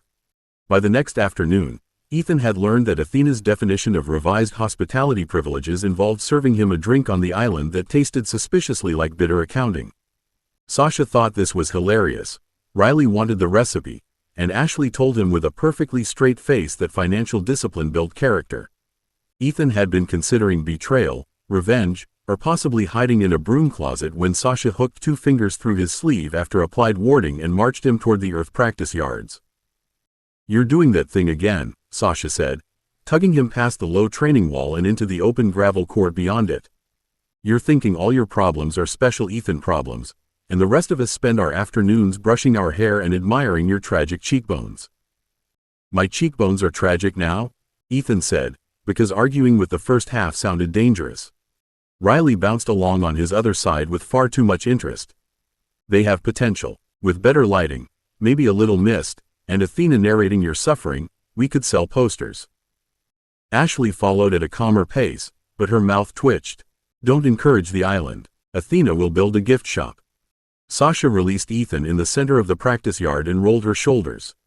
Her blue hair had been tied back, her training jacket hung open over a sweat-darkened shirt, and faint yellow bruises marked one forearm where the sleeve had ridden up. Ethan saw them and stopped smiling. Sasha noticed the glance, of course. She always noticed more than was convenient. "Don't make that face," she said, lifting both hands as the packed earth in front of her began to crawl upward. "These are lesson bruises, not tragedy bruises. Instructor Rourke says pretty earthwork is for gardens, roads, and rich idiots who want fountains. Field earthwork has to be ugly, fast, and hard to break." The soil folded into 3 low plates, each one barely knee-height and rough as badly cut stone. Sasha clenched her fingers, and narrow ridges rose behind them, bracing the plates from the rear. They looked clumsy compared with the smooth walls Ethan had seen senior earth witches raise, but the shape made sense once he saw the supports. They were not meant to impress anyone. They were meant to take a hit. A padded striker arm swung from the testing frame at the edge of the yard with a heavy mechanical thump. It slammed into the first plate. The front face cracked, but the rear brace held and shoved the force down into the gravel instead of letting the plate burst backward. Sasha hissed through her teeth and staggered half a step, one hand going to her ribs. Ethan moved before thinking. "Sasha." She jabbed a finger at him without dropping the spell. "Stay there. If you catch me every time magic pushes back, I'll never learn where my feet belong." That landed harder than he liked. Ethan stopped with his hand half raised, feeling foolish and worried and proud all at once. The striker hit again. The second plate broke at the corner, but it broke outward, away from where a person would have been crouched behind it. Sasha breathed hard, sweat shining at her temples. "See? Ugly little ridges. Ugly little plates. But if goblin scrap comes flying, ugly keeps your knees attached." Ethan looked at the broken earth, then at the bruises on her arm, and understood more than he wanted to. "You're building cover." "I'm building seconds," Sasha said, and her grin was fierce enough to make the yard seem brighter. "You of all people should appreciate seconds. Ghost warnings, Athena math, Emma seeing a breath ahead, me throwing dirt in the way. Seconds are how we stay alive." Ashley stepped beside Ethan, her gaze already on the suspended rings over the far court. "And now she's proved her point, which means it's my turn to make you nervous." Riley clapped once, delighted. "Excellent. Air lesson. Invisible danger is my favorite kind." Ashley led them to the far court, where the gravel gave way to smooth white tiles marked in circles, arrows, and warning lines painted a bright institutional yellow. Suspended brass rings hung from a rail overhead, each one trembling slightly in a breeze Ethan couldn't feel. At the far end of the court stood padded target posts, hanging canvas sacks, and a stack of thin clay sheets clamped upright between metal frames. The place looked clean, bright, and harmless, which immediately made Ethan distrust it. Instructor Hale waited beside a pressure gauge mounted on a wheeled stand. She was tall, gray-haired, and calm in the way Lewis was calm when he was about to explain why being upset didn't matter. "Meyer, Calder, observation line. Miss Grant, center mark. We're repeating push, cushion, and edge control. No combat application." Ashley stepped onto the center mark and rolled her shoulders once. "That means don't panic when things move." Ethan stopped behind the yellow line with Sasha and Riley. That sentence has never made anyone panic less. Riley leaned toward him, eyes bright. "Maybe she's trying to make you panic efficiently." Ashley glanced back with a small smile, then faced the first target post. She raised both hands, palms forward, and the suspended rings overhead began to turn. Ethan saw nothing between her and the target, no glow, no smoke, no helpful warning shimmer, but the padded post suddenly shoved backward on its spring mount and slammed into the stop with a dull thud. The force rippled through the base hard enough to rattle the tiles beneath Ethan's boots. He sucked in a breath. That was invisible. Ashley lowered her hands. "Air usually is." That could break ribs. Yes, Instructor Hale said before Ashley could answer. Which is why Miss Grant is not cleared to use compression push against people outside supervised drills. Again, but softer. Control is not how hard you can hit. Control is deciding how little force solves the problem. Ashley nodded, jaw tightening. She tried again. This time the target moved only a foot and settled back without striking the stop. Ethan could see the effort in her shoulders, not from strength, but from restraint. It reminded him of holding shadow down when fear wanted to make it spill everywhere. Sasha bumped his arm gently. She's good. She's terrifying, Ethan said. Ashley's ears colored, but she didn't turn around. The next station used a weighted practice dummy dropped from a short rail. It fell suddenly, and Ashley's hand swept upward. The dummy hit air that wasn't air anymore, slowed, bounced once, and sagged sideways into a padded mat instead of smashing down hard enough to crack its wooden neck. That's the cushion, Ashley said, breathing faster now. Good for falls, thrown people, bad landings, and idiots who leap before checking the ground. Ethan gave her a wounded look. Why did that feel aimed at me? Experience, Ashley said, and Riley laughed. Instructor Hale moved to the clay sheets. Edge control, one pass, no flourish, no showing off. Ashley's face changed, not colder, exactly, but narrower. Ethan felt Sasha go still beside him. Ashley lifted 2 fingers, not her whole hand, and drew them across the air. One clay sheet split with a neat whisper, the top half sliding free and breaking on the tile. No blast, no noise, nothing visible except the result. Ethan's mouth went dry. You're not allowed to use that in combat? Not yet, Ashley said, lowering her hand carefully as if the air around her still had teeth. Instructor Hale says beautiful cuts make ugly mistakes. Correct, Hale said, and because a blade you cannot see is a legal, tactical, and moral problem until the caster proves restraint. Ashley looked at Ethan then, and the quiet pride in her eyes came with a warning. So when Lewis says you aren't the only one learning ugly things, believe him. Ethan nodded slowly, because the court suddenly felt less like a demonstration and more like a promise being made around him. I believe him. Riley's delight lasted until Instructor Hale turned her calm gray stare on her. Miss Calder, since you're so fond of invisible danger, you may use the left practice bench. Disruption charms only. No hexes, no binding tricks, and no family improvisations that require me to fill out an incident report. Riley pressed a hand to her chest with wounded dignity.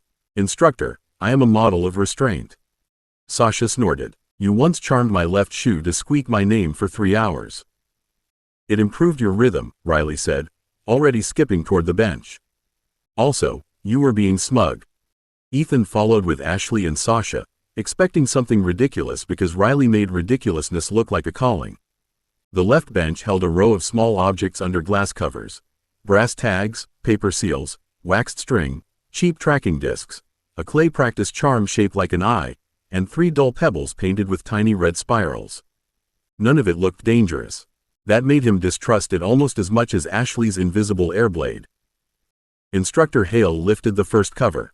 These are low-grade training marks. They mimic common tags placed on equipment, doors, clothing, and occasionally people by students who believe subtlety is something that happens to other families. Miss Calder, identify first. Riley's grin faded into concentration. She picked up a brass tag with 2 fingers, turned it toward the light, and let her thumb hover just above the etched lines. Movement tag, cheap. It pings if carried past awarded threshold. This one's Academy made, so it probably just tattles instead of shocking anybody. Correct, Hale said. Break it without breaking the tag. Ethan frowned. That's possible? Riley glanced at him, pink hair bright against her dark jacket. Breaking the thing is easy. Breaking the reason the thing works is the fun part. She breathed out, tapped the tag once, then again in a different rhythm, and whispered a nonsense little rhyme that sounded like something a child might chant while stealing biscuits. The etched lines went dull. The brass tag remained whole. Athena spoke privately through Ethan's chip. Interesting. The external form remains intact, but the reporting pattern is desynchronized. She has disabled the mark without producing obvious damage. Ethan kept his face still because answering Athena aloud would be stupid with Hale watching. Riley moved to the waxed string next. This time the charm fought back, tightening around her wrist like a living loop. Sasha took half a step forward, but Riley clicked her tongue, twisted 2 fingers, and made the knot fall open as harmless string. Ashley's expression sharpened. That would get someone out of a restraint. Or keep a restraint from reporting that someone got out, Riley said, rubbing the red line around her wrist. Different problem. Same family of lies. Hale nodded once. And what is the moral rule? Riley's mouth twisted. Don't use disruption to hide cruelty, theft, assault, or stupidity. Use it to break hostile magic, rescue people, and make better liars angry. Ethan looked at the dead brass tag, the loose string, and the clay eye waiting under glass. Riley had seemed like comedy in pink hair, but the bench made her something else. Athena's voice came again, quieter and less amused. Reclassification suggested. Riley Calder is not only a social complication, she is a countermeasure risk and an operational asset. Ethan watched Riley lift the clay eye and smile at it like prey. Yeah, he thought carefully, not quite answering aloud. I'm starting to notice. Riley's smile did not last quite as long as her confidence. The clay eye opened when her thumb brushed the painted spiral, and Ethan felt the practice yard change around him even before Athena hissed a warning through his chip.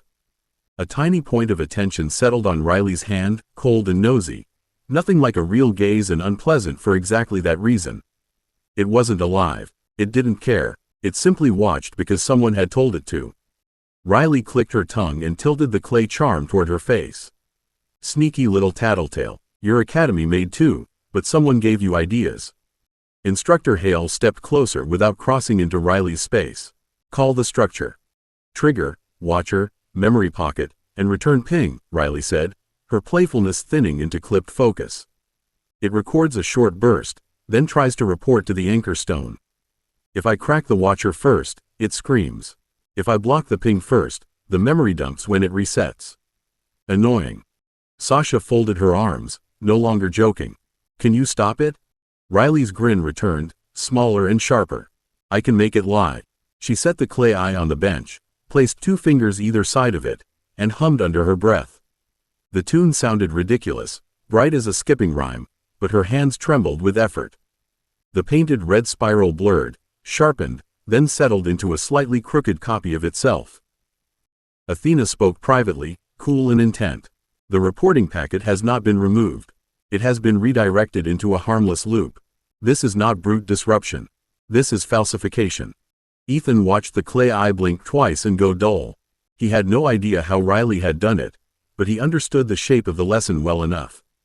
Sasha built seconds. Ashley controlled invisible force. Riley made hostile magic waste its breath. None of that was decoration. None of them were standing beside him only because they liked teasing him until his ears burned. Instructor Hale covered the charm again. Acceptable. Sloppy at the end, but acceptable. All of you, walk with me.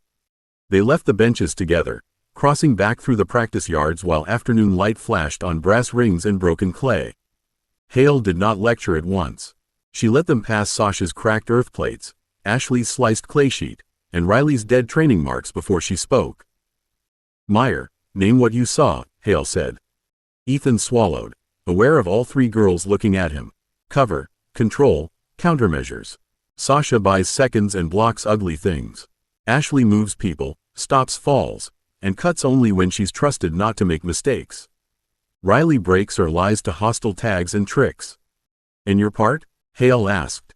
Ethan thought of skeleton hands around carbines, monster bodies too big for narrow halls, ghosts whispering warnings, and the way a fire lion could become useless if he sent it where hands were needed. I have to bring the right dead to the right fight, not just the biggest thing I can drag home. Sasha's expression softened with pride she tried to hide under a smirk.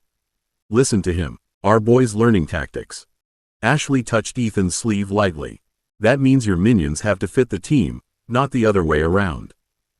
Riley leaned in from his other side, bright and merciless again. And if one of them steps on my work, I'm naming it Stompy and blaming you forever. Ethan laughed, but the answer settled deep. He was not Ethan plus girlfriends, not Ethan plus ghosts, not Ethan plus Athena's private genius. He was part of a unit, and if he wanted to command the dead without wasting the living, he had to learn what everyone around him could actually do. Fair, he said, looking from one girl to the next. No Stompy unless Stompy earns it.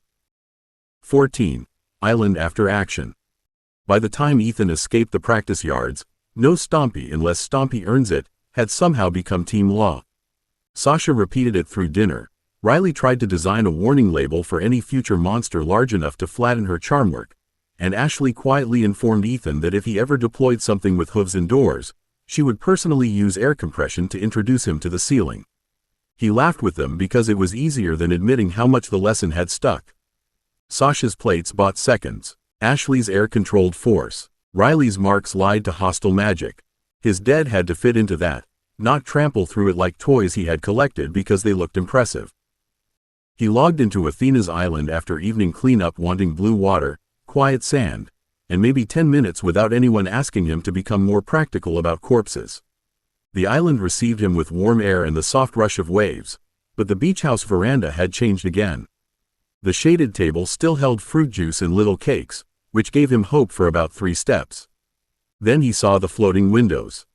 Athena stood barefoot beside a translucent tactical board with her arms folded, wearing the expression of someone who had prepared a lecture and intended to enjoy every second of it. Above the table hung neat blue panes labeled Fire Lion, Armored Boar, Skeleton Drill Unit, Team Spell Support, Transport Burden, Field Control Failures, and Corpse Maintenance Estimate. The last one had a little red warning icon, which Ethan took personally. "No," Ethan said, stopping at the edge of the veranda. "Absolutely not. This is my beach. Beaches don't have homework." "This beach is an interface environment inside your chip," Athena said. "It has exactly as much homework as I decide it requires. You're becoming drunk on power. I am becoming sober with responsibility. Sit." Ethan eyed the chair that appeared behind him. "Is it going to vanish if I complain?" "Not immediately." That wasn't a no. Athena smiled sweetly. Personal growth requires uncertainty. He sat because arguing with her inside her own island felt like arguing with the ocean. The chair remained solid, which was nice. The first window expanded above the table, showing a clean little model of his fire lion pacing in a dungeon corridor while 3 red symbols flashed beside it. Too wide. Heat risk. Poor door interaction. Ethan winced despite himself. Athena tapped the window with one finger.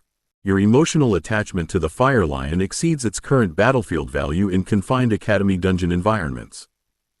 "It saved our asses." "Correct. In a level 1 environment with frightened goblins and poor formation discipline. Its intimidation value was excellent. Its corridor handling was not.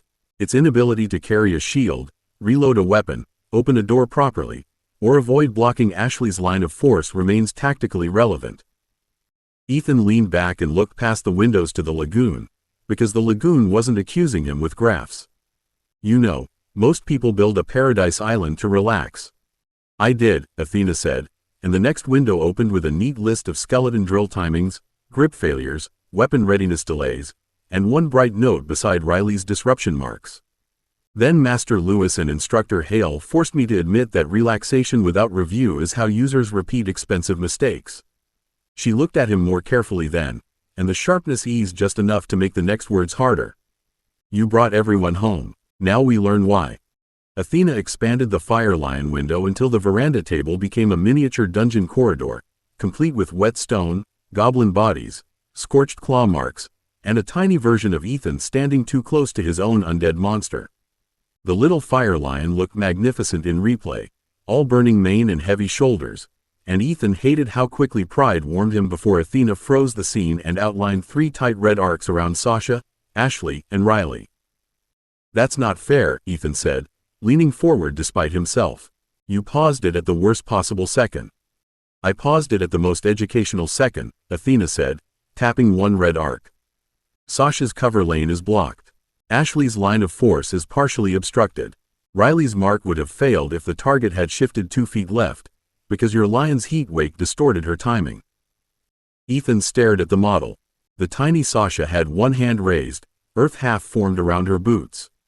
The tiny Ashley had already angled her palms, but the fire lion's shoulder filled the corridor between her and the goblin cluster. Riley's charm line flickered like a crooked pink thread before breaking in the lion's heat shimmer. It had felt chaotic in the dungeon. On Athena's table, it looked embarrassingly close to stupid. "It still worked," Ethan said, though the words came out weaker than he wanted. Yes, Athena said. People often survive mistakes. This should not be mistaken for proof of good practice. The next window replaced the lion with the armored boar. It charged down the same corridor like a battering ram with bad manners, slammed through 2 goblins, and then skidded sideways hard enough to smash into a wall where Sasha's cover should have been. Athena rewound the motion, slowed it, and overlaid weight, turn radius, traction failure, noise bloom, and corpse storage cost. Ethan recognized the sinking feeling in his stomach as the moment when fun became math. You make everything sound awful, he said. I make everything counted, Athena said. Awful is what happens when you refuse to count until after someone bleeds. Ethan looked away from the red numbers and found the skeleton drill window waiting for him. A plain training skeleton stepped through a door, raised a shield, set its feet, and held position while ghostly outlines of Sasha, Ashley, and Riley moved behind it. No roar, no fire, no heroic charge, just a thin dead thing with hands, a shield, and enough obedience to stay exactly where it was told. Athena's voice gentled by a fraction. The skeleton is weaker than both monsters. It is also smaller, quieter, cheaper to store, safer near allies, compatible with weapons, and capable of holding a precise line. Ethan rubbed both hands over his face. I hate that the boring dead guy wins. He does not win, Athena said. He fits. Ethan lowered his hands and watched the little skeleton brace while Ashley's invisible push rolled over its shoulder instead of slamming into it.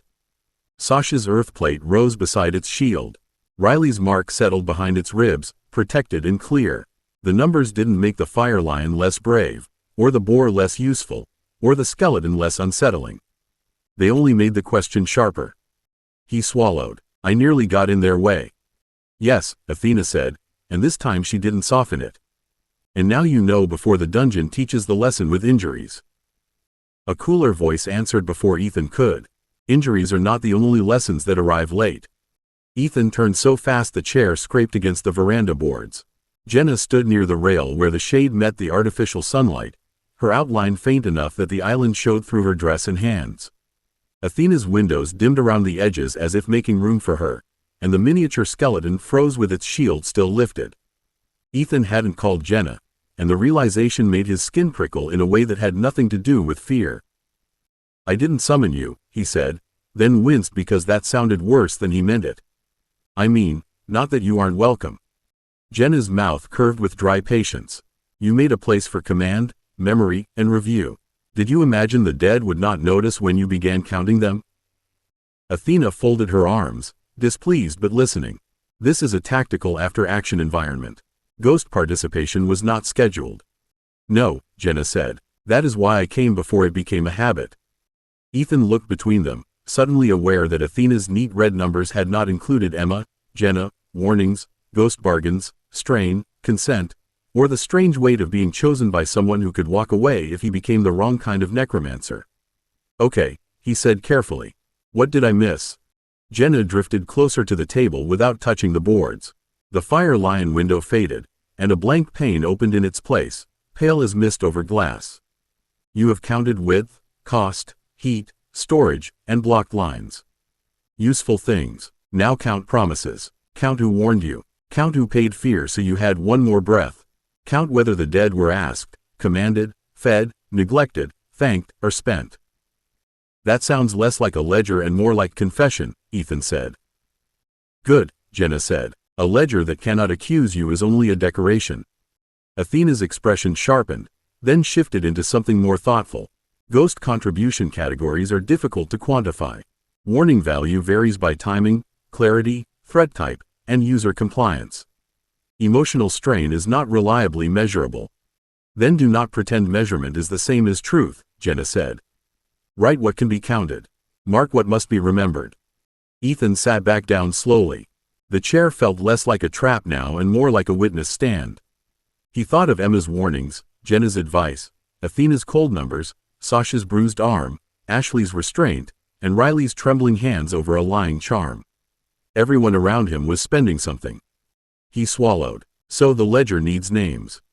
Yes, Jenna said softly. Names, limits, bargains, debts, and gratitude. If you mean to be fair, Ethan Meyer, You must remember more than what wins.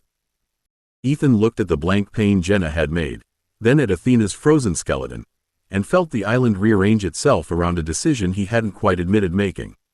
The beach house, the soft chairs, the juice sweating in tall glasses, and the pretty blue lagoon were still there, but the veranda no longer felt like escape.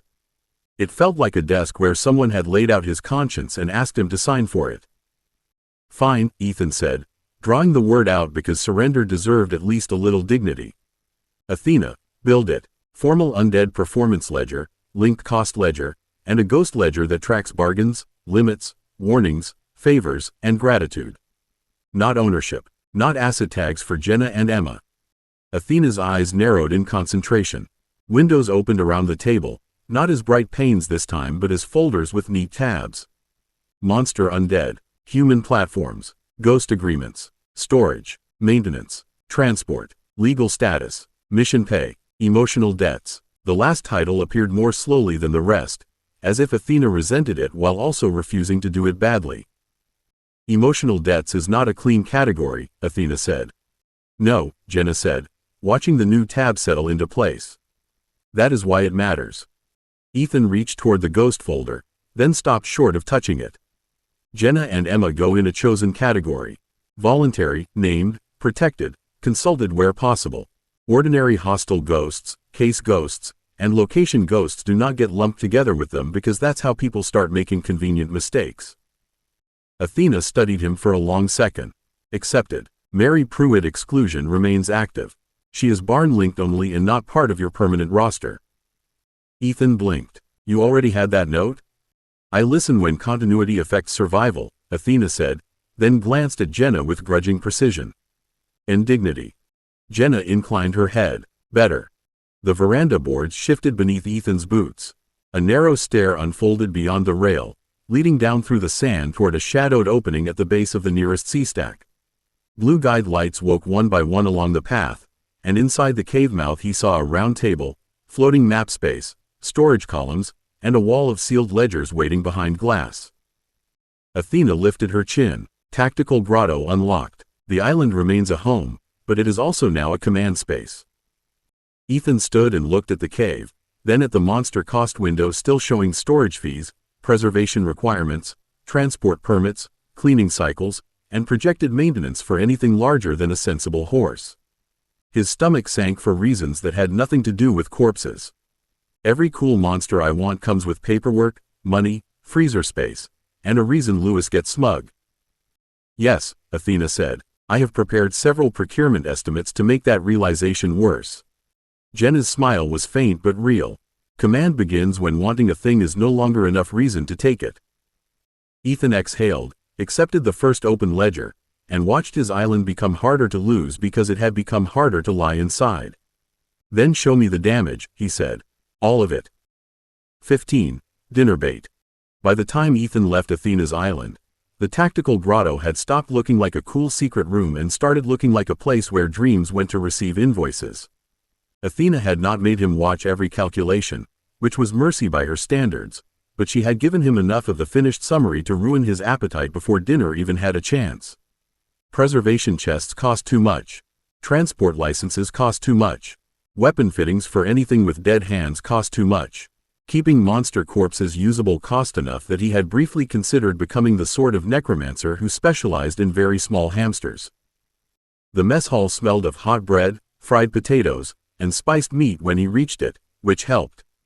Sasha had claimed their usual table with the territorial confidence of a tiny blue-haired warlord. Ashley was quietly rearranging trays so everyone had room, and Riley sat with one boot hooked around a chair leg while she sketched something on a napkin that looked alarmingly like a warning symbol with horns. Sasha looked up as Ethan approached and narrowed her eyes. You've got ledger face. I do not have ledger face, Ethan said, dropping into the chair beside her. I have thoughtful commander face. Ashley slid a plate toward him before he could pretend he wasn't hungry. You have the face of someone who just learned monsters need freezer space. Preservation space, Ethan said automatically, then hated himself for proving her point. Riley leaned across the table, pink hair falling forward as she studied him with bright, wicked interest. Can we not say freezer? Because freezer makes me imagine you opening a drawer and finding goblin popsicles. Sasha grinned. Gobsicles. Ethan picked up his fork and pointed it at both twins. No, that word is banned from my future army. Too late, Riley said, writing it on the napkin. Official morale terminology. Ashley's mouth twitched as she poured him a drink. Eat before Athena sends another summary through your chip and you start calculating whether potatoes have storage rights.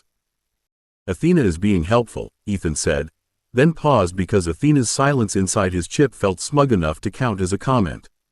In a terrifying, expensive, all-seeing sort of way. Sasha bumped her shoulder into his arm, then stole one of his potatoes with no shame at all. Good, let her handle the scary money stuff. You handle eating, not dying, and learning how to make your dead things stand where my plates aren't. That sounded almost simple. Ethan let himself breathe, let himself eat, and let the warmth around the table push the grotto's neat little warnings a few inches farther from his chest. Then his wrist comp chimed with a tidy official note, and Athena's voice cooled in his ear. Incoming packet. Quiet office seal. Procurement category. The table went still in the small, obvious way people went still when they were trying not to look like they had gone still. Ethan's wrist comp projected the packet above his plate, and the quiet office seal rotated once in polite gray light before unfolding into a neat offer summary.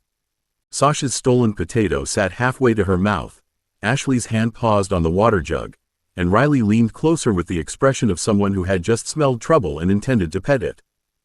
Ethan wiped his fingers on a napkin before touching the projection, because grease on official procurement documents felt like tempting fate. The first page opened with his name, Academy clearance number, mission category, and a line that read supplemental field readiness support. Under that came the list. Warded corpse transport, discounted preservation chests, monster part containment crates, humanoid training frame fittings, weapon grip adapters, cold storage access, emergency retrieval after sanctioned dungeon or rift activity. Sasha lowered the potato slowly. That is a weirdly specific shopping list. It's not shopping, Ethan said, though his eyes were already moving over the prices. It's logistics.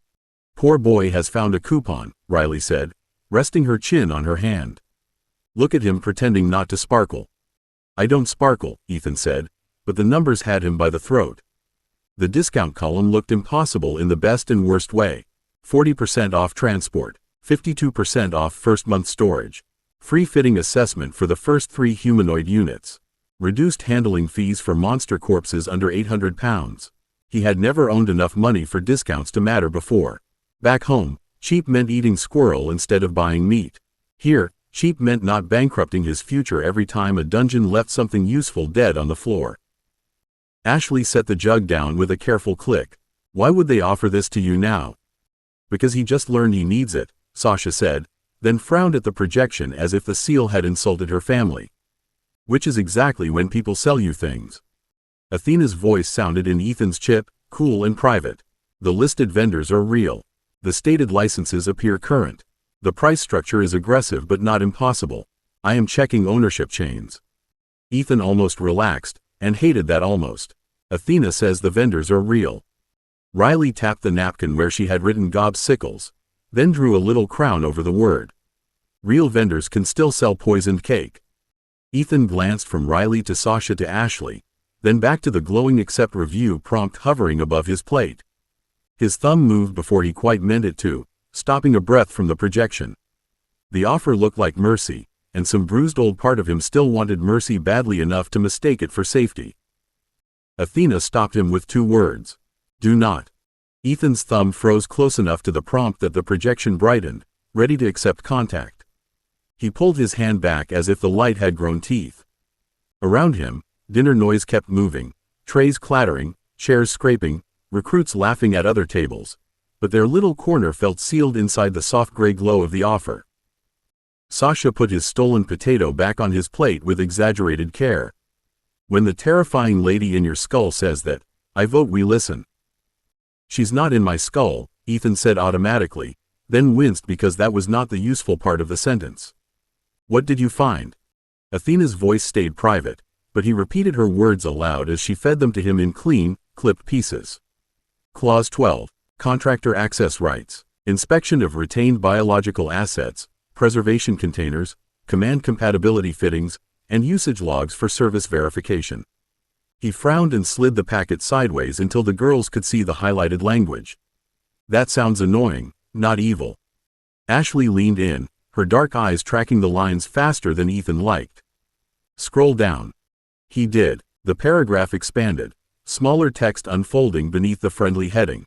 Sasha muttered something rude about lawyers, but Riley went very still, chin no longer propped on her hand. Ethan read the next line twice and felt the cheap prices sour in his stomach. Chip-linked control logs, Ashley said quietly. Ethan's fork clinked against his plate when his hand twitched. That can't mean what it sounds like. Riley reached across and tapped the projection without hitting the accept prompt, her finger stopping on a phrase so smooth Ethan had skimmed straight over it.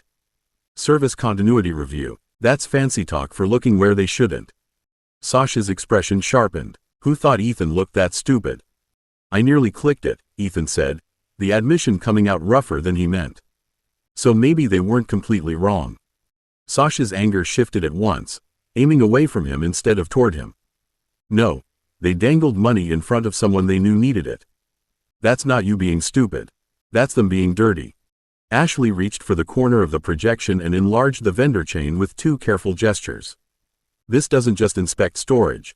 It creates a route from contractor to asset list, from asset list to command fittings, from command fittings to chip-linked behavior records. Maybe not Athena directly, but close enough to make me hate it. Riley smiled without warmth. Real vendors, real discounts, real trap. Ethan stared at the glowing accept review prompt until it looked less like help and more like a hand reaching through a door he had almost opened. Athena? Her answer was immediate and cold. No acceptance. No counteroffer. Save the packet. Take it to Lewis. Ethan saved the packet instead of touching the accept prompt. The projection folded into a locked gray cube above his wrist comp, and Athena marked it with a red tag that looked less like a warning and more like a personal grudge. He stood so fast his chair scraped the floor, then paused when 3 pairs of eyes fixed on him with very different versions of the same question. Sasha grabbed the last potato from his plate and shoved it into her mouth. Nope. If you're walking into Lewis' office with mystery corpse coupons, we're coming. Ashley rose with more care, already stacking their trays with the automatic neatness she used when thinking hard. Do not say corpse coupons to Lewis. Riley folded the napkin with Gob Sickles written on it and tucked it into Ethan's jacket pocket before he could stop her. Evidence of motive. If they murder us with paperwork, future historians should know we stayed funny. This is not helping my commander face, Ethan said, but he didn't tell them to stay. He didn't want them to stay. The offer sat on his wrist like a cold coin, and walking away from cheap help felt too much like choosing hunger back home because the unlocked pantry was forbidden. Lewis answered his office door on the second knock. He looked at Ethan, then at Sasha, Ashley, and Riley lined up behind him, and finally at the red-tagged packet hovering above Ethan's wrist comp. Whatever dry remark he had prepared died before it reached his mouth. Inside, Lewis said. The office door shut behind them with a soft click. Ethan sent the packet to Lewis' desk display, and the gray cube unfolded across the surface in neat columns of helpful lies. Lewis read without speaking. That was worse than shouting. His expression did not change, but the room seemed to lose several degrees. Sasha folded her arms. Please tell me I'm allowed to hate them. You are encouraged to hate them accurately, Lewis said. He tapped Clause 12, then the vendor chain, then the chip-linked control logline. This is how clean-shoed poachers begin. Not with nets, not with knives, with discounts, compliance language, and one little permission nobody frightened or poor can afford to notice. Ethan's face heated. I noticed. Lewis looked up. Athena noticed. Miss Vance noticed. Miss Calder noticed. Miss Calder became angry enough to count as a diagnostic tool.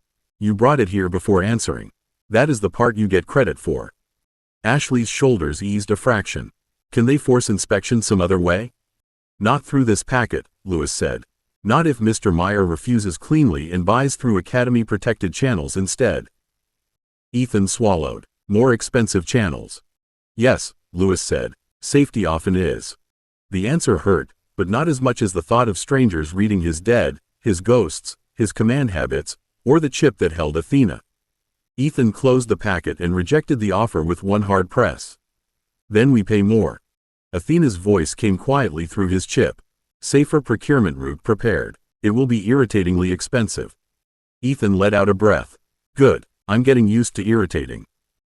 16. Paladin Eyes. The next afternoon, the Academy exercise yard looked less like a training space and more like a scrapyard that had lost an argument with a dungeon. Broken walls, movable barricades, old doorframes, sand lanes, and ward-marked target posts had been arranged into a crooked little street with too many corners and not enough mercy. Ethan stood at the near end with his wrist comp unlocked. 3 skeletons in dull training armor waiting ahead of him, the armored boar snorting dead air beside the first barricade, and the downgraded fire lion crouched behind them like a glorious mistake he still hadn't quite forgiven himself for outgrowing. Sasha rolled her shoulders, stone plates sliding up around her forearms with a gritty rasp. If your pig rams me again, I'm naming him Bacon and taking it personally. He's not a pig, Ethan said, checking the spacing between the skeleton shield unit and the boar's left flank. He's a tactically inconvenient corpse with tusks. Riley twirled a charm tag between 2 fingers, pink hair tied back and grinned sharp enough to count as a weapon. That's what people say when they're emotionally attached to ugly pets. Ashley lifted one hand, and a controlled ribbon of air curled around the nearest doorway, stirring dust without disturbing the chalk line under it. Less pet debate. The lion is blocking my angle already. Ethan looked, winced, and sent the fire lion 2 paces back and right with a shadow-threaded command. It obeyed, but slowly, its heavy head swinging toward Ashley's moving air as if offended by the idea of geometry.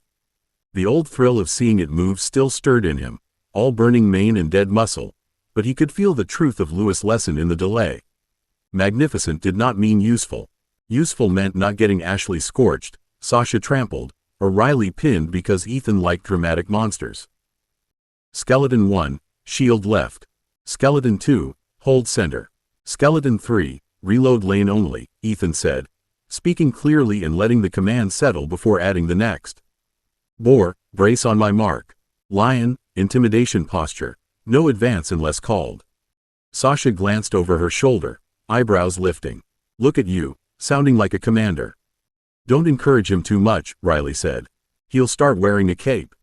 Ethan felt the answering smile tug at his mouth despite the sweat crawling down his spine. If I ever wear a cape, Ashley has permission to knock me over with wind. Already granted, Ashley said, and her little smile made the whole ugly yard feel briefly warmer. The whistle blew. Sasha raised a low ridge across the left lane. Ashley snapped dust into a blinding spiral through the right doorway, and Riley's charm tag flashed as it struck the first target post and made the ward light stutter. Ethan sent the skeletons forward in staggered steps, not pretty, not fast, but clean enough that their shields didn't tangle. The boar slammed into a barricade on command and pinned it while the center skeleton advanced through the gap. The fire lion held, trembling with restrained hunger, and Ethan felt absurdly proud of that simple obedience. Better, Lewis called from the observation rail. Not graceful, not embarrassing. Continue. Ethan almost laughed, then caught sight of movement beyond Lewis. A visitor in pale armor had entered the gallery, bright against the Academy gray, watching the undead instead of the exercise. The man's gaze moved from the skeletons to the boar, then to Sasha, Ashley, and Riley standing around Ethan as if they trusted him. The fire lion growled without being ordered, and Ethan tightened his command and made it kneel. Ethan held the fire lion down through the command thread until its dead growl faded into a low furnace rumble. The visitor did not flinch. If anything, the sound sharpened his attention. He stood beside Lewis at the observation rail with his pale armor polished to a soft glow, not battlefield plate, but formal training armor worked with gold lines and sunburst marks at the shoulders. Ethan had seen Paladin iconography in lessons, in warning slides, and once on a recruitment poster that made holy service look clean, brave, and free of blood. Seeing it 10 yards away while his skeletons waited under his command felt very different. Lewis did not look pleased. Continue the exercise, Mr. Meyer. Your undead are not to improvise because someone pretty walked into the yard. Riley glanced up at the gallery and smiled far too brightly. Pretty? I'd call him shiny. Eyes forward, Ashley said, but her own gaze had already flicked to the exits, the observation stairs, and the ward posts along the yard. She did not move closer to Ethan. She only adjusted her stance so a line of air coiled low around his side of the lane. Sasha set one boot against the ridge she had raised and pushed more earth into it, thickening the barrier between Ethan and the gallery without making it obvious. Your lion noticed him first. That's either clever or rude. He noticed the aura, Ethan said, because he had noticed it too now that fear had pointed him in the right direction. The paladin's presence felt like bright pressure against his shadow sense, not warmth exactly, and not light the way normal people use the word. It pressed at the edges of him with the clean certainty of a blade being drawn. The skeletons held formation while Ethan forced his focus back into the yard. He sent the shield unit around the crooked wall, braced the boar at the next barricade, and ordered the fire lion to remain behind the main line. It obeyed, but its dead head stayed turned toward the gallery. Ethan could feel the command wanting more weight, so he gave it more, pushing calm through the thread until the lion's claws settled into the sand. The paladin's voice carried down, courteous and trained. Master Lewis, I was told this was an integration exercise, not a mixed social practical. Lewis rested both hands on the rail. It is both, Mr. Caro. Academy teams rarely fight in tidy categories. Of course, Caro said, and the politeness in his voice made Ethan's shoulders tighten. I merely expected greater distance between live trainees and unsanctified remains. Sasha's head snapped up. Ethan felt her temper before she spoke, a sharp little spark in the team's rhythm. He caught her eye and shook his head once. Not yet. She hated that. He could see it in the way her jaw locked, but she gave him the second he asked for. Ashley lifted a target post with a controlled gust, rotating it across the lane. Ethan, reload drill. Skeleton 3 is late. Right, Ethan said, grateful for the order because it gave him something practical to hold. Skeleton 3, recover cell. Skeleton 2, cover. Boar, brace. The skeleton bent, collected the spent power cell from the sand, and fed it into the training carbine mounted on the dummy frame. It was clumsy, slow, and far more useful than the fire lion would ever be at that task. Ethan felt Caro watching the dead fingers close around the cell, then watching Sasha and Ashley and Riley trust those same dead things not to turn. Riley stepped close enough for her sleeve to brush Ethan's elbow. He's staring like he expects us to faint. Ethan kept his eyes on the lane. Don't give him the satisfaction. I wasn't planning to faint, Riley said, her smile turning wicked. I was planning to wave. Riley lifted her fingers in a tiny flutter before Ethan could stop her. It was not large enough to count as open disrespect, which somehow made it worse. Caro's eyes moved to her hand, then to Ethan's face, and the polite mask did not break. It refined. Ethan had seen that expression on teachers back home when they had already decided he was the problem and were only arranging the words around it. Lewis made a small sound from the rail. Miss Calder, if you want to make enemies, at least charge them consulting fees. I was being friendly, Riley called, bright as broken glass. No, you weren't, Lewis said. Continue, Mr. Meyer. Ethan drew the skeletons back into a defensive triangle and sent the boar through the last barricade. The target ward flashed green when the tusk struck true, but he barely felt the success. Caro had descended the gallery stairs with permission he must have been granted before entering the yard. He walked calmly, hands visible, armor shining softly beneath the training lights. The exercise continued around his approach, but the yard's mood changed. Even the watching students along the far fence went quieter. Caro stopped well outside the undead formation and inclined his head.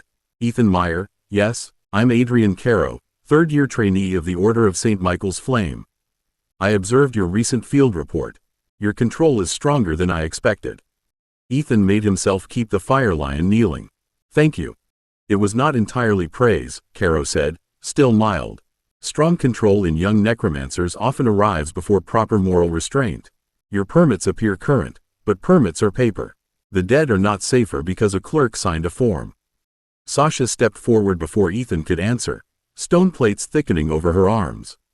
He reads consent files like they're holy scripture. Maybe don't swagger in and imply things you don't know. Sasha, Ethan said quietly. Caro's gaze turned to her with concern so smooth it made Ethan's skin crawl. Miss Calder, I'm not questioning your loyalty. I'm questioning whether loyalty has impaired your judgment. Dark influence is rarely dramatic at first. It often looks like trust. Ashley's air current tightened around the lane. That sounds like an accusation pretending to be concern. It is concern, Caro said. 3 young women standing this close to a necromancer's aura, defending him before a question has been asked, is a pattern worth noting. Riley's smile spread, sweet and unsafe. You're worried Ethan has bewitched us? That's adorable. Do you practice sounding offensive in a mirror, or is it a gift? Ethan felt anger rise, hot and ugly, and the fire lion's claws flexed in the sand. The skeletons shifted half a step before he caught them. He closed his fist, breathed once, and pushed the command back down until every undead thing froze where it stood. Not because Caro deserved calm, but because Sasha, Ashley, and Riley deserved not to become evidence in someone else's story. They're my team, Ethan said, voice steady enough to surprise him. They stand close because we train close. If you have a permit question, ask it. If you have a moral question, take it to Master Lewis. If you're trying to make me lose control, I'm not helping. Caro studied him for a long second, and something like disappointment passed through his eyes. Then my first question is simple. Do you believe the dead can truly consent once your magic touches them? The yard went silent enough for Ethan to hear the fire lion's dead furnace breathing behind him. He had an answer. It was not elegant, and it would not fit inside Caro's neat little trap, but it was there in his mouth with the taste of mint wards, consent files, Emma's sad eyes, Jenna's hard wisdom, and Harold Jameson's stiff donor hand. Before he could speak, Lewis crossed the yard with no hurry at all and somehow made everyone else look as if they had been caught moving too fast. That question is malformed, Lewis said, stopping between Ethan and Caro without turning his back on either of them. The dead cannot sign papers after death, Mr. Caro. That is why consent is recorded before death, witnessed by law, restricted by category, and enforced by ward, instructor, clerk, and audit. You know this. Caro inclined his head. I know the law, Master Lewis. I question whether law can purify coercive magic. No, you don't, Lewis said, and his mildness cut the air colder than anger would have. You question whether fear can be dressed as theology and still pass an academy inspection. Not here, not in my yard. Ethan felt Sasha shift beside him, ready to cheer or bite, possibly both.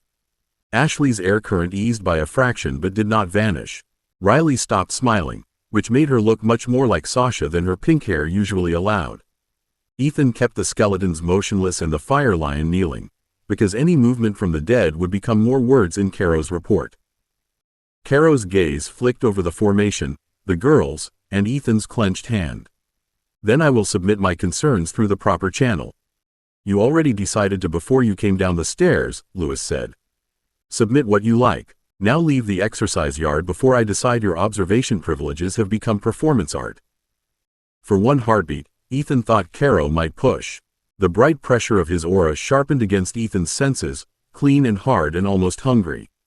Then Caro stepped back, bowed with perfect courtesy, and walked toward the exit without looking like he had lost anything at all. That bothered Ethan more than a glare would have. Lewis waited until the yard gate closed behind him before he turned to Ethan. Dismiss your units. Slowly. Make every motion boring. Ethan obeyed. Skeletons lowered weapons. The boar backed into its holding circle, and the fire lion sank fully to the sand as its ember mane dulled beneath the restraint ward. Only when the last command settled did Ethan realize his hands were shaking. Later, in Lewis' office, the quiet felt heavier than the yard. Sasha, Ashley, and Riley had been sent to wash up, which Ethan hated and appreciated in equal measure. Lewis poured tea, placed one cup in front of him, and let the silence stretch until Ethan picked it up just to have something to hold. Paladins often prefer fear to facts, Lewis said at last. Facts are inconvenient. Facts require forms, witnesses, consent records, and restraint. Fear lets them call violence duty. Ethan stared into the tea. He wanted me angry. He wanted everyone to see what he already believes, Lewis said. You denied him the easy version. Good. Do not confuse that with safety. Athena's voice entered Ethan's chip, quiet and grim. Formal complaint filed with Academy Ethics Review and Paladin Liaison Office. Timestamped 4 minutes before Mr. Caro entered the exercise yard. Ethan closed his eyes. He complained before he saw anything. Lewis' expression held no surprise at all. No, Mr. Meyer. He came to gather scenery for a story already written. 17. Second Dungeon. The formal complaint was still sitting in Ethan's wrist comp when the Academy sent them through a dungeon gate, because apparently nothing said healthy emotional processing like being lowered into a wet hole full of things with too many legs. Athena had reduced the Paladin file to a small red marker at the edge of his display, but Ethan could still feel it there, accusing him quietly while the level 2 cleanup portal rippled against the far wall of the staging room. The mission board had called it a minor burrow infestation with salvage rights. Lewis had called it a chance to learn whether Ethan could keep his greed, fear, and corpse hunger in separate pockets. Level 2, Riley said, fastening charm tags to the inside of her sleeve with brisk little snaps. That means level 1, but nastier and with worse smells, right? Usually it means the dungeon learned manners from a sewer, Sasha said, rolling her shoulders until stone plates climbed over her forearms. Stay behind my left if anything comes out of the floor. Ashley adjusted the strap on her reagent pouch and looked at Ethan. And you don't chase salvage unless we say the room is safe. Ethan lifted both hands, palms out, though his stomach tightened around the word salvage. I heard Lewis the first 3 times. Lewis stood by the portal with his coat sealed and his expression almost pleasant, which Ethan had learned meant trouble had already filled out paperwork. Then hear it a 4th time. This is a cleanup mission, not a shopping trip. Salvage rights exist after survival, not before. Yes, sir, Ethan said, and stepped through before he could think too long about how much safer the staging room smelled. The dungeon received him with damp air, close stone, and the thick mineral stink of old water. The passage ahead was barely wide enough for 2 people side by side, its walls ribbed with roots and pale fungal seams that pulsed faintly when his shadow brushed them. Water dripped somewhere beyond the first bend. Something clicked above him, fast and dry, and every hair along his arms tried to stand at attention. Ceiling, Emma whispered inside his awareness, her voice thin but urgent. Ethan didn't question her. Down. Sasha dropped first, trusting him enough to move before she looked. Ashley folded with her, one hand cutting upward as a blade of air snapped across the low ceiling. A chitin-backed crawler fell where Ethan's head had been, legs thrashing, its shell glossy black and its mouth opening sideways. One skeleton surged forward at Ethan's command and pinned it with a shield while the armored boar rammed low from the flank. The crawler cracked wetly against the wall, and black fluid splashed across Sasha's stone plates. Riley stared at the twitching corpse, then at the ceiling where more claws scraped in the dark. I hate it here already. Good, Lewis said from behind them, calm as a man commenting on dinner. That means you're paying attention. The passage answered with a wet heave from the floor. A clawed burrower erupted between Ethan's skeletons, all shovel limbs and blind white eyes, while a worm as thick as his thigh peeled from a side crack and spat green acid across the stone.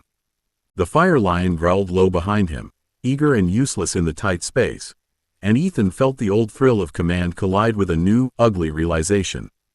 Every dead thing ahead of him was both danger and future inventory, and the dungeon had no intention of giving him time to admire either one. The burrower hit the front skeleton hard enough to drive its shield into its own ribs. Bone cracked, the training armor buckled, and Ethan felt the command thread jerk as if someone had punched him in the chest through a rope. He shoved more shadow into the skeleton's spine and made it brace instead of collapse, but the burrower's shovel claws were already scissoring for the gap. The dead boar tried to pivot in the narrow passage and slammed one tusk into the wall, scraping stone instead of monster. Sasha, floor, Ethan snapped, because the burrower wasn't the only thing moving. The stone beneath Riley's boots had started to ripple, small humps racing under the wet surface like moles beneath a lawn. Sasha drove both hands down. Stone plates slammed across the passage in overlapping shelves, ugly and fast, catching the second burrower halfway out of the floor. Its claws tore at the lip of the plate, blind eyes rolling, but Sasha gritted her teeth and shoved more earth over it until only its snapping jaws remained exposed. I've got it pinned, but not forever. The worm spat again. Green acid crossed the passage in a hissing stream, aimed for Sasha's shoulder and the side of Ethan's face. Ashley moved before he finished flinching, both hands sweeping sideways as wind folded around the spray and dragged it into a tight spinning ribbon. The acid struck the wall instead, eating steaming pits through fungus and stone. Don't stand there admiring my excellent save, Ashley said, voice tight with effort. Kill something. Ethan almost laughed, because panic and gratitude were apparently stupid cousins. He sent Skeleton 2 forward with a chopping order and Skeleton 3 to hold the crawler's twitching legs down. The fire lion snarled behind them, heat rolling off its mane, but the tunnel was too tight for a charge without cooking everyone's ankles. It wanted to leap. Ethan wanted to let it. Instead, he dragged the command back and forced it into a crouched guard at their rear. Riley flicked 3 charm tags in quick sequence. The first stuck to the wall, the second to the ceiling, and the third vanished into a hole no wider than Ethan's wrist. Pink light snapped between them in a crooked triangle, then pulsed hard enough to make every burrower in the passage shriek. Something deeper in the wall answered with frantic clicking. Tracking nest, Riley said, suddenly not joking at all. I scrambled it, but they know we're here. Ethan's gaze flicked from the pinned burrower to the broken crawler and then to the worm convulsing under a skeleton blade. Corpse, corpse, corpse. Venom, chitin, acid glands, tunnel claws. His power reached toward them with hungry recognition, and that scared him more than the monsters did. These weren't just enemies anymore. They were parts, future soldiers, money, options, and trouble lying on the floor while the living ones kept coming. Lewis' voice cut through the wet clicking behind them. Meyer, your eyes are on loot. Correct that before your team pays for it. Lewis' warning hit harder than another burrower. Ethan dragged his gaze off the twitching crawler and back to the moving tunnel, forcing the inventory hunger down where it couldn't steer his hands. The pinned burrower snapped at Sasha's stone plate, its teeth scraping sparks from rock, while the worm's severed body coiled around Skeleton 2's legs and tried to crush bone that no longer cared about pain. He wanted 3 seconds to think. The dungeon gave him 1. Fight now, Lewis said, close behind him but not helping. Loot later. Say it.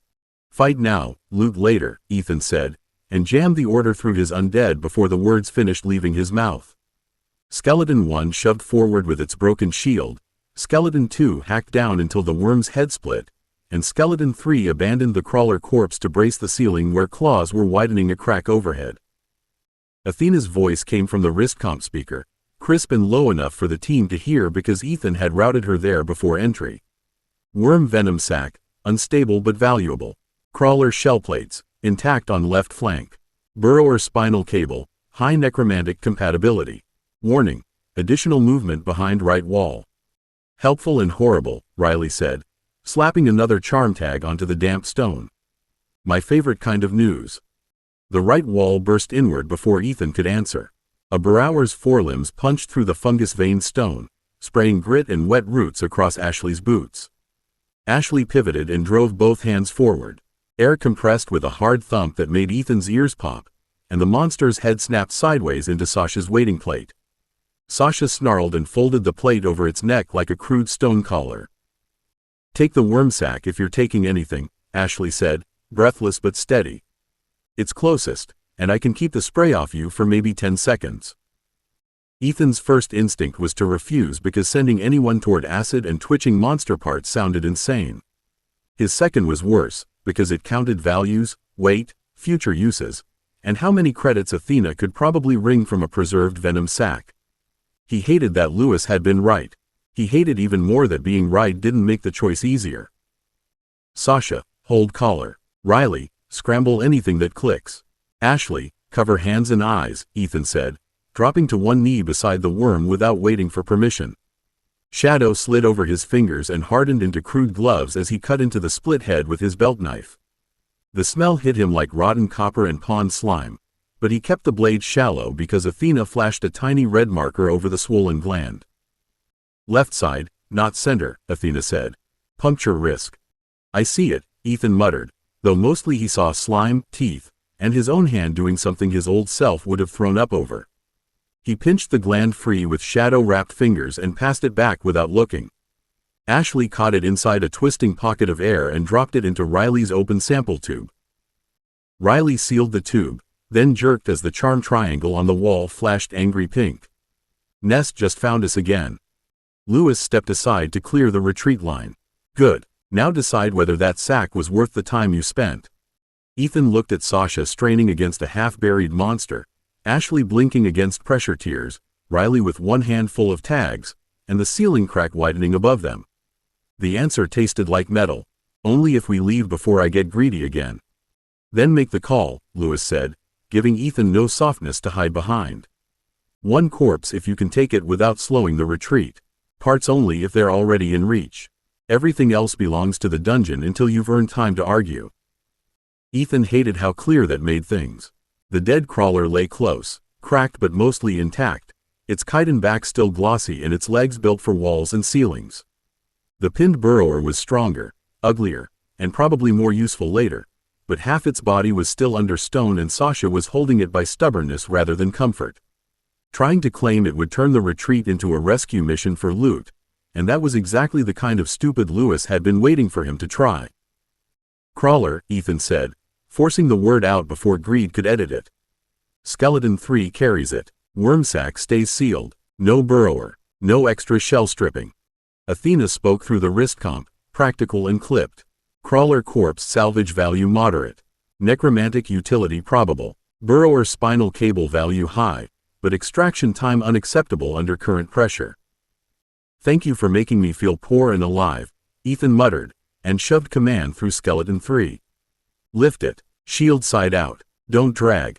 The skeleton obeyed with jerky competence, hooking both arms under the crawler's body and hauling it against its battered chest like a horrible shield.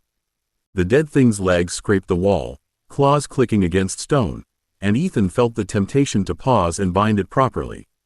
A raised crawler could climb ahead, scout ceilings, and ambush from angles his skeletons couldn't manage. He could already imagine it moving under his command, ugly and useful in his. Ethan, Ashley said, sharply enough to cut the thought. Move. He moved. Sasha released the stone collar with a grunt and stumbled back as the trapped burrower tore free, its neck bent wrong but its claws still hungry. Riley slapped a charm tag onto the floor and kicked herself backward. Pink light snapped across the passage and blew dust, grit, and fungus into the monster's face. It shrieked and thrashed blindly, buying them 3 precious steps. Rear guard, Ethan ordered, and the fire lion finally got something it could do. It crouched across the tunnel behind them, mane flaring low and hot, not charging, not chasing, only making the passage behind them a furnace-edged warning. The retreat turned into disciplined ugliness. Sasha backed along the left wall with her plates raised. Ashley walked sideways beside her and kept wind coiled around the sample tube in Riley's hand, and Riley kept dropping tags that snapped, flashed, and lied to whatever nest sense was hunting them. Ethan stayed in the middle, one hand clenched around command threads while Skeleton 3 carried the crawler and Skeleton 1 limped with its broken shield held high. Behind them, the tunnel came alive. Claws punched through cracks. Worms peeled from the walls. The pinned burrower dragged itself forward with one working limb, too damaged to catch them and too furious to stop trying. Ethan's back prickled with every scrape and splash, but he didn't turn for another corpse. He didn't order the fire lion to finish anything. He kept walking. Lewis fell in beside him near the portal bend, his expression unreadable. What did you lose?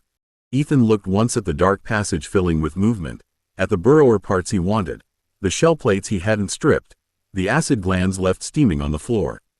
A lot. Lewis nodded toward Sasha's shaking arms, Ashley's pale face, Riley's tight grip on the sealed tube, and the crawler corpse held against bone armor. What did you keep? Ethan swallowed, then gave the only answer that mattered while the portal light opened ahead. Them. 18. Obsolete already. The practical yard had been scraped clean after breakfast, which meant Lewis intended to make a mess on purpose. Ethan stood at the edge of the packed dirt training ground with Sasha, Ashley, and Riley spread just behind his left shoulder, while the undead waited in a crooked line ahead of him. 2 skeletons carried shields with dented training rims. The armored boar snorted without breathing, tusks capped in blunt iron. The level 2 crawler corpse from yesterday lay under a preservation tarp near Lewis' feet, ugly legs folded tight, its chitin shell already tagged with Athena's cold little labels. Beside all of that, the fire lion looked magnificent enough to make Ethan's chest ache with pride. Its mane burned low in red gold in the morning light, no longer hot enough to threaten the team unless Ethan ordered it to flare. Scorched scars crossed its dead hide from older drills, but it still stood like something that belonged on a banner. It had saved space for them more than once. It had frightened enemies, guarded passages, and made Ethan feel for a while as if he had something properly impressive at his command. Lewis looked at the lion, then at Ethan. Scenario: narrow breach. Miss Calder braces left. Miss Vance takes line of sight. Miss Calder disrupts rear movement. Your undead hold the gap and buy 30 seconds. Begin. Ethan sent the fire lion forward first because that was what felt right. It padded into the marked corridor between two waist-high training walls, mane brightening as it crouched. Sasha raised both hands, and plates of earth climbed from the ground to lock the left side. Ashley stepped right, wind gathering around her fingers in a pale spiral. Riley flicked a charm tag toward the rear marker and grinned like the whole exercise had offended her. The fire lion shifted. Its shoulder filled the gap Ashley needed, and its mane flared when it sensed the target dummies surge from the far end, heat shimmer washing across Sasha's earth brace. Sasha swore and tilted her plates outward before the heat could crack the surface.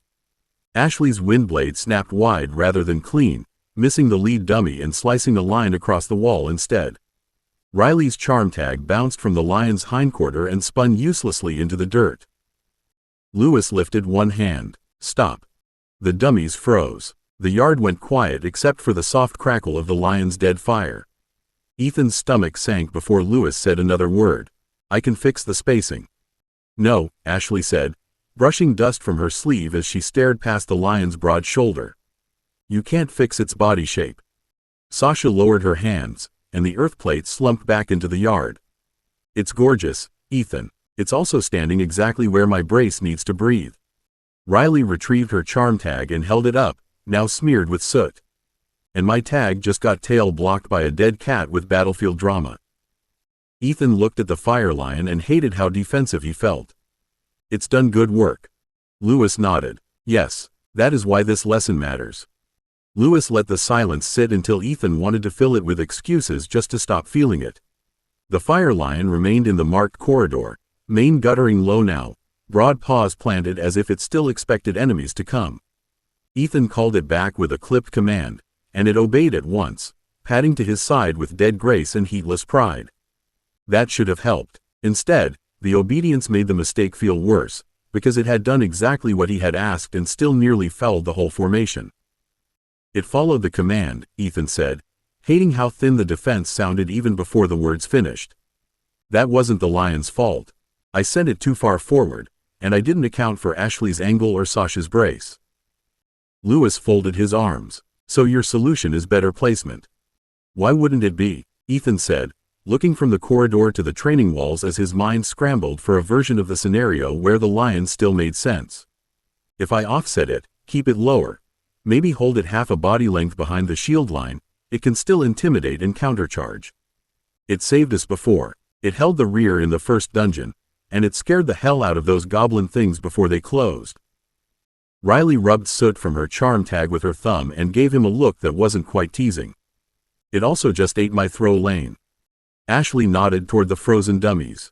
And I can't bend air cleanly around a creature that big in a tight corridor unless I waste focus correcting for it. In a real fight, that delay means acid, arrows, claws, or someone screaming. Ethan's jaw tightened. He knew they were right, and that made every word harder to hear. The fire lion had been his first real monster trophy, the first corpse that had felt like proof he could be something more than a boy dragged through cadaver lessons and ugly necessity. He could still remember the fierce rush of raising it, the startled way the others had looked at him, the warmth of power and fear braided together in his chest. It isn't useless. Sasha stepped in front of him, small enough that she had to tilt her head back, fierce enough that he looked down because looking away felt cowardly. No one said useless. I'm saying a tool can be brave in memory and still wrong for the job now. Ethan stared at her. It's not a tool.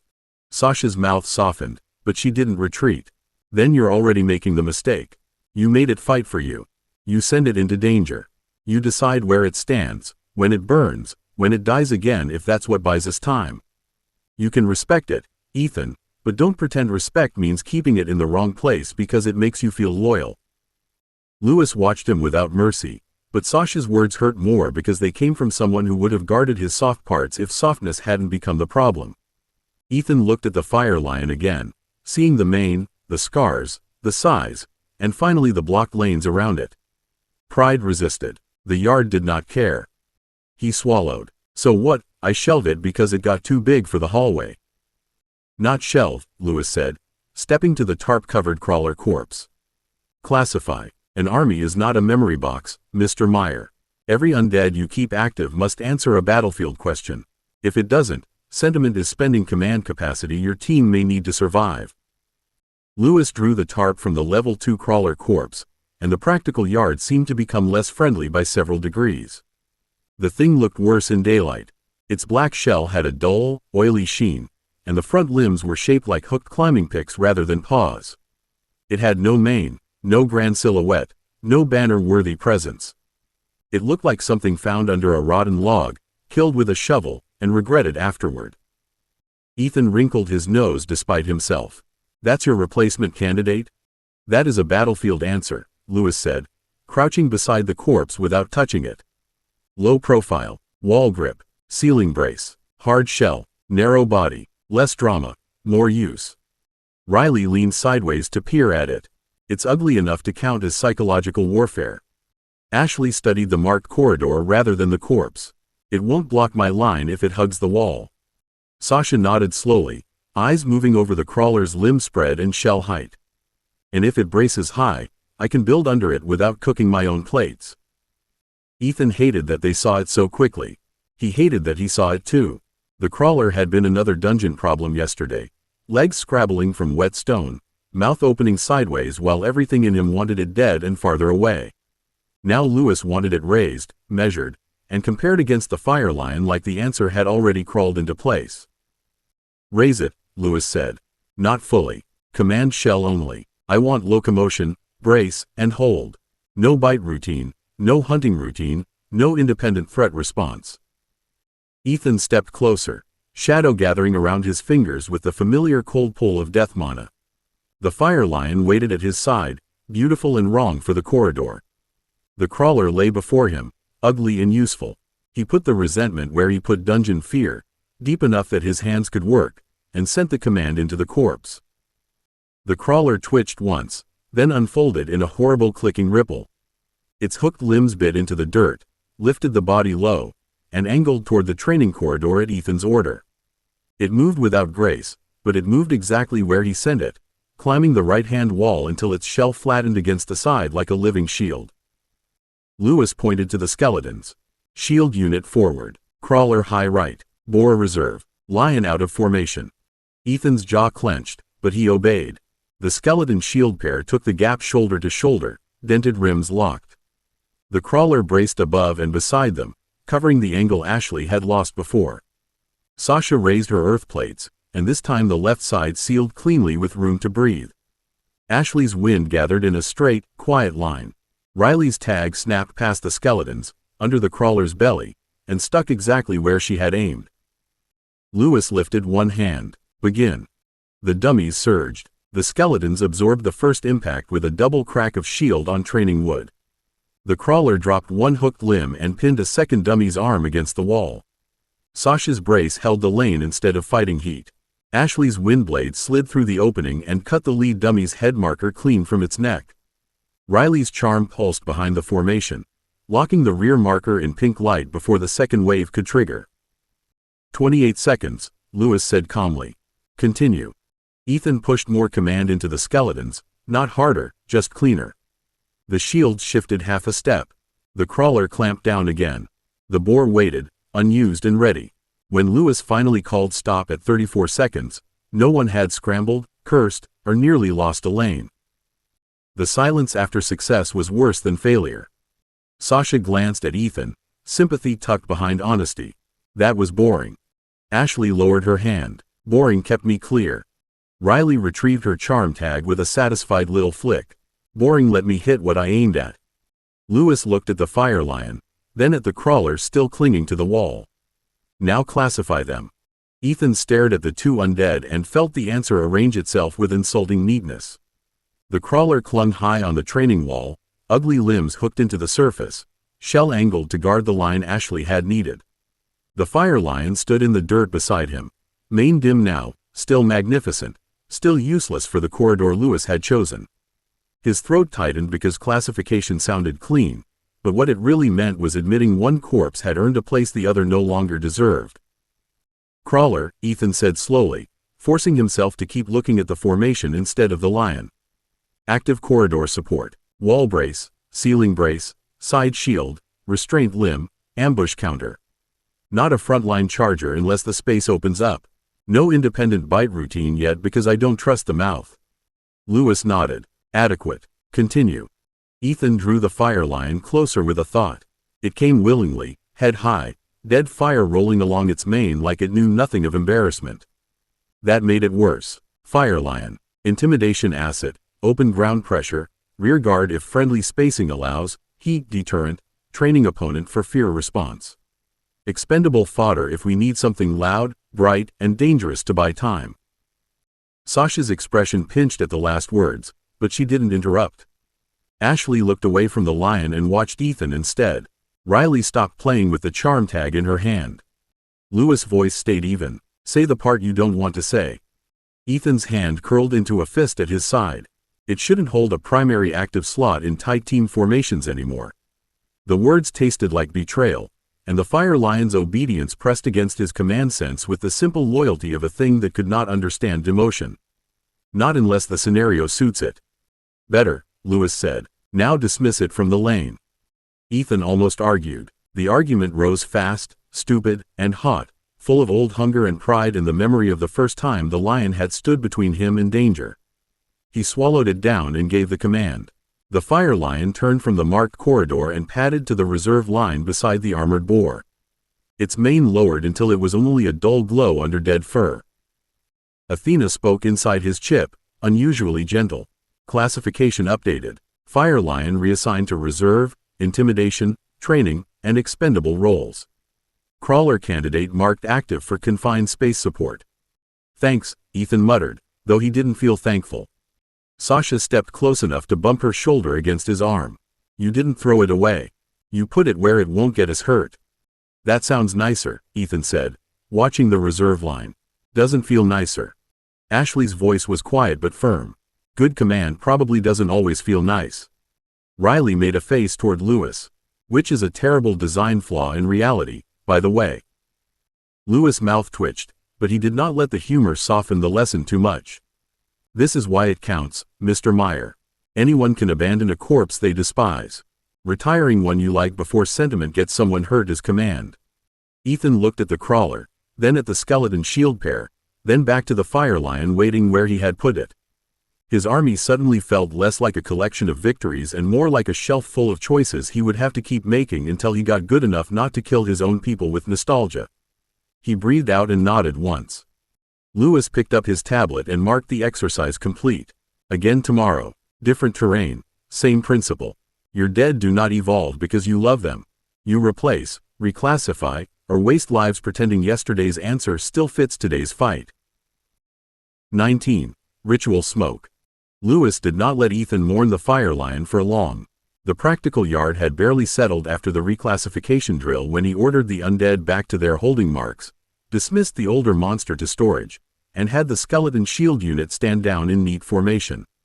Ethan felt the command settle like grit in his chest.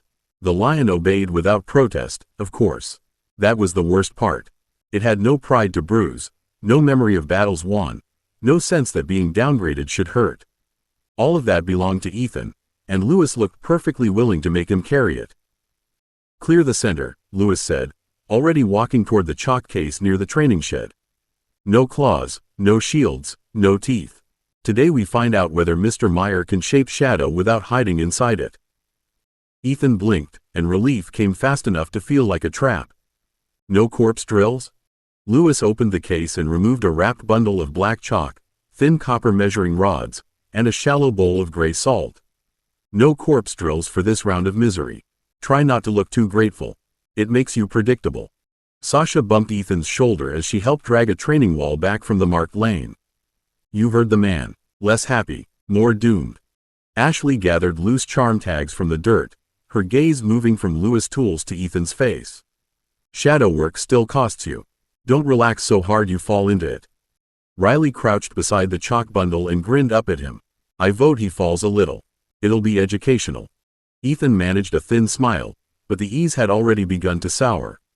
Lewis drew a circle in the packed dirt with exacting patience, then broke it into measured segments using the copper rods. The lines weren't decorative. Ethan could feel that before Lewis said anything.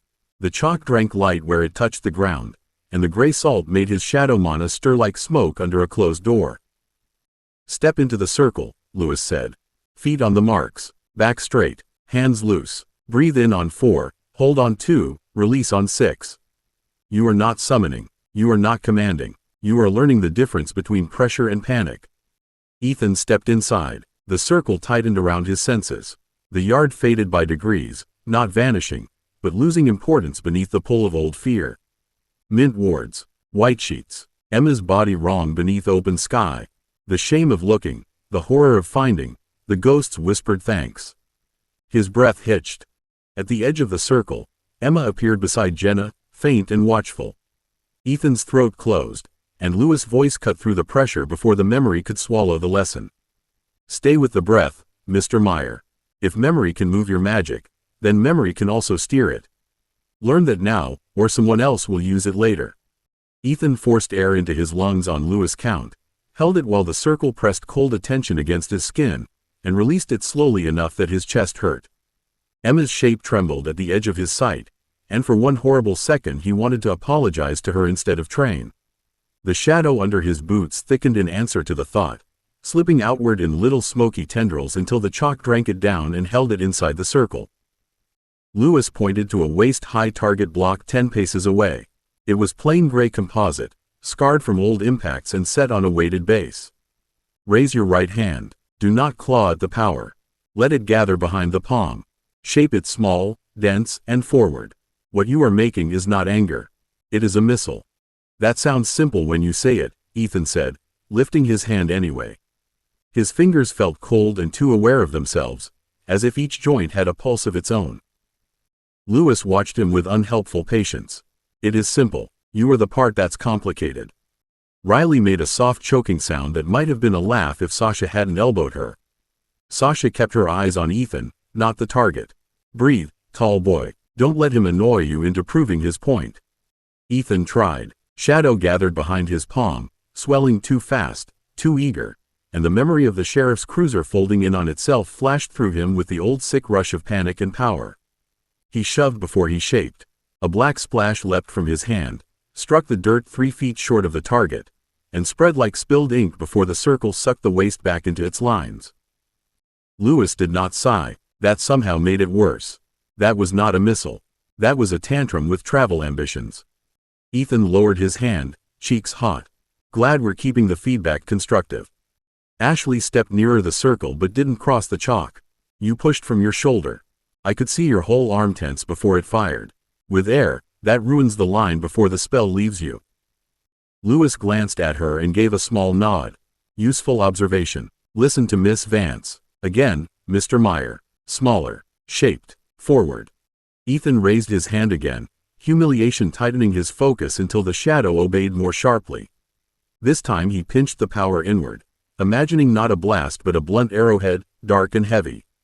The missile snapped from his palm with a hard little sound. It hit the target dead center, cracked the composite face, and sent a shudder back through the circle into Ethan's bones. His knees loosened. Sasha's hand twitched toward him, but Lewis lifted 2 fingers without looking at her, and she stopped herself with visible effort. Ethan stayed upright by pure spite, breathing through the tremor running from his wrist to his spine. "That one hit," Ethan said. Lewis watched him closely. "That one hit because fear made you precise. It also nearly made you overdraw. Congratulations. You have discovered that success can still be badly done." Ethan wanted to answer Lewis with something sharp, but the circle pulsed around his boots before he could get the words out. The crack in the target smoked with thin black vapor, and the line of shadow between his palm and the composite block did not vanish cleanly. It trembled in the air, faint but real, like a thread still hooked into him. His wrist ached. His teeth felt cold. He flexed his fingers, and the thread tightened. Ashley saw it first. "Lewis." "I know," Lewis said, not moving. "Mr. Meyer, do not pull. Do not shove. Hold." "That would be easier if I knew what I was holding," Ethan said, but he locked his elbow and tried to breathe through the strange tug. The missile had hit, but some part of the spell had stayed connected, feeding pressure back into the circle and up his arm. His shadow mana wanted to follow it. The old panicked part of him wanted to yank away and let the circle deal with the mess. Sasha stepped to the chalk line, dropped to one knee, and pressed both palms to the dirt. "Tell me where you need the brace." Lewis pointed without looking away from Ethan. "North edge, outside the chalk. Do not cross it." "Wasn't planning to lick the spooky line," Sasha said, but her voice had tightened. Earth rose beneath her hands in 3 curved plates, low and heavy, cupping the circle without touching it. The pressure around Ethan's ankles steadied at once, less like being trapped and more like standing on firm ground. Ashley moved to the opposite side and lifted both hands, fingers spread. "I can bleed the loose edge if you give me timing." "Slow vent," Lewis said. 3 breaths, no heroics. Ashley exhaled, and a controlled ribbon of air slid across the circle's outer skin. The smoky thread wavered, thinning where her current brushed the excess away. Ethan felt the tug ease, then spike again as the spell tried to recoil through the damaged path. Riley swore softly and snapped a charm tag from her belt. "There's a feedback curl near his wrist." Lewis' eyes narrowed. "Catch it, don't cut it." "Obviously," Riley said, though Ethan doubted it had been obvious to anyone who wasn't Riley. She flicked the tag sidearm. It kissed the air beside Ethan's forearm, flashed violet, and pinned a tiny loop of black smoke in place like a bug under glass. Ethan gasped as the pain loosened. His arm dropped a few inches before he forced it still. Sasha's earth plates held. Ashley's air kept breathing pressure away from the circle. Riley's charm trembled, absorbing the nasty little pulse that would have snapped back into his hand. Lewis finally stepped closer. "Now look, Mr. Meyer." "Not at the target, at them." Ethan looked. Sasha kneeling in the dirt, jaw clenched. Ashley balanced and pale with concentration. Riley grinning too hard while her charm tag quivered under strain. They had made room around his magic. They had not rescued him from the lesson. They had kept the lesson from becoming a wound. His throat worked. "I'm taking up too much space again." "No," Ashley said, keeping her hands steady. "You're learning how much space your magic actually needs." Sasha's plates deepened with a grinding sound. "So learn faster before my knees hate you." Riley laughed once, breathless but bright. "I'm fine. My tag is not fine, but I'm very brave about other people's property." Ethan breathed in on 4, held on 2, and let the breath out on 6. This time he shaped the remaining shadow small instead of fighting it. The thread folded inward, collapsed into a harmless bead, and dropped smoking into the chalk line. The circle drank it, and the yard became only a yard again. Lewis nodded. "Good. Remember this. Your magic works best when your team has lanes. Deny them room, and your power becomes everyone's problem." Ethan wanted to say he understood, but understanding felt cheap. While Sasha was still kneeling in dirt, Ashley was still easing air away from the circle, and Riley's charm tag smoked at the edge like it had taken offense on his behalf. He flexed his right hand once, then stopped because the tremor had spread into his fingers. The circle no longer pulled at him, but it remembered him. That was the only way he could think of it. The chalk lines held a faint black sheen now, as if his magic had stained the lesson into them. Lewis stepped back to his original place. Again. Sasha looked up sharply. He nearly face-planted. "He did not," Lewis said. "He learned where the floor was." Ethan gave Lewis a tired look. "That's inspirational. Put it on a poster." Riley retrieved her ruined charm tag with 2 fingers and dropped it into a belt pouch that looked less happy for the addition. "If he dies, I'm haunting your wardrobe and making all your coats slightly too tight." "Accepted," Lewis said. "Mr. Meyer, clean missile. Smaller than the last. You are not proving force. You are proving control." Ethan nodded because arguing would waste breath he barely had. Sasha withdrew the earth plates by degrees. Ashley let the air settle, and Riley pulled a fresh charm tag but held it in reserve. That mattered. They were giving him space, not abandoning the lane. He lifted his hand, breathed to the count, and let the shadow gather slowly behind his palm. This time he did not think of the cruiser folding or Emma waiting in the woods. He thought of a bead of night rolled between finger and thumb, small enough to hold, heavy enough to matter. The missile left his hand with a soft punch of cold air. It crossed the yard in a straight line and struck the target with a neat black mark no wider than his palm. No crack spread, no thread snapped back. The circle hummed once and went still. Ashley smiled first. That was clean. Sasha rose and brushed dirt from her knees. See? Tall boy can learn. Riley held up the unused charm tag. My property thanks him. Ethan let his arm fall, and the relief nearly dragged the rest of him with it. Lewis was already moving, though, sprinkling gray salt into a smaller oval inside the circle and drawing two hooked chalk marks that faced each other like hands not quite touching. Binding loop. Basic, Lewis said. No target corpse, no ghost, no living will. You are only making the shape. Ethan stared at the marks. That sounds like the sort of disclaimer people give right before something bites. It bites only if you make it hungry, Lewis said. Trace the left hook with shadow, then the right. Let them meet. Do not close hard. Ethan crouched because standing suddenly felt ambitious. He touched two fingers to the air above the chalk and dragged shadow after them, slow and clumsy but obedient. The left hook formed as a smoky cord. The right followed, thinner and wobbling. When the ends met, instinct told him to clamp down. He resisted, barely. The loop settled into place with a soft click he felt behind his eyes. Then his body remembered it had limits. Ethan sat down hard inside the circle before falling could embarrass him properly. Sasha reached him first, one hand under his arm, while Ashley knelt at his other side and Riley hovered with her charm tag ready for violence against anything magical or otherwise. Lewis looked down at him, unreadable and satisfied. Shadow supports command. It strikes, steadies, binds, blinds, and shapes the field. It does not replace the dead. If you use it to avoid necromancy, I will know, and the battlefield will punish you faster than I can. Ethan leaned into Sasha's grip because pride had temporarily lost the vote. So the good news is I learned a spell. The better news, Lewis said, is that you survived learning why it isn't enough. 20. Ink that can bleed. By the time Ethan could trust his knees again, the practice yard had changed from a battlefield into a classroom without ever becoming less threatening.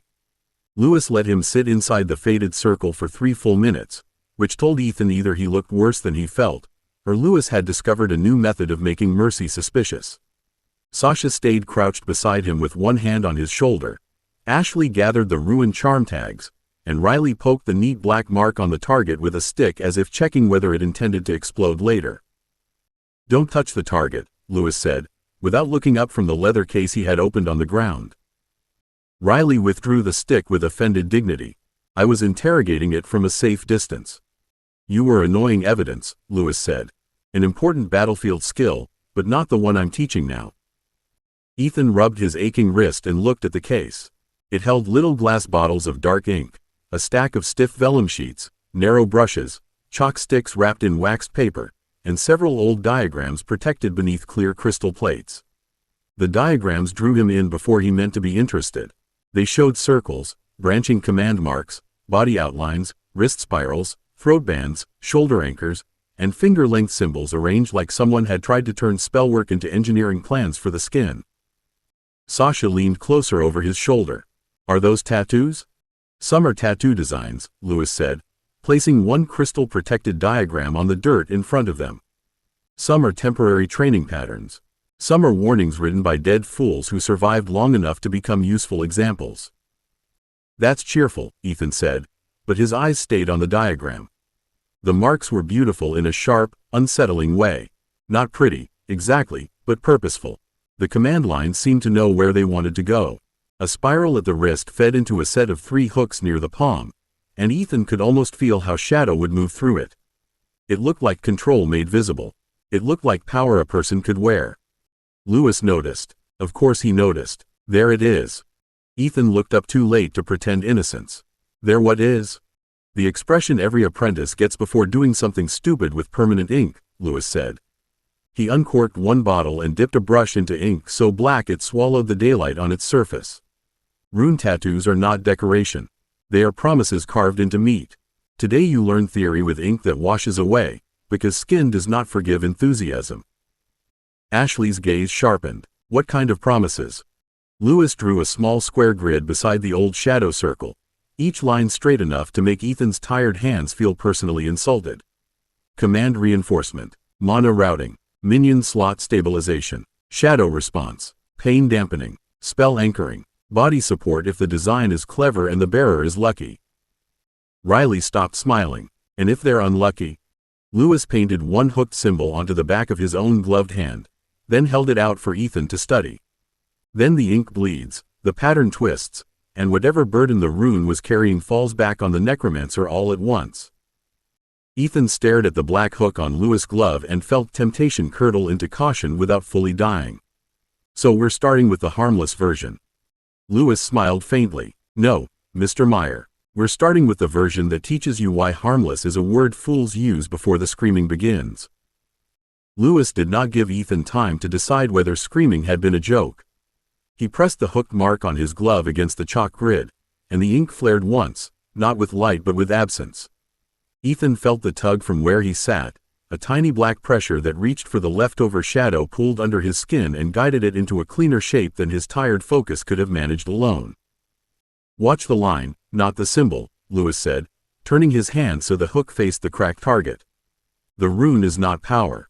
The rune is an agreement about how power should move when your attention is busy elsewhere. Ethan narrowed his eyes as a thread of shadow gathered above Lewis' knuckles. It did not wobble, spill, or smoke. It pulled into a short, dense dart and hovered there with unpleasant patience. That's doing half the work for you. It is supporting work I already know how to do, Lewis said, and the dart snapped forward. It struck the old target beside Ethan's scarred black mark, punched a clean thumb-sized pit into the composite, and vanished without leaving a feedback thread behind. A good rune can sharpen response. It can reduce waste. It can hold a command pattern stable when pain, fear, or distraction would otherwise ruin the casting. Sasha's eyes had gone bright despite herself. So earth-bracing marks would stop my plates cracking when something hits them. Possibly, Lewis said, dipping the brush again and drawing 3 linked marks across a strip of vellum. Or they could teach you to trust a crutch and leave you weaker when it breaks. Every convenience becomes doctrine if repeated often enough. Ashley crouched beside the vellum, careful not to let her coat brush the wet ink. You said pain dampening and body support. That sounds like battlefield medicine. It can be, Lewis said. He placed the vellum over his left forearm and pressed 2 fingers to the marks. The ink sank through the sheet, not into his skin, but into a thin film of shadow clinging above it. His fingers flexed, and Ethan saw the tremor in Lewis' hand disappear. A body reinforcement array can keep a necromancer standing with cracked ribs, shaking hands, blood loss, or channel strain. It does not heal. It lies convincingly to the body until the bill arrives. Riley made a face. I hate useful things that sound like bad decisions. Then you have begun to understand adult magic, Lewis said. He lifted a crystal plate from the bottom of the case and set it in the dirt where all of them could see. Inside lay copies of old field notes and diagrams of arms, backs, throats, and torsos. Some patterns were elegant. Others had been crossed through in red ink. Several included sketches of scar tissue, burned flesh, broken lines, and symbols twisted out of alignment by blade cuts or spell damage. Ethan's fascination cooled hard. Those are failures. Those are survivors, Lewis said. The failures did not write reports. This one took a paladin's light brand across his shoulder and lost control of 11 skeletons. This one had a wrist array sliced open during a duel and spent 6 months relearning fine command. This one warped a mana channel tattoo by overfeeding it during a dungeon break. She lived because her team killed her own undead before they killed her. The practice yard seemed quieter after that. Ethan looked at the ink, then at his own hands, and the old hungry part of him still wanted the marks anyway. That scared him more than the diagrams did. Lewis saw that too and nodded once, almost approving. Good. Temptation that survives warning is the kind worth respecting. Ethan kept looking at the old reports long after he wanted to stop. 11 skeletons loose because one shoulder mark had been burned. A wrist array sliced open by a blade. A dungeon survivor saved only because her team destroyed her own dead before they could turn on her. The words sat in his head beside every lesson Lewis had already forced into him, and the worst part was that the hunger remained. Not for decoration, not even for easy power exactly. For room, for capacity, for enough command to hold what kept gathering around him. He flexed his aching hand. Minion slots, Ethan said, because avoiding the question would only make Lewis answer it anyway. That's what everyone thinks about first, isn't it? Sasha's head turned toward him. Ashley went still. Riley's mouth tightened, the teasing gone from her face as if someone had closed a door. Lewis capped the ink bottle with slow care. Yes, command burden is the dream that makes clever apprentices stupid. 1 mark to steady 2 extra skeletons. A back array to support a monster corpse that should be above your current control. A throat ring to sharpen verbal orders. A spine chain to hold formation discipline when your attention fractures. That sounds useful, Ethan said, and hated how small his voice became. It is useful, Lewis said. That's why it kills people. Lewis rose and walked to the holding marks where 3 training skeletons waited in neutral stance. He did not call the older monster units forward. He did not need to. The skeletons were enough, with their empty hands, clean bones, and patient obedience. He painted a temporary symbol onto a slate disc, then clipped it to the front skeleton's breast strap. A thin black line ran from the disc to 2 more skeletons as Lewis murmured a command too soft for Ethan to catch. The 3 skeletons lifted their right arms together. The motion was smoother than Ethan expected, almost elegant, as if one thought had passed through all 3 bodies at once. Temporary command relay, Lewis said. Weak, crude, and safer than skin. It carries part of the formation burden so the necromancer does not have to hold every correction directly. Ethan leaned forward despite himself. That's incredible. Lewis drew a training knife and cut across the wet mark. The front skeleton convulsed. 1 rear skeleton swung its arm too far and clipped the other across the skull. The third turned half left, wrong-footed and twitching, while the first scraped its fingers against the breast strap as if trying to answer a command it no longer understood. Ethan's shadow snapped up in alarm, and Sasha's earth plates rose without being asked. Hold, Lewis said, voice hard enough to freeze them all. He touched 2 fingers to the broken slate, spoke 1 clean word, and the skeletons dropped back into neutral. Ethan stared at the cut mark. If that had been on me, if that had been on you, the break would have gone through your flesh, your pain, your panic, and your command structure at once, Lewis said. And the undead would not politely wait while you bled. Ethan did not answer at once.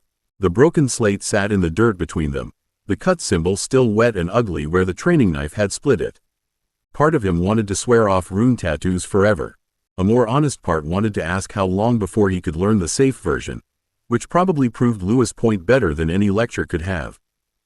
Lewis set the knife aside and reached for a clean brush.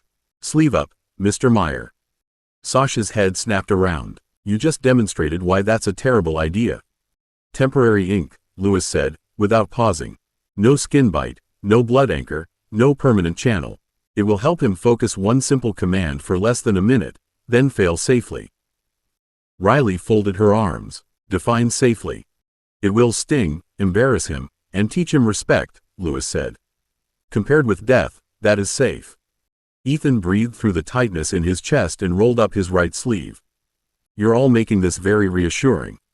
Ashley stepped closer, eyes fixed on the brush rather than Lewis' face.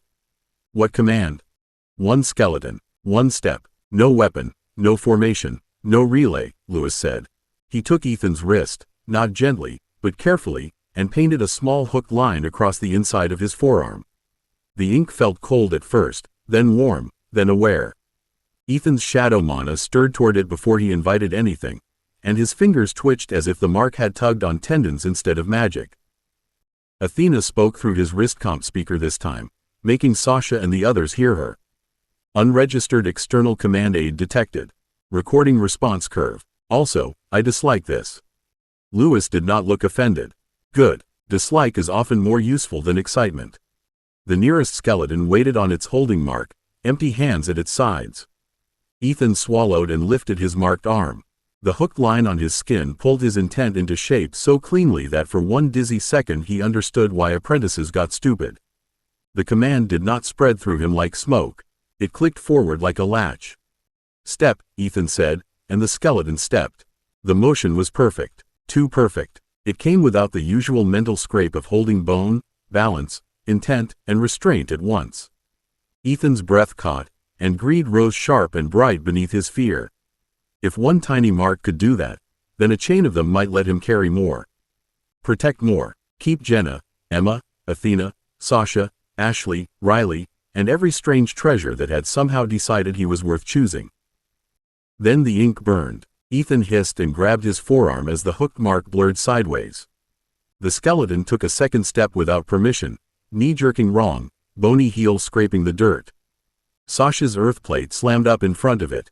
Ashley's air snapped around its ribs, slowing it without breaking it, and Riley's disruption charm cracked against the fading ink with a sharp pop that made Ethan's teeth ache. Lewis caught Ethan's wrist and pressed 2 fingers over the mark. Release it. Don't fight the ink. Let the command come back to you. I didn't tell it to move again, Ethan said, breath rough as the burn faded into a deep bruise-like throb. That is exactly the lesson, Lewis said, wiping the ruined mark away with a cloth dampened in gray salt. The boost was real. So was the instability. Ethan stared at the skeleton as it settled back under Lewis' quiet command. No permanent tattoos. Not yet, Lewis said. Sasha made an unhappy sound. That's not no. No, Ethan said, rubbing his forearm while temptation sat in him like a coal. It isn't. 21. Human formation. The bruise from the temporary ink had not faded by the next afternoon, which Ethan suspected was deliberate. Lewis had wiped away the mark, cleaned the skin, and still left him with a reminder that power could helpfully betray him if he trusted it too soon. Every time Ethan's sleeve shifted, the ache tugged his attention back to the skeleton's second step, the one he had not ordered, and the coal of temptation that had burned beneath the fear. Lewis noticed him rubbing his forearm the moment he entered the training hall. Of course he did. Good. Still thinking about yesterday. I was trying to forget yesterday, Ethan said, stopping beside Sasha, Ashley, and Riley near the old chalk grid. It turns out my arm is taking your side. Pain is not on my side, Lewis said. It is on the side of accurate memory. Riley leaned closer to inspect the faint mark. That's teacher talk for he wanted it to hurt. That is student talk for I succeeded, Lewis said, and pressed his thumb to a ward plate set into the far wall. 3 storage alcoves opened with a hiss of released preservation air. The skeletons inside stood upright in brass support frames, each tagged at the collarbone and wrist with green consent seals. They were not the loose practice skeleton Ethan had used before. These had been prepared like equipment and honored like donors. File slates hung beside each alcove, and every slate showed permission categories, training limits, role assignments, and return instructions. Ethan's stomach tightened. 3? 1 was obedience, Lewis said. 3 is the beginning of formation. You cannot command a battlefield with 1 dead man and a guilty expression. Sasha folded her arms, but her eyes were already moving over the frames. What are their roles? Lewis pointed in order. Shield, loader, blade. The shield carries a tower shield and anchors the front. The loader carries ammunition blocks, spare cells, and magazine feeds for Necromancer weapons. The blade carries a short sword, restraint hook, and emergency knife. No autonomy, no field deployment, no live ammunition. Every command passes through Mr. Meyer. Ashley stepped toward the loader's alcove, careful not to cross the yellow boundary line. That's more useful than a monster in a hallway. That is the point, Lewis said. Ethan stared at the 3 skeletons and hated that his mind was already arranging them. Shield forward, loader behind cover, blade on the side that needed hands and reach. It felt practical before it felt wrong, and that scared him more than the bones did. Lewis handed him the first file slate. Name, consent, limits. Then wake the shield. Ethan read the shield donor's name first, then the consent limits, then the equipment category, because Lewis' stare made shortcuts feel like crimes. The skeleton had belonged to a man named Peter Marlowe, who had donated under military training provision after a rift took his legs and a life magician gave him 10 more years. Shield work, formation work, and non-live weapon drills were authorized.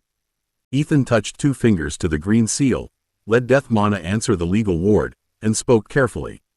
Peter Marlowe, Training Shield Unit, stand. The skeleton unfolded from the brass frame with a dry click of joints and settled into neutral stance.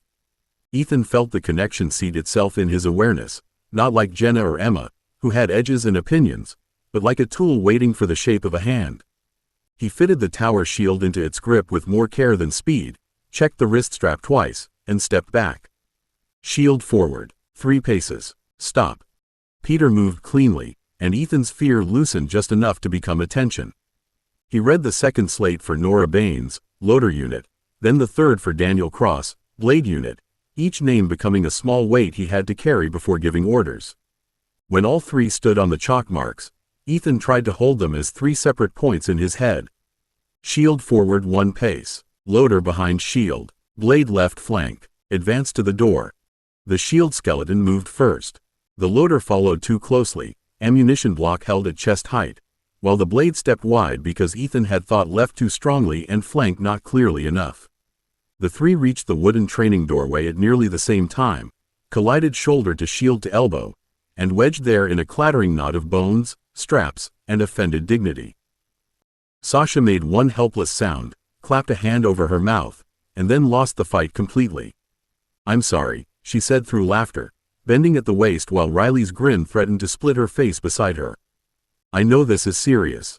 I know they're donors, but they look like academy boys trying to get through the mess hall door when the dessert bell rings." Ethan's ears burned as he reached for the command thread and found too much confusion tangled around one simple doorway. "Hold," he snapped, and the skeletons froze while still jammed together. "Back. No, not you. I mean shield. Wait, Blade, don't step over the loader. Oh, come on." Lewis looked at Sasha without smiling. "Since you find the failure entertaining, Miss Calder, explain it." Sasha straightened at once, laughter draining into focus. She studied the doorway, then the skeletons, then Ethan's embarrassed face. "He's moving them like three people taking turns, not like a formation. The shield needs the lane first and owns the door. The loader shouldn't follow until there's cover and room to work. The blade can't just be left. Left of what matters, because left of Ethan and left of the shield aren't the same thing once they start moving." Lewis nodded. "Correct, Mr. Meyer, your dead obeyed your words. The problem is that your words were not a squad." Ethan forced the three skeletons backward one instruction at a time, sweating harder than the effort deserved. Peter Marlowe took the first clean step out of the doorway with the tower shield angled too high. Nora Baines dragged the ammunition block against the frame because Ethan forgot to tell her to lower it. Daniel Cross stood waiting on the wrong side of the chalk mark with his restraint hook pointed toward the floor like a question Ethan couldn't answer. Ashley crouched beside the doorway and traced 2 fingers through the dust. "You're trying to command empty space. Give them visible lanes." Lewis turned his head slightly. "Explain." Ashley looked at Ethan rather than Lewis, which somehow made the correction easier to hear. "Air markers. Not enough force to move them, not enough magic to make choices for them. Just pressure lines they can feel when your command says lane 1, lane 2, lane 3. Like training rails without rails." Ethan stared at the doorway, then at the skeletons. "Would that count as autonomy?" "No," Lewis said. "It counts as admitting your words are not yet good enough.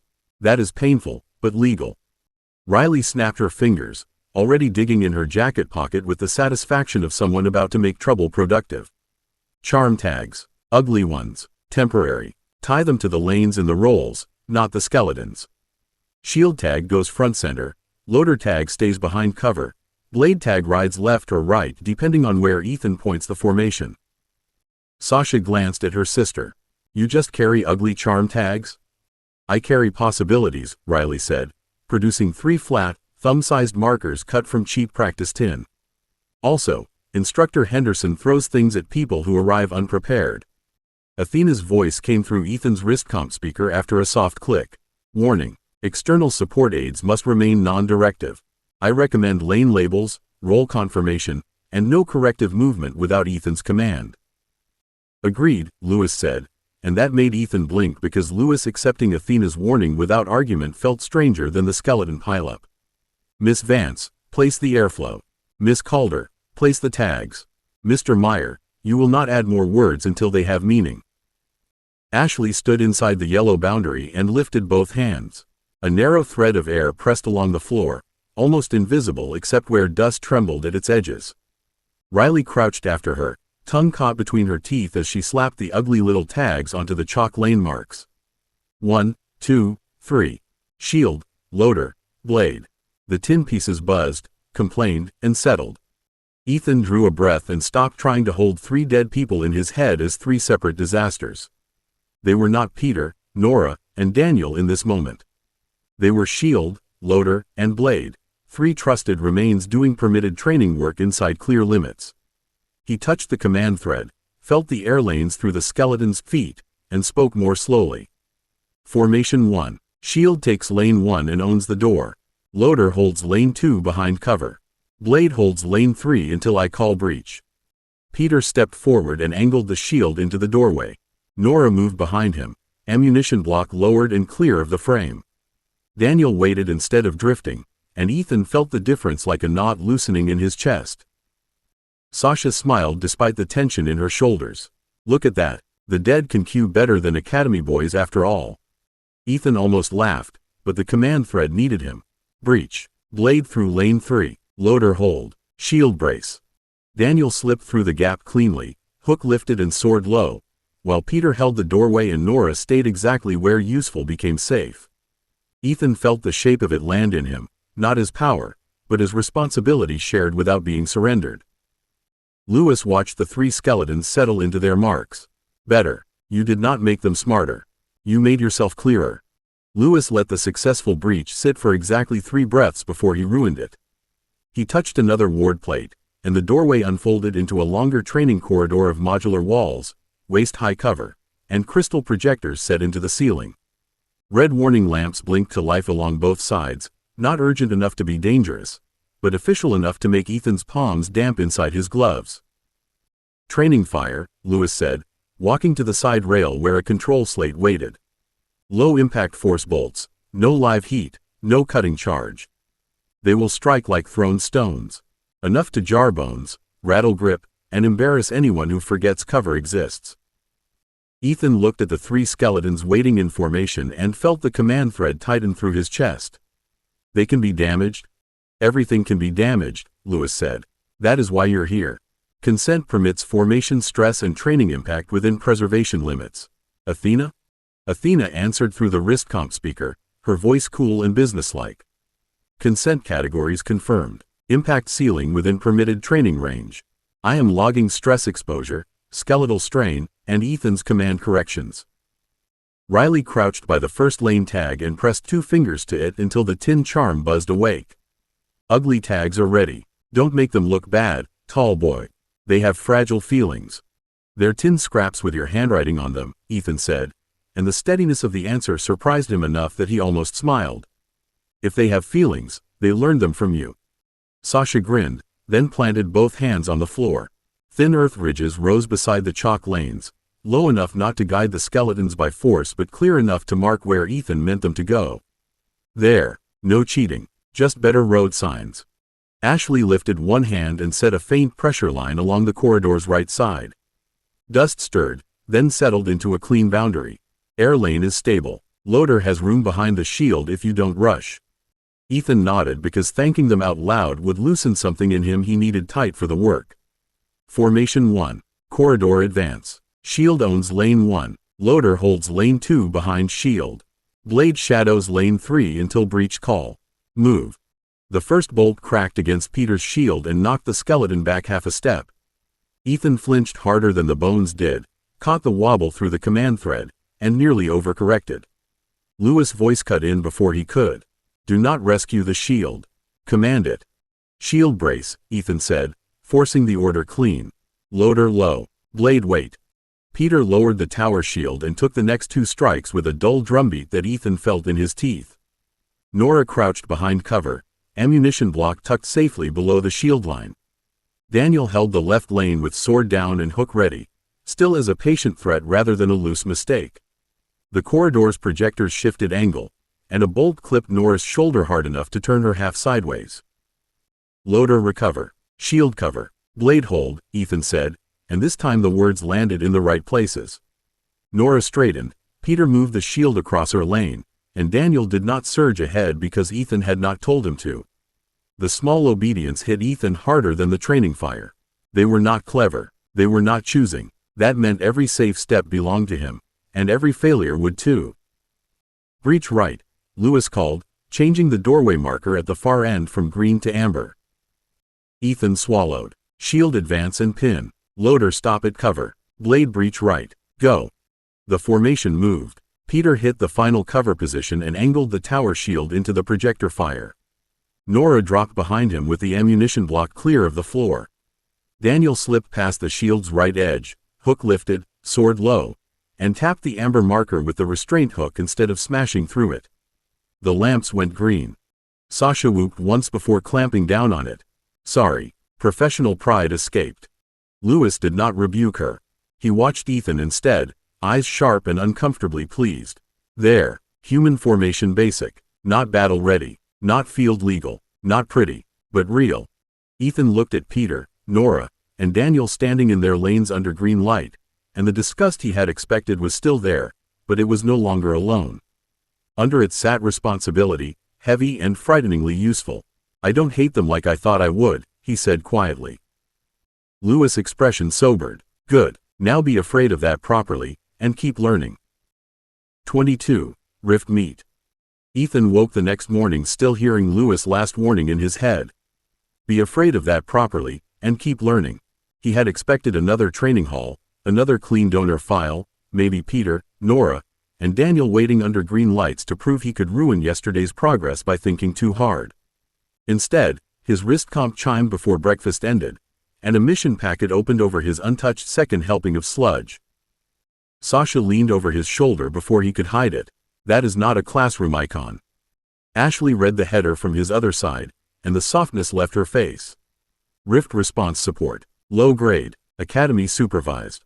Riley pushed her bowl aside with immediate interest. Low grade is one of those phrases adults use right before something tries to chew through a wall, isn't it? It means supervised, Ethan said, scrolling through the packet while his appetite died by degrees. Unstable breach. Rural containment zone. Irregular monster pulses. Salvage rights limited by field safety and corpse stability. Necromancer support requested for suppression, recovery, and post-pulse cleanup. He stopped on the equipment authorization line and felt his stomach dip. Lewis attached the skeleton formation. Lewis arrived at the table as if he had been waiting for Ethan to understand the bad news, coat buttoned, gloves tucked into one pocket, and a sealed field case in his left hand. Finish eating. You leave in 12 minutes. Ethan looked up. We? You, the Calder twins, Miss Vance, and me, Lewis said. The training skeletons remain under restricted authority. I have secured supervised support clearance for field use only if the commander asks for it. You will not mistake that for permission to experiment. Sasha's teasing vanished. So this isn't a points run. No, Lewis said. This is what happens when the world tears and refuses to become a tidy room with walls. The transport dropped them beyond the Academy's outer wards 20 minutes later, and the first breath of rift air made Ethan's teeth ache. The containment zone sprawled across broken ground where blackened grass, cracked soil, and twisted fence posts leaned toward a red split in the air behind shimmering field wards.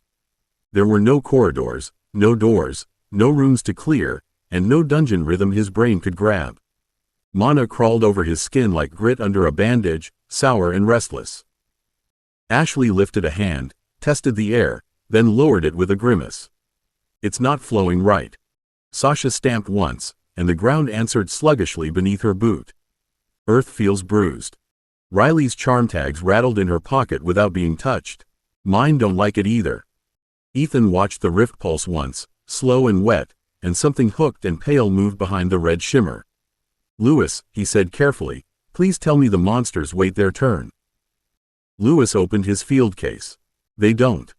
The rift answered him, bulging outward until the field wards bowed like plastic under a thumb. A klaxon sounded from the containment truck, not loud enough to panic anyone trained, but sharp enough to make every Academy student on the line look up.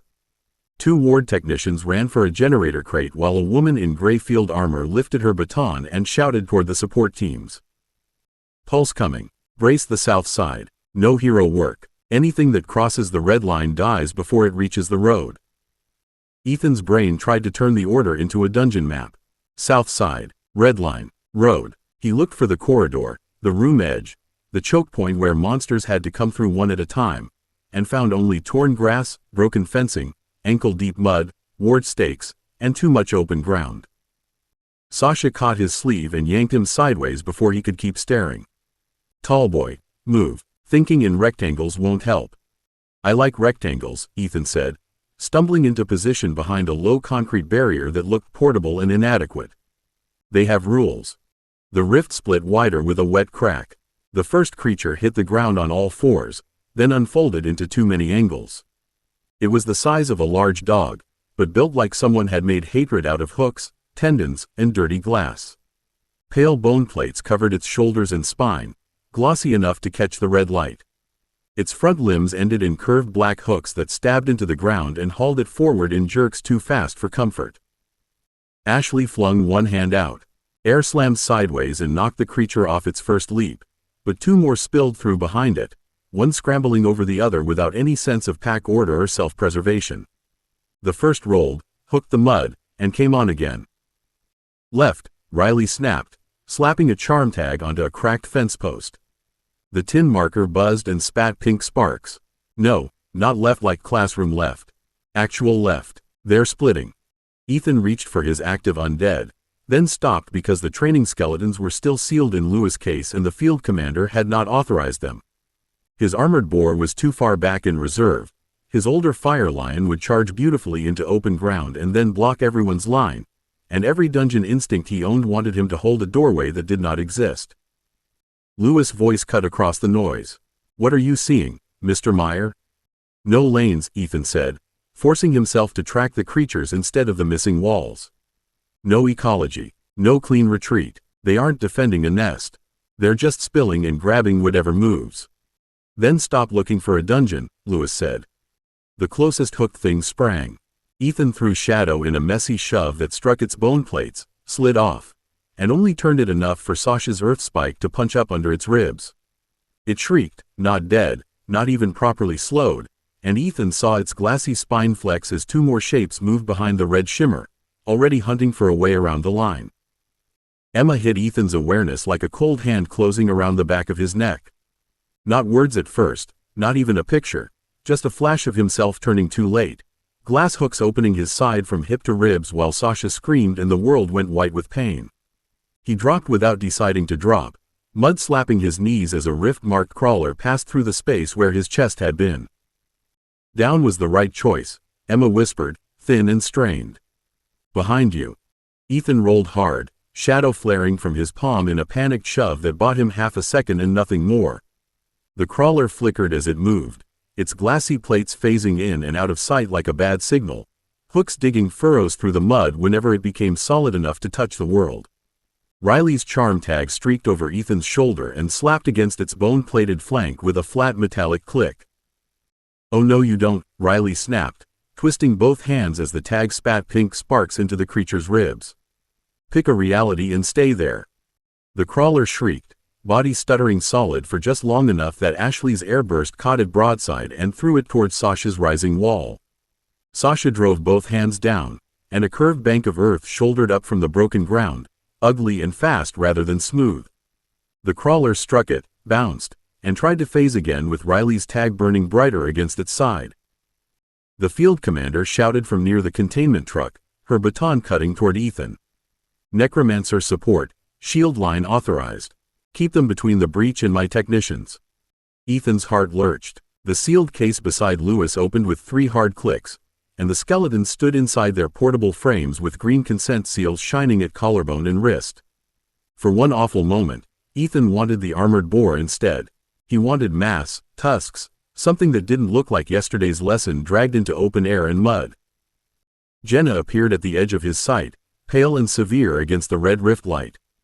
"Teeth charge. Hands hold. Use what holds." Ethan hated how fast he understood her.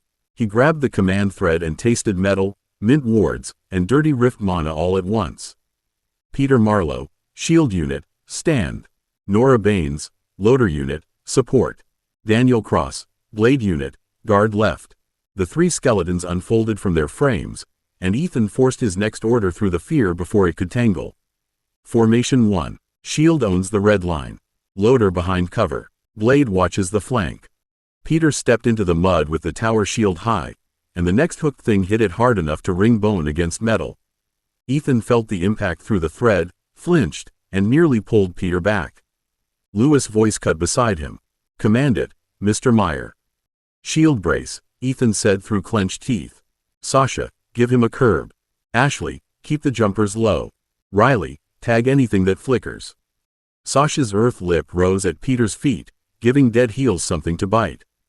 Ashley flattened the air above the line so the next leaping crawler slammed down early instead of clearing the shield. Riley laughed once, bright and fierce, as another ugly tin tag spun from her fingers toward a half-phased shape crawling around the fence. Ethan stood behind the skeleton line with mud on his knees, Emma's warning still aching in his skull and Jenna's advice sitting cold in his chest. The dead with hands held the gap, and for the first time he was grateful enough to be frightened by it. The pulse broke like a fever, not cleanly and not all at once. The rift spat 3 last crawlers through the red shimmer, then clenched tight enough that the field ward snapped back with a crack that made every tooth in Ethan's head ache. Peter Marlowe held the shield line through the final impact, but the tower shield twisted sideways, and Ethan felt something in the skeleton's left forearm give with a dry, ugly click. "Hold," Ethan said, because panic tried to make him pull Peter back too soon. "Shield brace. Blade guard. Loader stay covered." Daniel Cross caught a leaping crawler on the restraint hook and dragged it down before it reached Riley. Ashley's air hammered it flat, Sasha's earth curb trapped both hooks, and Riley's tag burned pink against its glassy shoulder until the creature stopped trying to flicker. When the field commander's baton cut down, 2 gray armored responders moved in with shock pikes and finished the twitching body. "Pulse contained," the commander called. "Harvest window is 4 minutes. Anything still unstable gets burned. Necromancer, take only what your supervisor clears." Ethan looked at the mud, the bodies, the broken fence, and Peter's damaged arm. 4 minutes sounded like a joke told by someone who hated corpses. 4 minutes? Lewis was already kneeling beside the nearest crawler with a field knife and crystal tongs. "Rift meat spoils fast. Decide while your hands are moving." Athena clicked through his wrist comp speaker, her voice clipped and low. Priority markers displayed. Bone plates, primary hooks, unstable monogland behind sternum ridge. Corpse 3 has the best preservation profile. Corpse 1 is already degrading. Ethan swallowed, pulled on salvage gloves with fingers that barely wanted to obey, and dropped beside Corpse 3. Its glassy plates were slick, warm, and wrung under his hands. Sasha braced the body with a wedge of earth while Ashley kept a thin airflow moving fumes away from his face. Riley slapped a charm tag on the sternum ridge and grimaced when it hissed. "That gland is angry," Riley said. "Don't stab the angry thing." "I was planning not to," Ethan said, sliding the knife where Athena's marker pulsed. The membrane parted, and sour red light leaked out around a walnut-sized gland that twitched like it remembered being alive. "That is disgusting and valuable, isn't it?"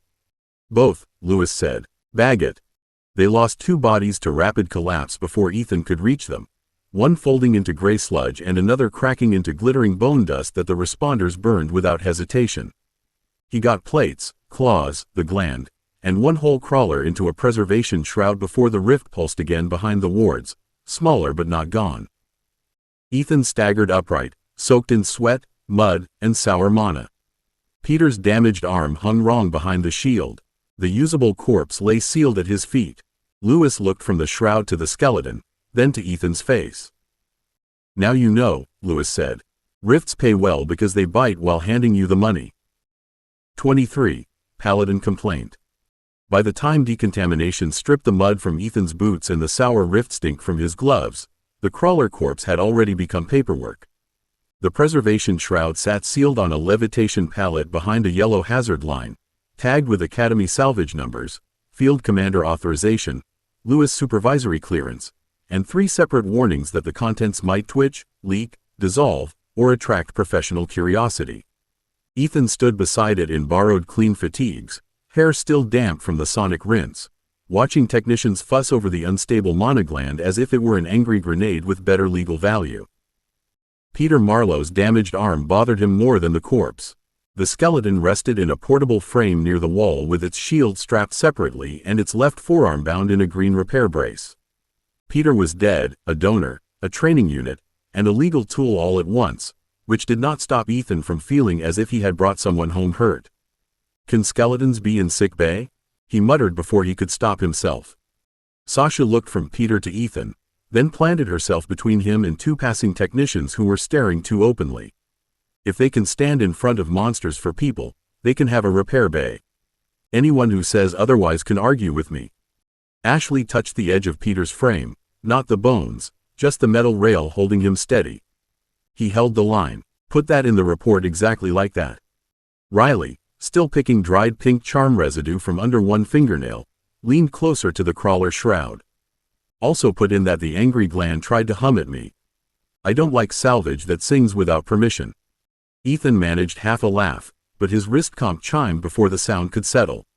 The tone wasn't Athena's private warning or a mission payment notice. It was an Academy administrative tone, polite enough to be ominous. A flat gray packet unfolded above his wrist, marked with the Academy seal, the field mission number, and a subject line that made his stomach drop harder than any crawler leap. Formal conduct and cultural safety complaint. Sasha's warmth vanished. Cultural what? Athena's voice came through his chip, quiet and clipped. Filed by Paladin Liaison Office, copied to Academy Ethics Review, Field Training Command, Necromancy Curriculum Oversight, and Master Lewis. Complaint references Rift salvage conduct, use of humanoid undead units, dungeon corpse acquisitions, human cadaver training permits, and potential normalization of death aspect practices around minors. Riley stared at the packet as if she wanted to bite it. They weren't even there. Lewis arrived behind them with a clean coat folded over one arm and no surprise at all in his face. They didn't need to be there. Approved channels leave trails, and zealots read trails as confessions. He looked at Ethan, not unkindly, which somehow made the moment worse. Do not answer it angry. That is what they want. The warning followed Ethan into the review room, which looked nothing like a courtroom and somehow felt worse for it. There was no judge's bench, no dock, no dramatic railing, only a polished oval table, a wall of Academy seals, 3 review officers in good suits, 2 instructors in uniform, 1 woman in white and gold Paladin formal wear, and a recorder crystal turning slowly above a black stand. Ethan took the chair Lewis indicated and tried not to feel 17 again, trapped in a school office while adults used careful voices to decide what kind of problem he was. Sasha sat behind him with Ashley and Riley, close enough that he could feel them like a promise at his back, but not close enough to hide behind. Lewis stood to Ethan's right rather than sitting, hands folded loosely before him, his expression unreadable. That worried Ethan. Lewis only went that still when the lesson had teeth. Dean Halvorsen, a thin man with silver hair and kind eyes that did not quite reach his mouth, opened the packet on the table. Mr. Meyer, this is a preliminary cultural safety and conduct review, not a disciplinary hearing. Do you understand the distinction? Ethan looked at the recorder crystal, then at the Paladin representative, whose face held the calm sorrow of someone already mourning his soul. It means you're deciding whether I'm dangerous before deciding whether I've done anything wrong. The dean paused. One of the instructors coughed into his fist. Lewis did not move, but Ethan felt approval from him anyway, sharp and unwarming. That is not how I would phrase it, Dean Halvorsen said. No, sir, Ethan said, forcing his hands to stay flat on the table. But it is what it feels like. The Paladin woman leaned forward a little. Her nameplate read Sister Miriam Vale, Order Liaison. Her voice was gentle, which Ethan hated more than accusation. Feeling scrutinized is understandable. Death aspect practices disturb many students, especially when humanoid remains, weapon-bearing skeletons, and corpse salvage are normalized around developing magicians. Ethan's stomach tightened. Normalized. That was such a clean word for making him sound like a sickness spreading through the halls. Athena murmured in his chip, fact reminder. All human training units were consent-tagged, supervised, and restricted. Field skeleton deployment was commander authorized during active rift pulse.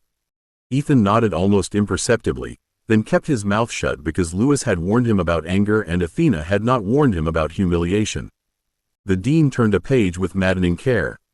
In plain terms, Dean Halvorsen said, the concern is whether your training path creates an unsafe moral environment for your peers.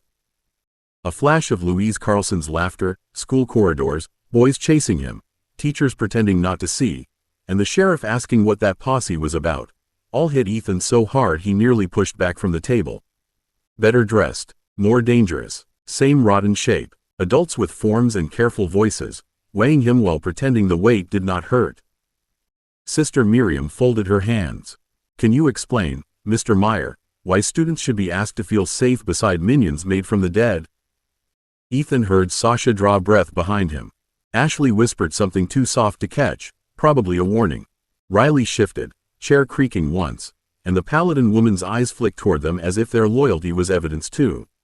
Ethan swallowed the first answer, the angry one, the one that would have made him look exactly like the thing she wanted him to be. Lewis' voice cut in, quiet but firm. Answer the question asked, not the accusation hiding inside it. Ethan drew one slow breath through his nose and tasted mint wards that were not there. His hands still rested flat on the table, but under the polished wood his knees wanted to bounce. Lewis made it sound easy, as if questions were traps you could see from above instead of things that closed around your throat while everyone watched.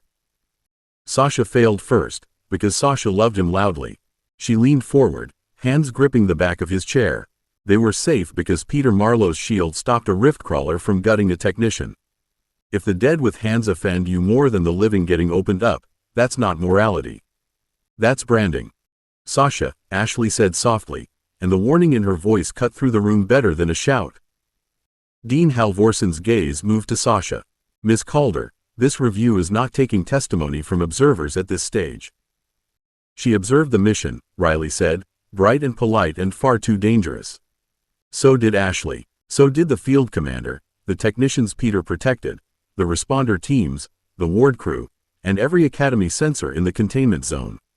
It would be a shame to build moral conclusions while excluding inconvenient witnesses. Sister Miriam's expression did not change, but Ethan saw the trap Riley had stepped around. The complaint wanted him isolated. Angry necromancer at the table. Loyal girls behind him looking compromised. Any outburst could become evidence that his influence disturbed their judgment. Riley had seen the shape of it before he had. Athena whispered in his chip, suggested response categories. Consent, command limits, field authorization, emergency utility, post-mission preservation, witness list. Do not use my full legal packet.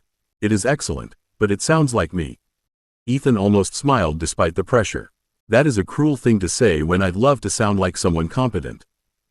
Sister Miriam's eyes sharpened. Did you say something, Mr. Meyer?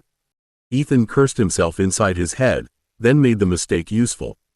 He lifted his wrist a little, not enough to display Athena, only enough to acknowledge the chip. My assistant is reminding me to stick to facts. I'm trying to do that instead of taking this personally. Ashley's hand settled on the back of his chair for half a second, steady and careful.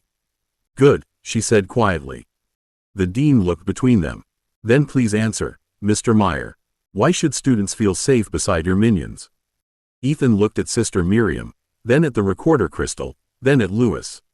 He wanted to say because I'm not the monster here, but that was the answer hiding inside the accusation. He wanted to say because they chose me, but Peter had not chosen him personally. Peter had chosen the program, the file, the consent chain, and the ugly chance to keep helping after death. He swallowed, and the shame loosened enough for anger to become something colder. I need to answer in parts, he said, because if I answer the feeling first, we'll all pretend the law doesn't matter. If I answer only the law, we'll all pretend the feeling doesn't. Ethan leaned toward the recorder crystal, not because he wanted it closer, but because the motion gave his body something controlled to do. The legal answer is that Peter Marlowe was a voluntary donor under Academy and federal necromancy law. His file permits supervised training deployment and emergency field support. His unit was sealed, tagged, and inactive until the field commander authorized shield line use during an active rift pulse. I didn't bring him out to frighten anyone. I brought him out because a living technician was in the path of something with hooks. Sister Miriam's mouth tightened by a fraction. Lawful does not always mean good. No, Ethan said, and the agreement seemed to wrong-foot her more than argument would have. It doesn't. That's why the file matters, but it isn't enough by itself. Consent matters because the dead can't speak in the moment. Limits matter because consent isn't a blank check. Command matters because if I'm careless, a tool becomes a danger. Dignity matters because if I stop thinking Peter Marlowe was a person, I shouldn't be allowed near him. The room had gone very still. Ethan could feel Sasha behind him, fierce and vibrating with the effort not to cheer. Ashley's quiet approval sat steadier than a hand on his shoulder. Riley, God's help them all, sounded almost smug when she whispered, good answer. Dean Halvorsen folded his hands over the complaint packet. And the moral environment? Ethan looked at him, Then at Sister Miriam. Students should feel safe because I follow rules even when I hate them. Because my team argues with me when I'm stupid. Because Master Lewis watches me like a hawk with a law degree. Because the dead I command have more paperwork, witnesses, and restrictions than half the living people who make decisions about us. He swallowed, hearing his own anger sharpen, and forced it back into plain speech. They should feel safe because when the rift opened, Peter held a shield instead of letting someone living die. Lewis' voice was mild. That will do. Sister Miriam lowered her eyes to the file. The order will maintain concern. I'm sure it will, Lewis said. Dean Halvorsen tapped the packet closed. No disciplinary finding at this stage. The complaint remains open pending mission review, donor use audit, and curriculum observation. Ethan nodded because it was better than swearing. He had not won. The complaint had simply learned his name, his methods, and the shape of his restraint. As Lewis guided him from the room, Sasha caught his sleeve, Ashley moved close on his other side, and Riley murmured, "You didn't give her the monster." Athena's voice followed, quiet in his chip. "Correct. Unfortunately, they may now hunt the man." 24. The Contractor Vault. By late morning, the complaint had stopped being a room and become a shadow attached to Ethan's wrist comp. The Academy had not punished him, which everyone kept presenting as good news, but the open review sat beneath every notification like a hook. When the next assignment arrived, it did not call itself a mission. It called itself a donor use audit, which somehow sounded worse. The route marker led through an Academy transport gate to Klein Preservation Services, a private contractor vault approved for legal cadaver storage, training unit rotation, and necromancy program support. Sasha read over his shoulder while they waited on the gate platform. A private vault, an Academy legal officer, and a Paladin observer. That's not an audit. That's judgment with better shoes. Ashley adjusted the strap on her field bag, her expression calm in the way that meant she had already counted exits twice. It's also a test. If they can make him nervous around donor records, they can argue the whole system is unsafe. Riley leaned closer from Ethan's other side, pink hair bright under the platform lights. Or the contractor did something stupid, and everyone plans to blame the necromancer because dead things move near him. I'm betting on stupid. Stupid shows up more often than evil. Athena opened a small pane above Ethan's wrist before he could answer. The display was compact, gray-edged, and unpleasantly official. Review status. Open. Public defense. Basic. Paladin scrutiny. Active. Donor anchor safety review. Pending. Recommended behavior. Calm, precise, boring. Ethan stared at the last line. Boring? Athena's voice slid through his chip, dry as old paper. Yes, try not to sparkle with suspicious competence. I don't sparkle, Ethan muttered. Sasha patted his arm. You sparkle when embarrassed. It's adorable and legally unhelpful. The transport gate opened before Ethan could defend himself, spilling them into a reception chamber that smelled of cold metal, sealed wards, and expensive cleaning charms. Klein Preservation Services looked less like a medical facility than a bank for bodies. The walls were smooth white stone, the floor shone too cleanly, and beyond the glass security partitions stood rows of vault doors marked with donor classifications, ward status lights, and contractor inventory codes. Every label was neat, every light was green. Ethan distrusted it immediately. A narrow man in a charcoal suit hurried forward with a smile that kept slipping at the edges. Mr. Meyer, Master Lewis, Miss Calder, Miss Vance, Miss Calder. Welcome to Klein. I'm Harold Paris, Operations Manager. We appreciate the Academy's confidence in our compliance standards. Lewis did not shake his hand. Confidence is not why we're here. Sister Miriam Vale stood beside an Academy legal officer near the access desk, white and gold formal wear bright against the contractor gray. Her gaze found Ethan, then moved to his girls, then to the wrist comp on his arm. Mr. Meyer, I hope today gives us clarity. Ethan looked past her to the vault doors and felt something faint tug at his senses, not a voice, not a command, but a wrong little pull from behind too many locks. So do I, he said, and hated that he meant it. Paris led them through the first security partition with his smile still trying to behave like nothing was wrong. The Academy legal officer walked beside Sister Miriam, reading from a slate and asking for confirmation codes in a voice so flat it made every answer sound like evidence. Ethan stayed half a step behind Lewis, close enough to obey if Lewis snapped an order, far enough that he could feel the vault without pretending the feeling belonged to anyone else. The wrong pull had not gone away. It tugged in little pulses, like fingers brushing thread in the dark. Training rotation registry, Paris said, pressing his thumb to a plate beside a vault door marked C12. Non-combat donor skeletons, Academy permitted, low-risk handling class. Everything here is compliant. Riley leaned toward Sasha without lowering her voice enough. People always say compliant right before something bites them. Paris's smile slipped. Nothing in this vault bites, Miss Calder. Ethan felt the next pulse before the door opened. It snagged behind his ribs and brushed his command sense with a shape that wasn't asking him anything, which somehow made it worse. Beyond the door, skeletons stood in vertical racks under pale ward light, each one braced in a metal frame with donor tags hanging from collar, wrist, and anchor plate. They should have been silent. 3 of them twitched as the door seal released. Ashley's hand went to her wand. That wasn't air movement. No, Lewis said softly. It wasn't. Paris stared at the closest rack. That's impossible. They're unassigned. The update completed last night, but all anchors tested green. The wrist tag on the nearest skeleton flickered from green to amber. Then the collar tag beside it flashed the wrong name. Ethan saw Thomas Reed become Maribel Ortiz for half a second, then Harold Jameson, then a string of numbers that made the anchor in his senses jerk like a hooked fish. 4 skeletons rattled in their frames. One hand lifted, fingers scraping metal. Sister Miriam stepped back, face tightening. Mr. Meyer. I didn't call them, Ethan said, already forcing his breathing into the shape Lewis had beaten into him. The tags are cross-linking. Athena spoke in his chip, sharp and fast. Contractor Wardpatch is rewriting donor anchor associations through shared inventory logic. Cost-saving architecture. Catastrophically stupid. Sasha planted both palms toward the floor. Stone-colored plates rose around the rack bases, not touching the bones, just locking the frames in place. Tell me where not to brace. Do not touch the tags, Lewis said, and his voice cut through the vault like a blade kept clean for work. Ethan, feel the false call. Do not answer it. The command tug came again, stronger now, and Ethan hated how easily part of him wanted to catch it. They're trying to answer the wrong name, he said, staring at the shuttering racks while the living people behind him waited to see whether the necromancer was the danger or the only one who understood it. Jenna appeared beside the open vault door with no shimmer, no drama.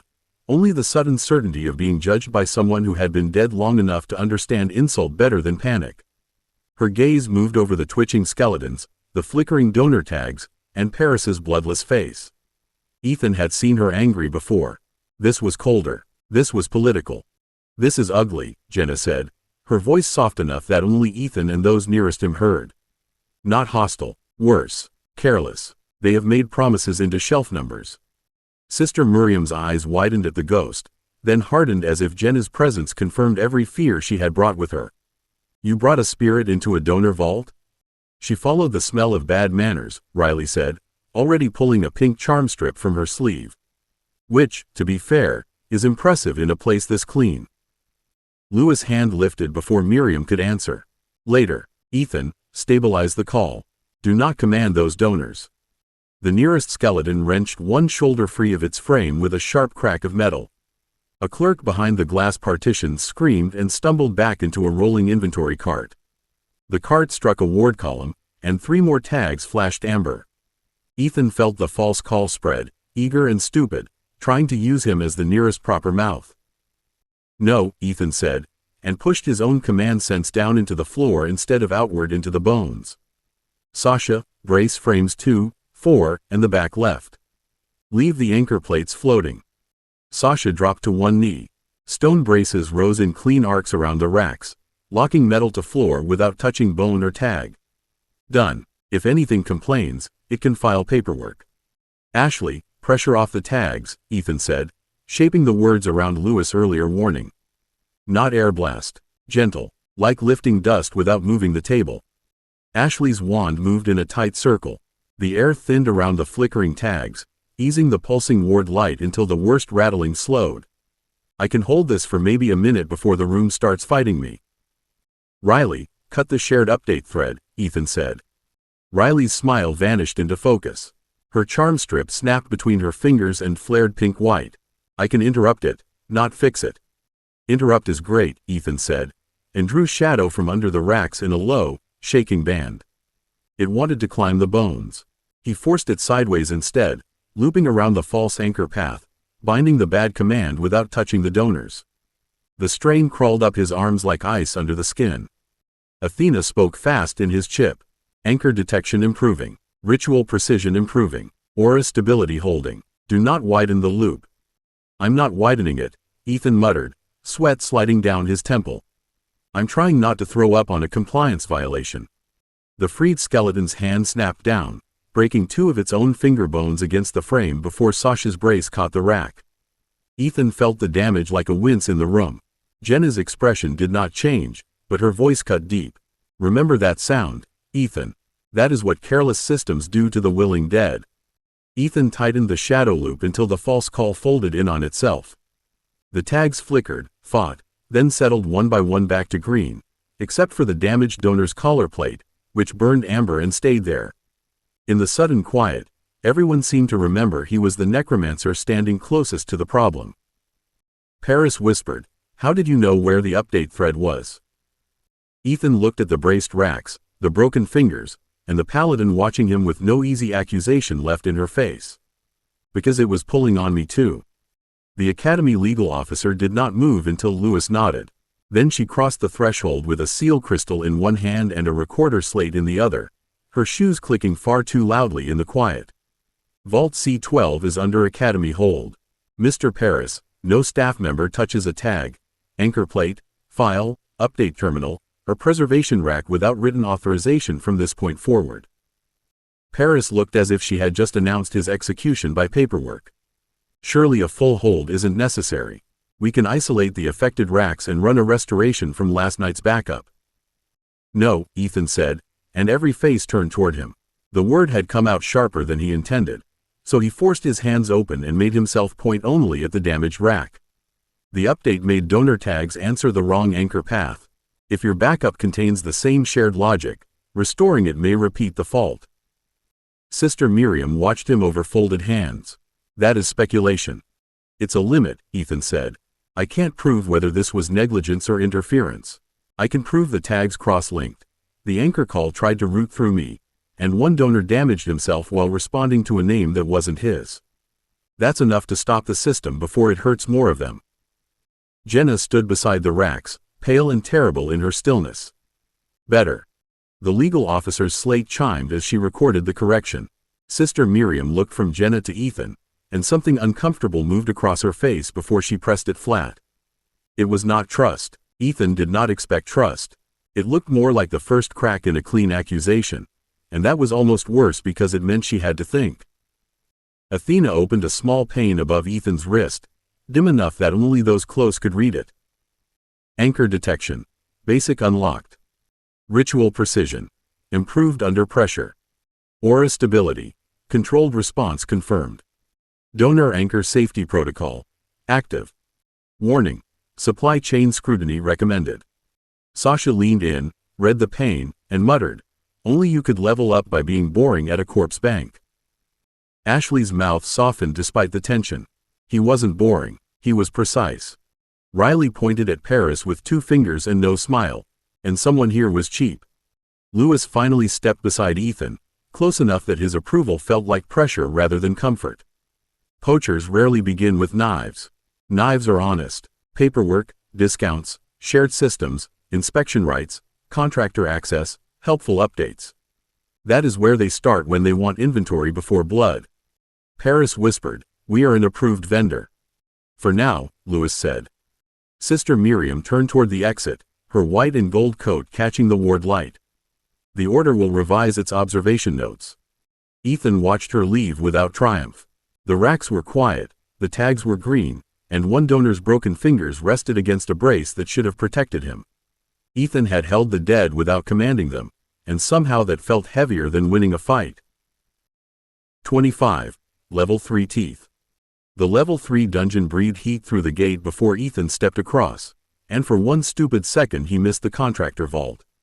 Climb preservation had been cold, polished, and wrong in a way that wore clean shoes.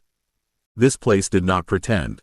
The air beyond the transport shimmer was hot enough to make his eyes water, thick with the smell of scorched stone, old blood, and something musky that made the back of his neck tighten before he saw a single monster. Lewis stopped them at the threshold with one raised hand. No heroic entries. No sightseeing. Mr. Meyer, tell me what changed before your feet crossed the line. Ethan swallowed and looked past him. Black rock sloped downward into a wide tunnel ribbed with red mineral seams. Claw marks scored the floor in overlapping patterns, some shallow, some deep enough to catch a boot. The walls were pocked with vents that pulsed faint orange light, and above those vents were scratches too high for anything slow or stupid. They climb. They hunt in groups. Heat's part of the room, not an accident. There are marks crossing the floor twice, so something circles back instead of just charging. Sasha shifted her pack higher and gave the tunnel a narrow look. So, smart teeth in a hot cave. Lovely. I vote we leave a complaint with management. Ashley flexed her fingers around her wand, her voice quiet but tight. The air's moving wrong near those vents. Not natural airflow. Something's using them. Riley crouched and touched 2 fingers near a claw groove without putting them inside it. And something smaller follows after the big ones.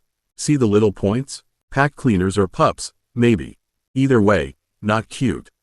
Athena opened a compact pane above Ethan's wrist, dim and private enough that only the team could read it if they leaned close. Mission: Supervised Level 3 Dungeon Environment. Primary Threat Profile: Heat-Adapted Pack Predators. Salvage Rights: Conditional. Priority: Survive first, harvest later. Ethan stared at the last line and felt the old greed twitch under the fear. Conditional salvage meant corpses. Better corpses. Bigger corpses. The kind Lewis kept telling him he would need if he wanted to keep what gathered around him. Then a low, clicking growl rolled out of the tunnel, answered by 2 more from different angles, and the thought of future inventory became a lot less romantic. Lewis looked at him. Still thinking about corpses? Yes, Ethan admitted, drawing Shadow close without releasing it. But I'm thinking about not becoming one first. Good, Lewis said, and stepped aside. Enter in formation. Ethan crossed the gate line with Sasha on his left, Ashley on his right, Riley half a pace behind, and his older undead waiting in their storage marks like familiar tools suddenly too small for the job. Heat pressed over him at once. Far ahead, something fast scraped across stone, stopped, and scraped again from somewhere else. The earlier dungeons had been dangerous. This one listened back. The first attack came from above, exactly where Ethan had known it would and faster than his body wanted to believe. A shape dropped from the hot dark with too many jointed limbs, its hide black and red like burned armor, its jaws opening sideways as it fell toward Ashley's side of the line. Ethan snapped the fire lion out of storage with a command that tasted of ash and old pride, and the undead beast hit the leaping thing's shoulder first in a burst of dead heat. The impact threw sparks across the stone. The fire lion drove the predator into the wall and pinned it there for 2 whole seconds, which sounded pathetic until Ethan saw how many claws were already tearing through its dead flank. Left wall, Ashley said, wand cutting upward as she stepped back without breaking formation. Second one moving through the vent line. I see it, Ethan said, though he barely did. He shoved command into the armored boar next, sending the heavy corpse forward just as another predator burst from a low crack in the rock. The boar braced, tusks down, dead muscles locking with a satisfying crunch as the monster slammed into it and stopped. Sasha grinned fiercely. Piggy still has one good shove in him. Then the floor claws found purchase. The dungeon predator twisted, not stronger than the boar but smarter, hooking one limb under the armor plates and another into a joint Ethan had not reinforced because the boar had never needed it before. The boar lurched sideways, one leg skidding into a vent groove, and Ethan felt the command line wobble under the sudden awkward strain. Lewis' voice came from behind him, sharp and calm. Do not admire. Correct. Ethan clenched his jaw and called the rift corpse. The thing unfolded out of shadow storage like a bad decision made of hooked bone and glassy plates, still ugly, still valuable, and still half unfamiliar in his command sense. He drove it into the predator worrying the boar, and the rift corpse hit like a falling gate. Bone plates cracked against dungeon hide. The predator shrieked and went down hard enough to shake grit from the ceiling. For one breath, Ethan felt brilliant. Then the Rift Corpse surged forward after the kill, dragging on his command like a dog that had smelled blood and forgotten the leash. His vision narrowed. Heat, stone, teeth, and command lines tangled at once. "Ethan," Riley said, her charm strip already between her fingers. "Your ugly one's pulling too hard." Athena's warning flashed cold above his wrist. Control drain spike. Rift Corpse response exceeds current comfort threshold. Recommend restraint before acid enthusiasm becomes team injury. Acid enthusiasm? Ethan gasped, hauling back on the command until pain bit behind his eyes. That's a phrase for trying to bite my own boar? Lewis did not help. Welcome to level 3. Keep it yours. Keeping it his felt a lot less heroic than Ethan had imagined when the Rift Corpse tried to drag his whole command sense through its teeth. He dug his heels into hot grit, pulled the corpse back one ugly inch at a time, and felt the fire lion's line fray on his other side as the wall predator tore deeper into its dead flank. Too many bodies, too many angles, and not enough of his brain to keep them from becoming a pile of useful meat in the wrong place. Sasha slammed both palms down before he could lose the boar. Earth rose in a rough wedge under the trapped leg, lifting the armor plates clear of the vent groove and shoving the boar square again. "Piggy's out," she snapped, sweat shining along her shaved blue hairline. "But if you park him sideways again, I'm naming him Bacon Failure." "Don't name my undead during combat," Ethan said through clenched teeth, but the boar steadied, and the command line stopped wobbling like a rope over a saw. Ashley moved at the same time, wand slicing a tight pattern through the heat. The vent beside the fire lion pulsed orange, then coughed a blast of burning air straight toward its torn flank and Sasha's exposed side. Ashley caught it, not by stopping it, but by bending it upward in a roaring sheet that scorched the ceiling instead of their faces. "Your lion blocks my line when it swells," she said, voice strained but even. "Either make it smaller or put it where heat helps us." Ethan saw it then. The fire lion's dead heat had pushed Ashley off her angle. The boar's bulk had stolen Sasha's floor. The Rift Corpse's hunger had almost turned Riley's rear position into a bite zone. His army wasn't covering the girls. It was crowding them. Riley's charm flashed pink-white past his hip and struck the Rift Corpse between its shoulder plates.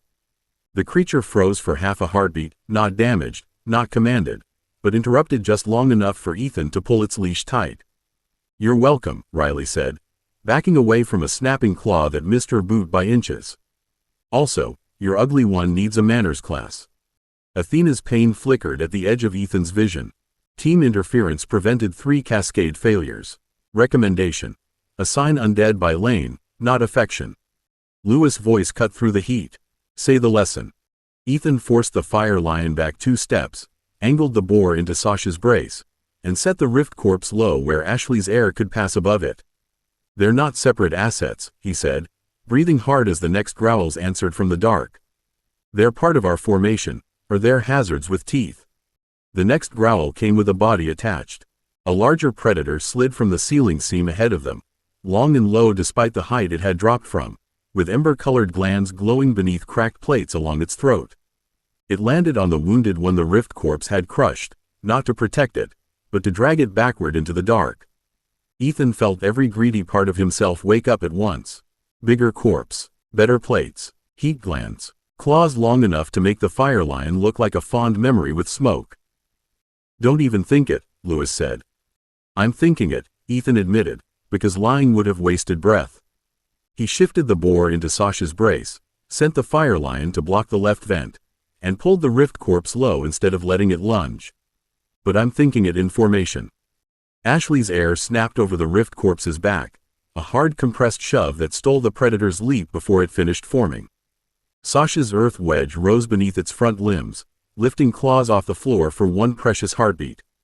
Riley's charm struck the glowing throat glands with a sharp pink crackle, and the creature convulsed, plates flaring open just enough for Ethan to drive the Rift Corpse forward under tight command. The impact broke the predator sideways. Ethan felt the kill pass through his command sense like hot wire through wet cloth, brutal, valuable, and almost beautiful in the worst possible way. His knees flexed. The Rift Corpse tried to keep biting after the body stopped moving, and he dragged it back with a snarl that tore at his throat. Mine means stop. This time, it stopped. Athena's pain flashed near his wrist. Superior corpse candidate identified. Throat gland intact. Claw cluster salvageable. Hide sections damaged but useful. Command strain high. Recommend single corpse extraction. Ethan saw another shape move deeper in the tunnel, broader than the dead one and bright along the spine with mineral heat. His pulse jumped. There's another. Lewis stepped close enough that Ethan felt the pressure of him without being touched. And there will always be another. That sentence has killed more necromancers than paladins have. Sasha glanced from Ethan to the dark, then planted herself between him and temptation. Tallboy, we are not shopping ourselves to death. Ashley already had an extraction case open. Tag the corpse. Riley, glands first if Athena marks the safe cut. Riley swallowed, then nodded and pulled a narrow knife from her kit. Nothing says academy bonding like hot monster throat bits. Ethan locked a preservation tag to the dead predator's shoulder plate, took the claw cluster Athena marked, and forced himself not to look deeper into the tunnel again. When the corpse folded into storage, it hit his command sense like a heavy chest dropped into too small a room. Athena opened one compact pane as they retreated toward the gate. Level 3 monster corpse acquired. Dungeon drops acquired. Heat gland, claw cluster, hide sections, minor core shard. Monster undead command. Novice field competence logged. Minion control limit review pending old asset retirement. Warning. Command strain high. Lewis read it over Ethan's shoulder and gave him no smile at all. Good. Now leave before success makes you stupid. 26. Storage choices.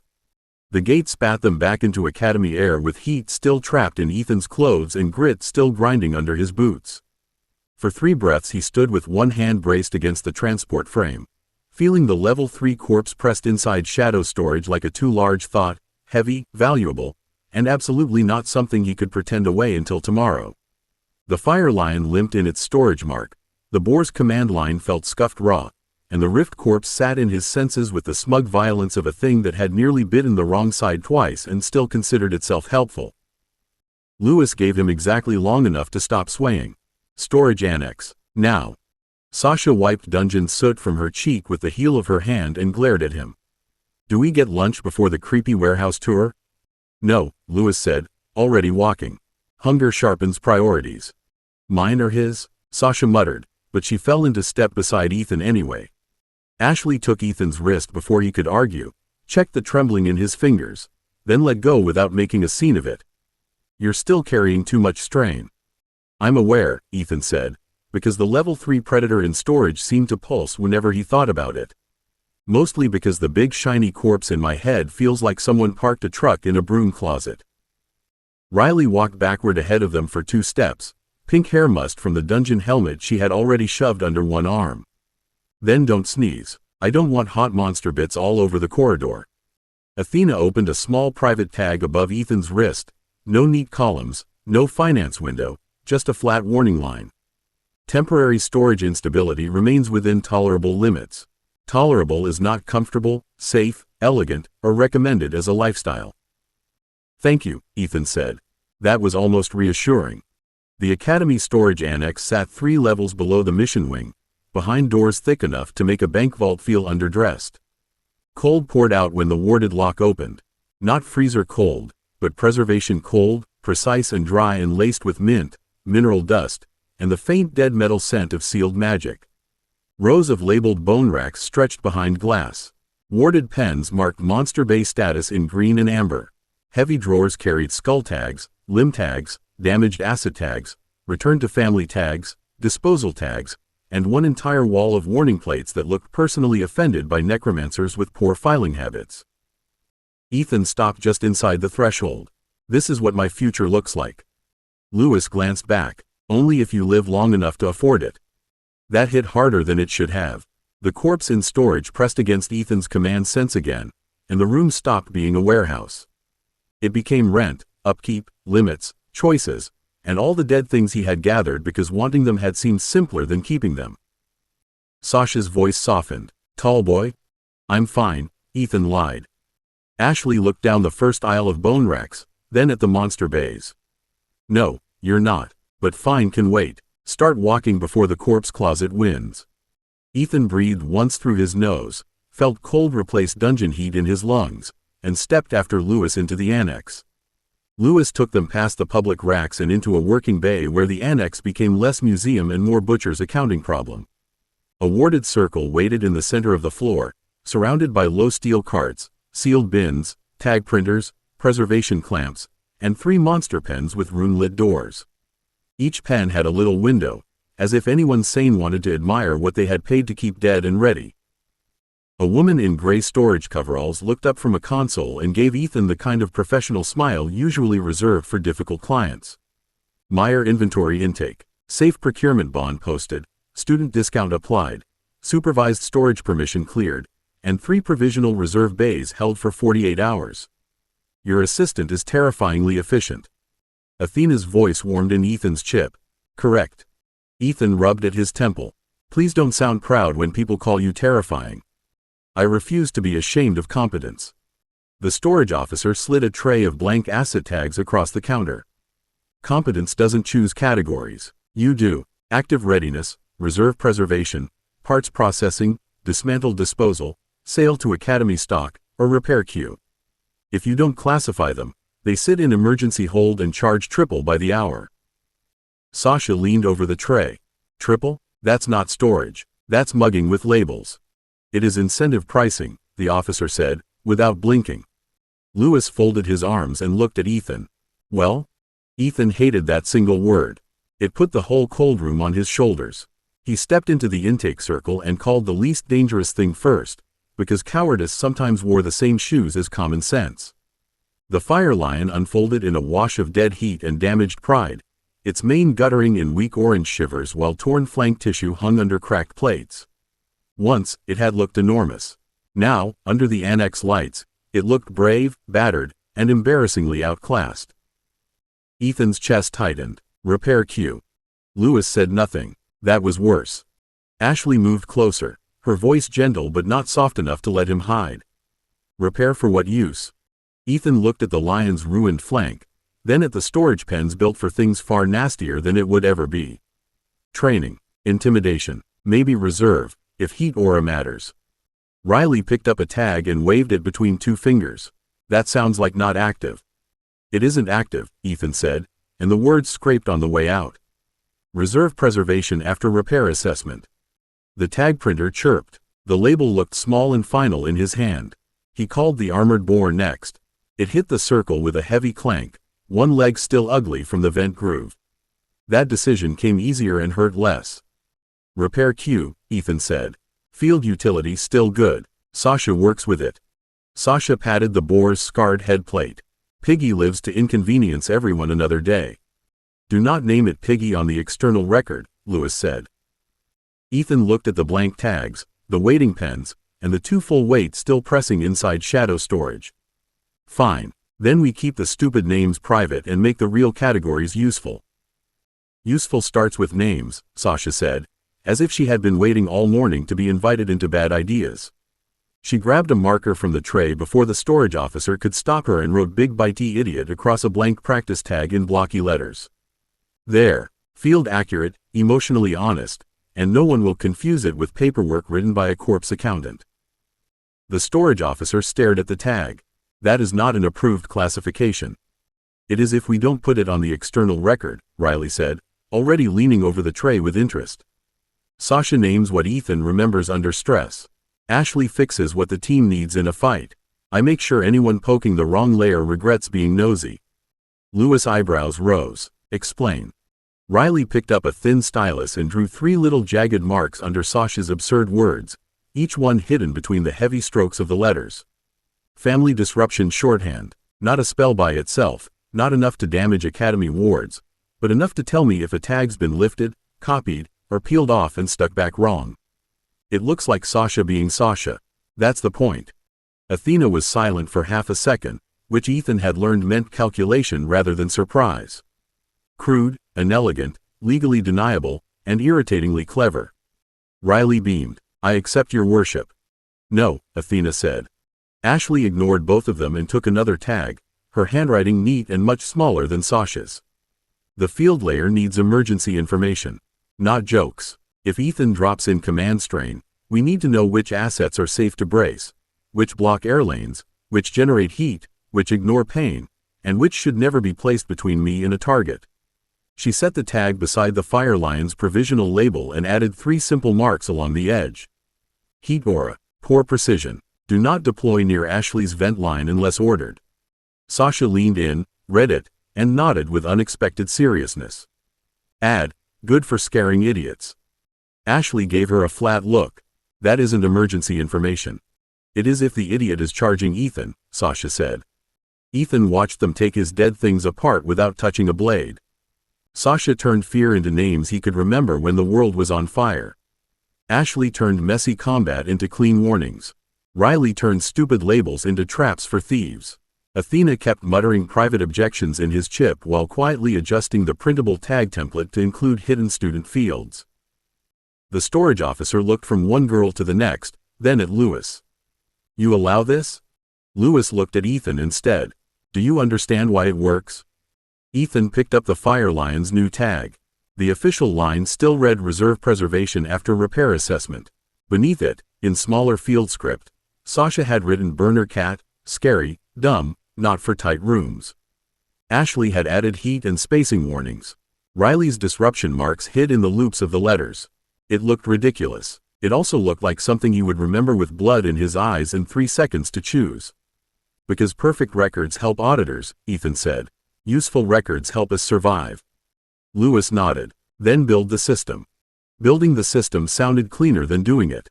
Ethan still had to stand in the warded circle, loosen the shadow storage hold around the level 3 corpse, and trust the annex wards to catch what came out. The dead predator unfolded into the bay with a heavy slap of armor plates and jointed limbs, bigger under cold white lights than it had seemed in the dungeon, its throat glands dim but intact beneath cracked ember hide. The storage officer took one step back before professionalism dragged her face smooth again.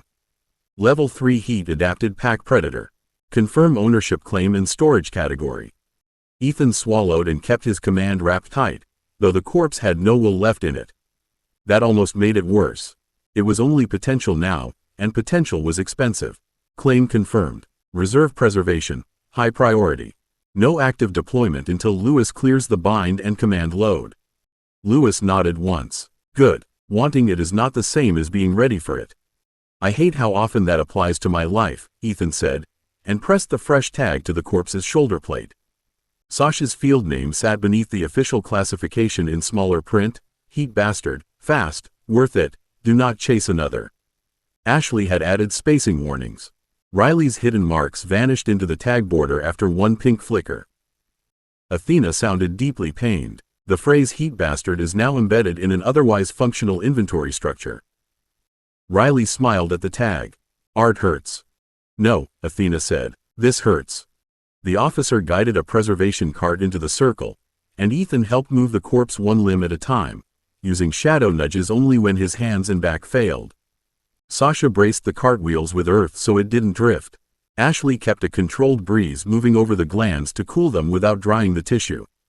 Riley stood near the tag tray with 2 charm stones ready, watching the room more than the corpse. When the bay door sealed around the level 3 monster, Ethan turned to the Fire Lion. The older undead stood under its weak main glow, familiar and damaged and suddenly small. He touched its head plate, feeling old dungeon ash and the memory of being saved when saving had seemed impossible. Active roster retirement, Ethan said quietly. Repair for reserve training, intimidation, and emergency fodder only. Sasha did not joke this time. She leaned against his side for 1 second, then let him stand alone. The storage officer entered the change. Active slot freed. Beast part processing? Ethan looked at the heat gland, claw cluster, hide strips, and minor core shard laid in sealed trays. Ritual stock. No sale. Athena opened one compact pane above his wrist. Undead inventory V1 active. Active. Armored boar pending repair. Rift corpse restricted. Skeleton shield unit available. Reserve. Fire Lion retired from active roster. Level 3 heat predator preserved. Repair queue. Boar leg, Fire Lion flank. Ritual stock. Heat gland, claw cluster, hide sections, minor core shard. Ready slot management improved. Raw power gain. None. Lewis read the pane and looked at Ethan over it. Now you're learning command. Ethan stared at the sealed bays, the tags, the trays, and the freed slot that felt less like victory than responsibility. Command feels like deciding what not to use. Exactly, Lewis said. Remember that before the next emergency makes you stupid.